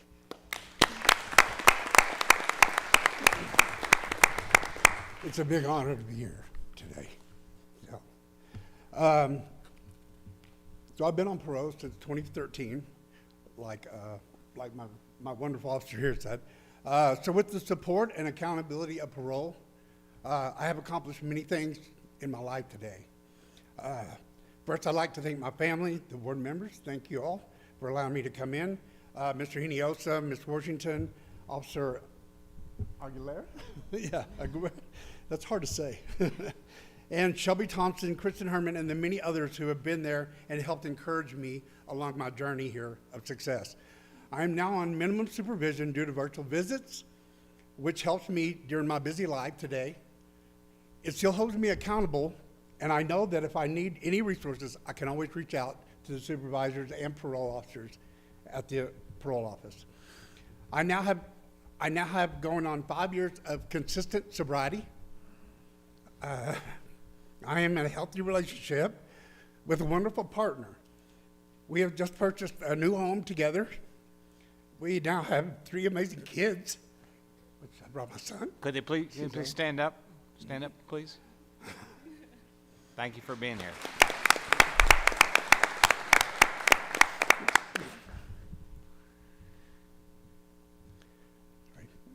Trying to put one mat here. So I have 3 amazing children together now, and we have full custody of them. I am a junior at Texas Tech University with a 4.0, like mentioned. I'm currently on the president's honor list there, and I am majoring in human sciences with a degree in counseling and addictive recovery sciences. I am part of the two student organizations at Texas Tech University, ASAS, which is the Association of Students Acting in Service, and Power, providing the outside world with empowerment and resources, which allows me to connect with incarcerated individuals in jails, treatment centers, TBCJ units, and individuals currently on probation and parole. I encourage them to make a positive change in their own lives by sharing my past mistakes and my current achievements.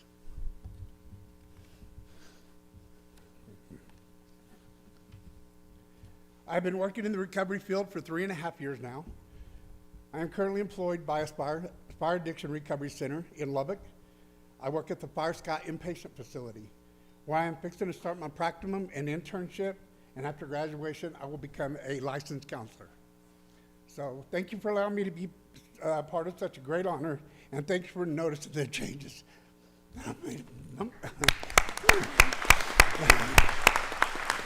Thank you for allowing noticing the changes that I've made in my newly rehabilitated life.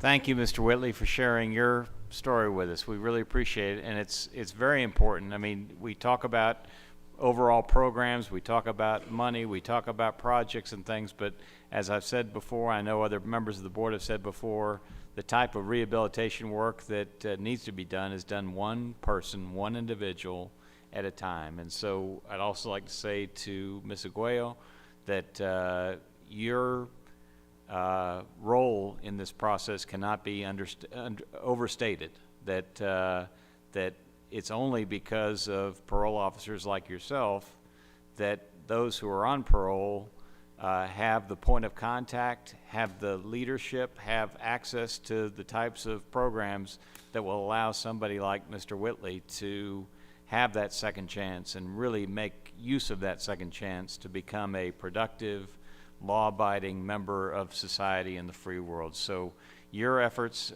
never go unnoticed, and those of your colleagues, so we appreciate your work very, very much.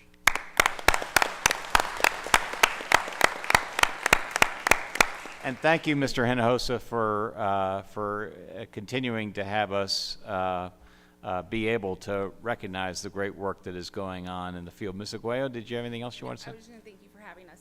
Well, thank you so much for being here. Thank you.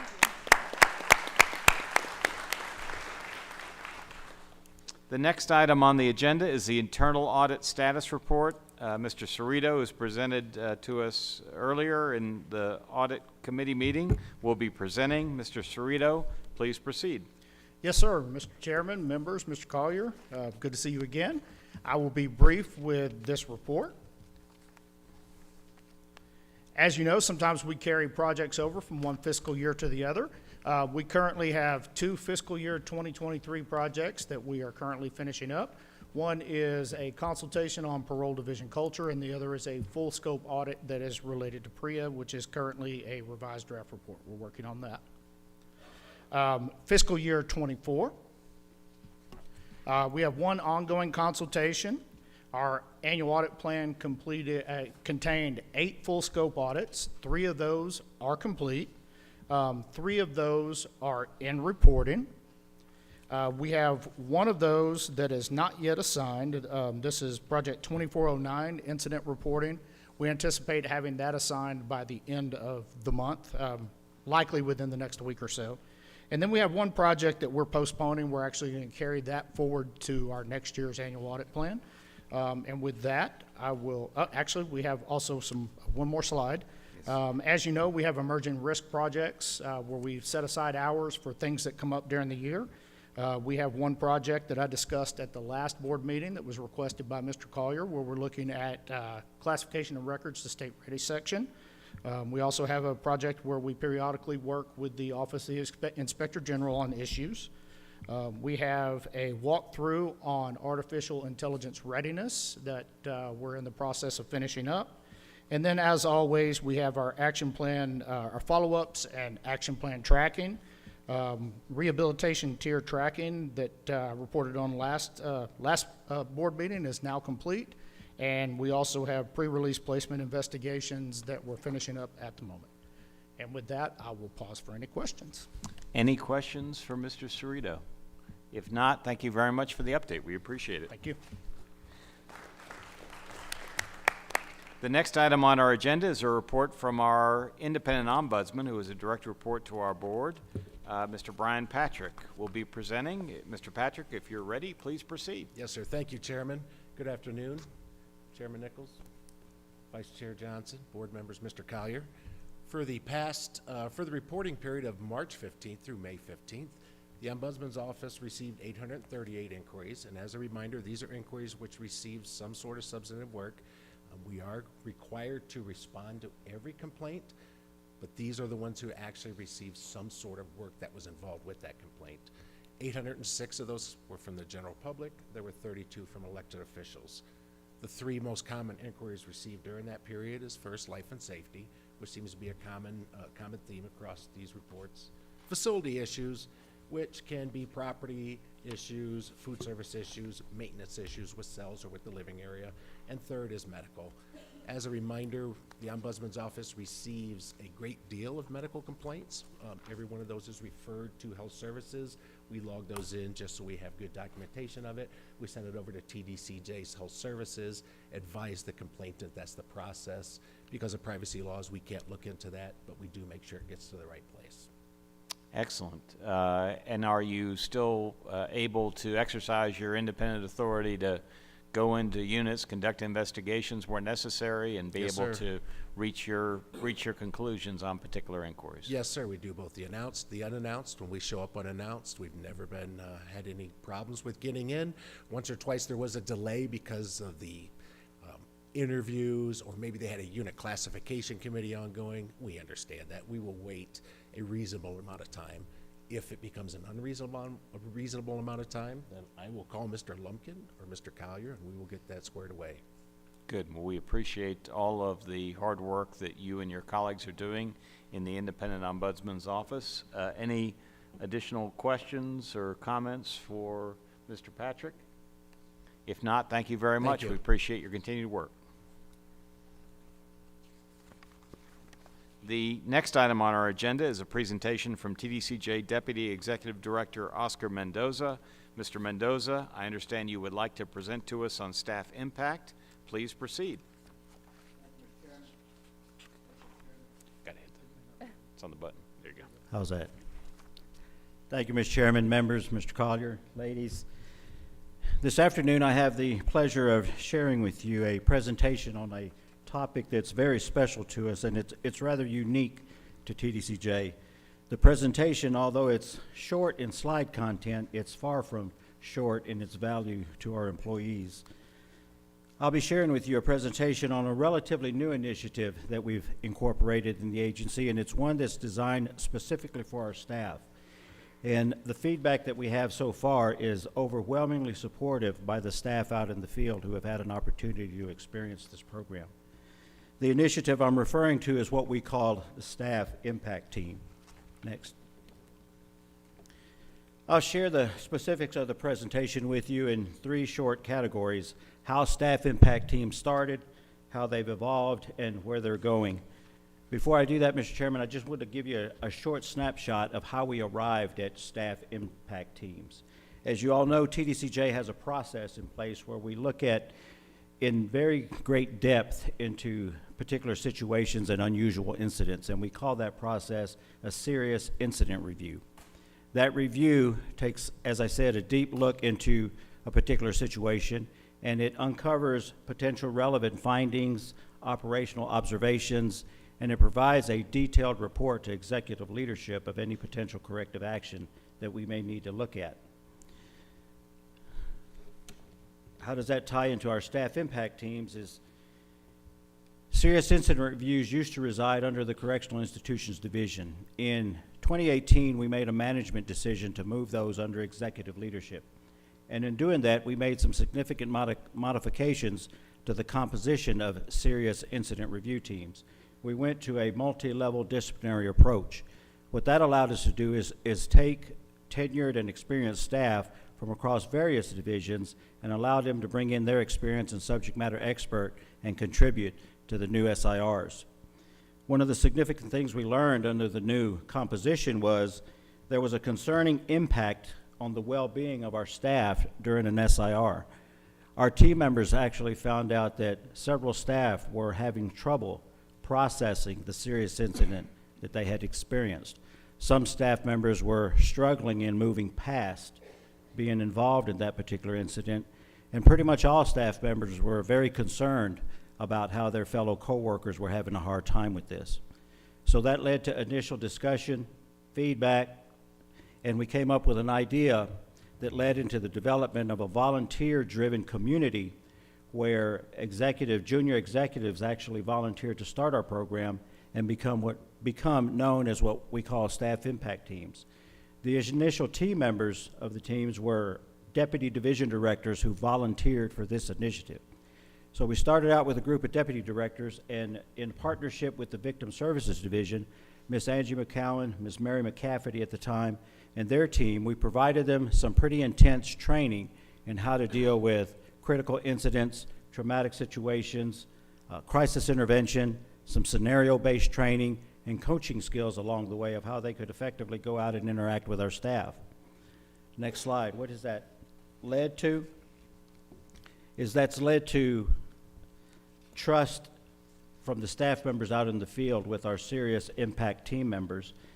And they were actually very grateful and appreciative that they were seeing TBCJ actually cared about them as individuals, not just what happened in a particular incident.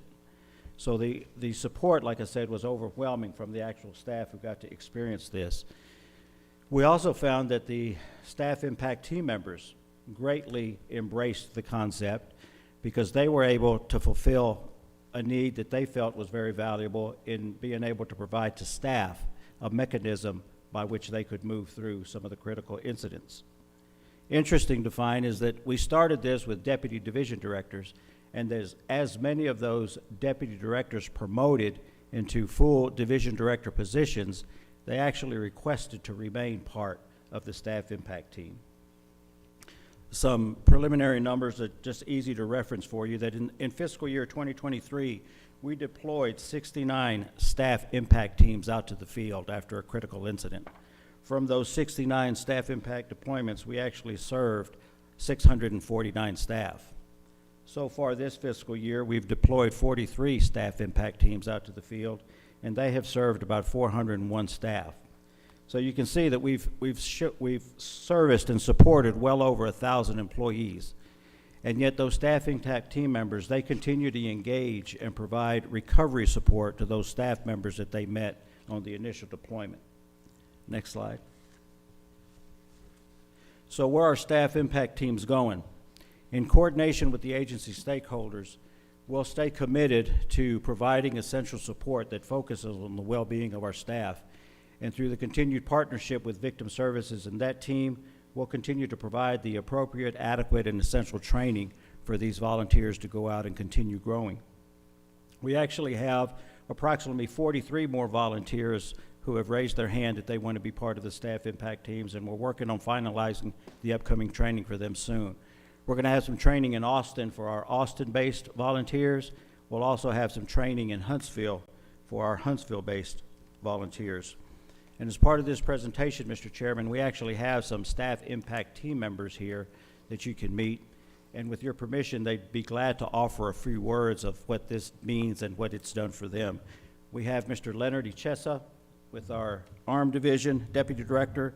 We have Ms. Linda Gonzalez, who is with our Victim Services Division. Ms. Gonzalez is actually a retired warden who came back to join us, and she specifically has a significant vital role in staff impact teams. And then we have two division directors who started with us as deputy directors, and they're still serving on staff impact teams, Mr. Ron Hudson and Mr. Bill Lewis. And with your permission, they'll be more than glad to offer a few words. Yeah, we'd be very happy to hear from. Thank you, sir.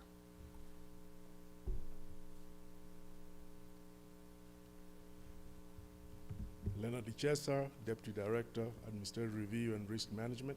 Yes, sir. Mr. Chairman, board members, Mr. Collier. Staff impact team is simply service to employees in the field and beyond. It's filled with compassion, empathy, and no judgment. So I took this position because I worked in the field for 26 years. I started as a correctional officer through the ranks. And through that, we went through some serious incidents ourselves back then, but we didn't have a team like this that came and talked to us. And as I talked to more team members out in the field, it resonated to me that me and my coworkers back in the 90s and 2000s, we had some burdens that we never released. And just to be able to do this, it makes me so satisfied because it's giving back to the people that gave me so much as I came through the positions. And it also helps them know that we care about them and they're part of the team, and they can continue coming back knowing that there's somebody always will come look after them. So thank you very much for the opportunity, sir. Thank you, sir.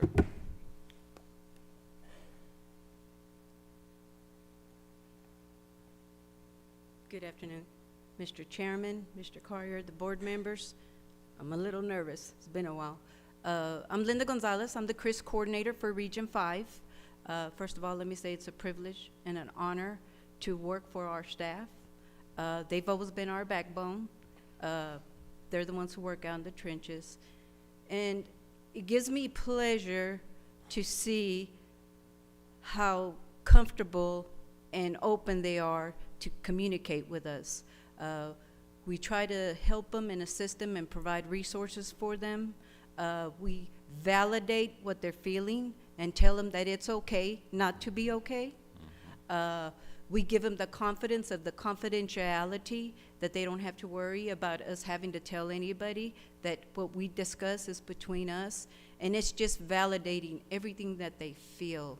And it's just an honor and a privilege to come back and be part of this new team that I feel is going to help us not only with recruiting and keeping our staff, it's going to also, it's a healing process for myself.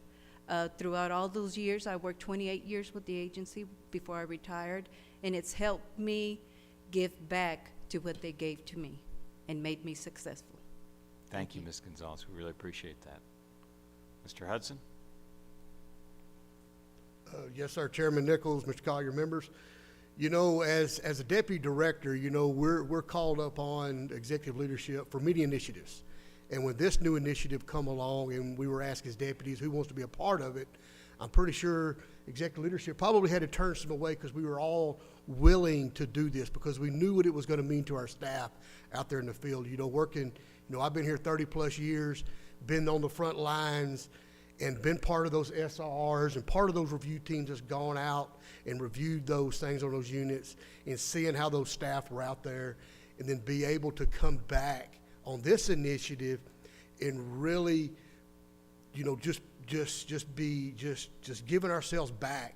As Mr. Echesa said, we have things ourselves that we've dealt with as we've come up through the agency those 30 plus years, and just to be able to give back to those employees on the front line and back on the unit. And when we show back up on the unit, I'm not Division Director Ron Hudson.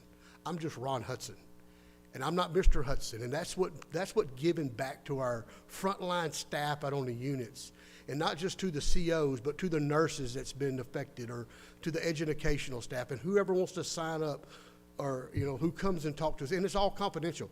And not one time have I been asked by anybody, what did they say, or this or that. It's very confidential. And it's the most rewarding thing to me after 30 years to give back to those staff on the front lines. That's what it means to me. And even when Mr. Collier and Mr. Mendoza called me up to offer me the division director job, that's the one thing I ask is, can I stay on this team? I know I'm not a deputy anymore, but as a division director, I still want to be able to do this because it is the most rewarding, remarkable thing is seeing the staff when we show up and when we leave, knowing that they're in a good place. And it's just to show them the tools that we have to offer and the things, if they're not in a good place, what this agency is willing to do for those people who might not be in a good place.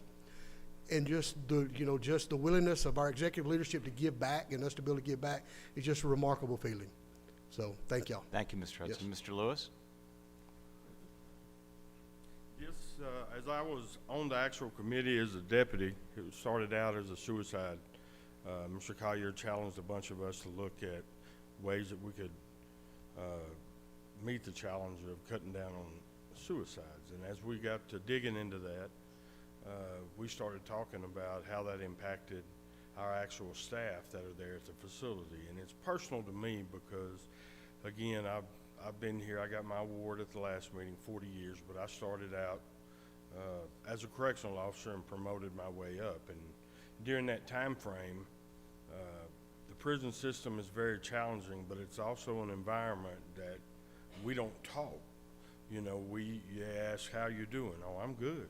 We're good. And if you do talk, sometimes that can be considered weakness, you know, and that's how I was raised. So when those major incidents occurred, you know, and at that time, people would come in and look at those incidents, and then everybody would kind of look at what occurred, and then they would leave, and then they would leave us as a correctional officer, as a lieutenant, as a sergeant, trying to figure out what just happened, and then carrying all of that home, bringing that to your family, bringing that to your kids, because it's the most thankless job that our correctional officers, uniformed, non-security officers, have to deal with day in and day out, and how they process that. How do they recover from that? And I'm excited, like Ron said, to see the change that this has occurred in our staff's lives. And being able to go to a unit, touch and minister to those folks, I still get phone calls from all of those folks that we talk to. I recently encountered a loss in my family. I had more of them calling me to check on me than I did a lot of times checking on them. And I think, you know, one of the things we talk about in that 2030 plan is about how we make this agency one of the best to want to work for. I think we do that by meeting our staff at probably some of the most worst times that they're dealing with. So I'm excited about it. I still want to continue to be a part of it, and I think our staff are our most remarkable resource that we have. So thank y'all. I appreciate it. Thank you, Mr. Lewis. Mr. Mendoza, any closing thoughts? Just in summary, Mr. Chairman, as you can see, with the full support and encouragement and endorsement of Mr. Collier, we have every intention of continuing with the staff impact teams.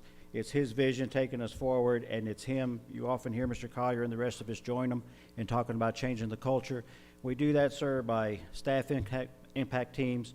We do that by valuing our employees, by believing our employees, and we do that by unconditionally caring about our employees. That concludes my presentation, but I pause for any questions. Well, we very much appreciate your report, and also hearing from Mr. Echesa, Ms. Gonzalez, Mr. Hudson, and Mr. Lewis as the kind of the frontline folks who have stepped forward. These types of peer support programs, as we know, are mission critical in terms of providing the support to women and men who work in sometimes in very difficult situations, to allow them, as Mr. Lewis was saying, allow them the freedom and the space to express themselves and to engage in the full recovery, if full recovery is possible from some of the things that they encounter in their daily work lives. So thank you very much, Mr. Mendoza, to you for your leadership on this. Any other questions from the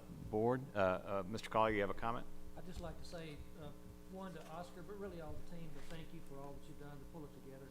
As I look out in the crowd, I see L.E., and L.E. will remember the incident, but it was that incident that triggered us thinking about this all differently. And it was a serious incident I won't go through, but nonetheless, that helped us really realize we had a great practice of looking at what did we do and what happened and what didn't go right, versus saying, let's take care of our staff and look at what they just had to go through. Because we've all experienced growing up in the system where you pat each other on the back and say, see you tomorrow, and you just dealt with something significant, horrific, and you just have to come to work and act like it didn't matter, and it does matter. It makes a big difference. So thank you for all you're doing. Thank you. And thank you, Andy Barbie, thank you, Mary McCafferty, and thank you, David Sweeten, also Impact team members. Absolutely. Thank you. The next item on our agenda is a discussion, consideration, and possible action regarding purchases and contracts over $1 million. Chief Financial Officer Ron Steffa will be presenting on this today. Members of the board, I don't ordinarily vote unless it is to break a tie. However, my firm represents entities included in the purchases and contracts over $1 million. Therefore, I will not be taking action today on the purchases and contracts over $1 million. Mr. Steffa, please proceed. Thank you, and good afternoon, Chairman Nichols, board members, Mr. Collier.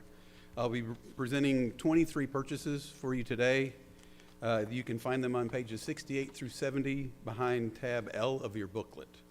The first item is an increase to a fiscal year 22-23 Texas Correctional Office on Offenders with Medical or Mental Impairments contract for case management and continuity of care services due to increased expenditures. Items 2 through 10 are increases to the fiscal year 23-26 design services contracts that provide architectural and design services for the agency's major repair projects. These increases are to accommodate the funding the agency received for those major repair projects.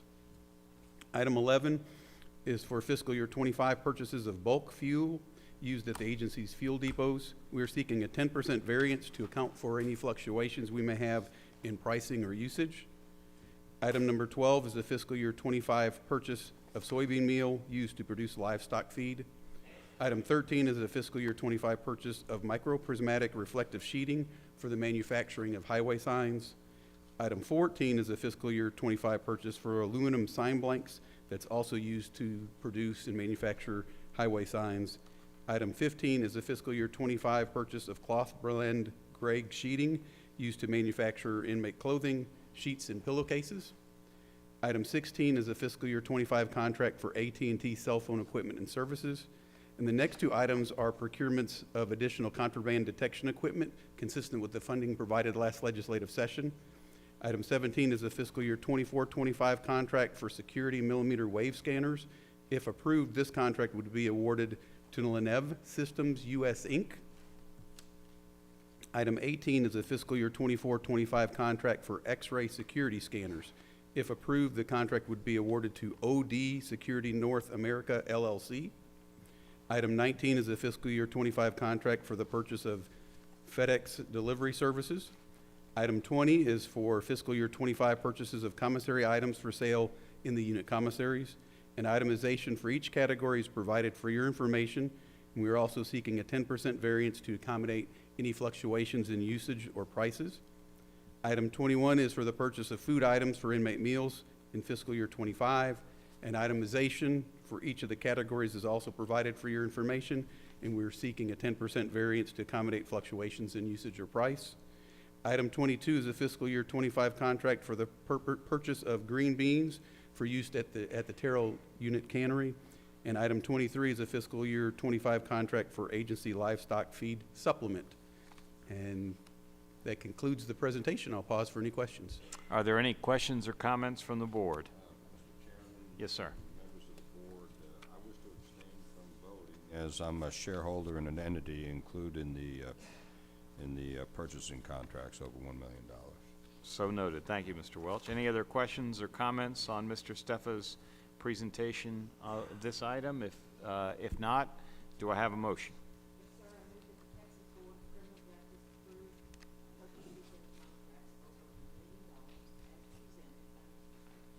I have a motion from Judge Francis. Do I have a second? Second. I have a motion from Judge Francis. I have a second from Secretary Burrow. All those in favor, please say aye. Aye. Any opposed? Motion passes.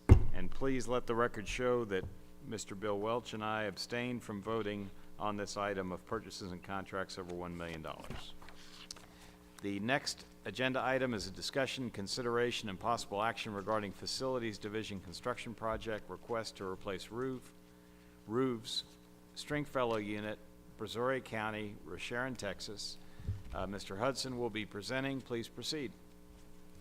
All right, good afternoon, Chairman Nichols, Mr. Collier, members. In your agenda packet, you will see the job scope of a new project to replace roofs, multiple locations at the Stringfellow Unit located in Rocheron, Texas. At the Business and Finance Committee, I briefed this new project and am now asking for the board's approval for a total program cost of $3,673,400. I will pause for any questions you may have. Any additional questions or comments from the board? If not, do I have a motion? Yes, Mr. Chairman, we do have a motion. I move that the Texas Board of Criminal Justice approve the request to replace roof at the Stringfellow Unit in Brazoria County, Rocheron, Brazoria, Texas, as presented. A motion has been made by Ambassador Siv. Do I have a second? I have a motion from Ambassador Siv. I have a second from Pastor Sprinkle. All those in favor say aye. Any opposed?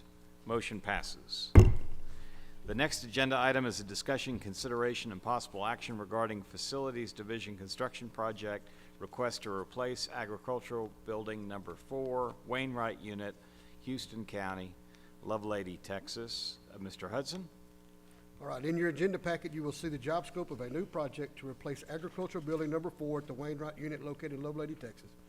At the Business and Finance Committee, I briefed this new project and am now asking for the board's approval for a total program cost of $3,806,000. I will pause for any questions. Thank you. Any additional questions from Mr. Hudson? If not, do I have a motion? Yes, you do, Chairman. I move that the Texas Board of Criminal Justice approve the request to replace Agriculture Building Number 4 at the Wainwright Unit in Houston County, Lovelady, Texas, as presented. A motion has been made by Pastor Sprinkle. Do I have a second? Second. I have a motion from Pastor Sprinkle, a second from Secretary Burrow. All those in favor say aye. Aye. Any opposed? Motion passes. The next agenda item is a discussion, consideration, and possible action regarding Facilities Division Construction Project request to replace Agricultural Building Number 5, Wainwright Unit, Houston County, Lovelady, Texas. Mr. Hudson. All right, in your agenda packet, you will see the job scope of a new project to replace Agricultural Building Number 5 at the Wainwright Unit located in Lovelady, Texas. At the Business and Finance Committee, I briefed this new project and am now asking for board's approval for a total program cost of $3,806,000. I will pause for any questions you may have.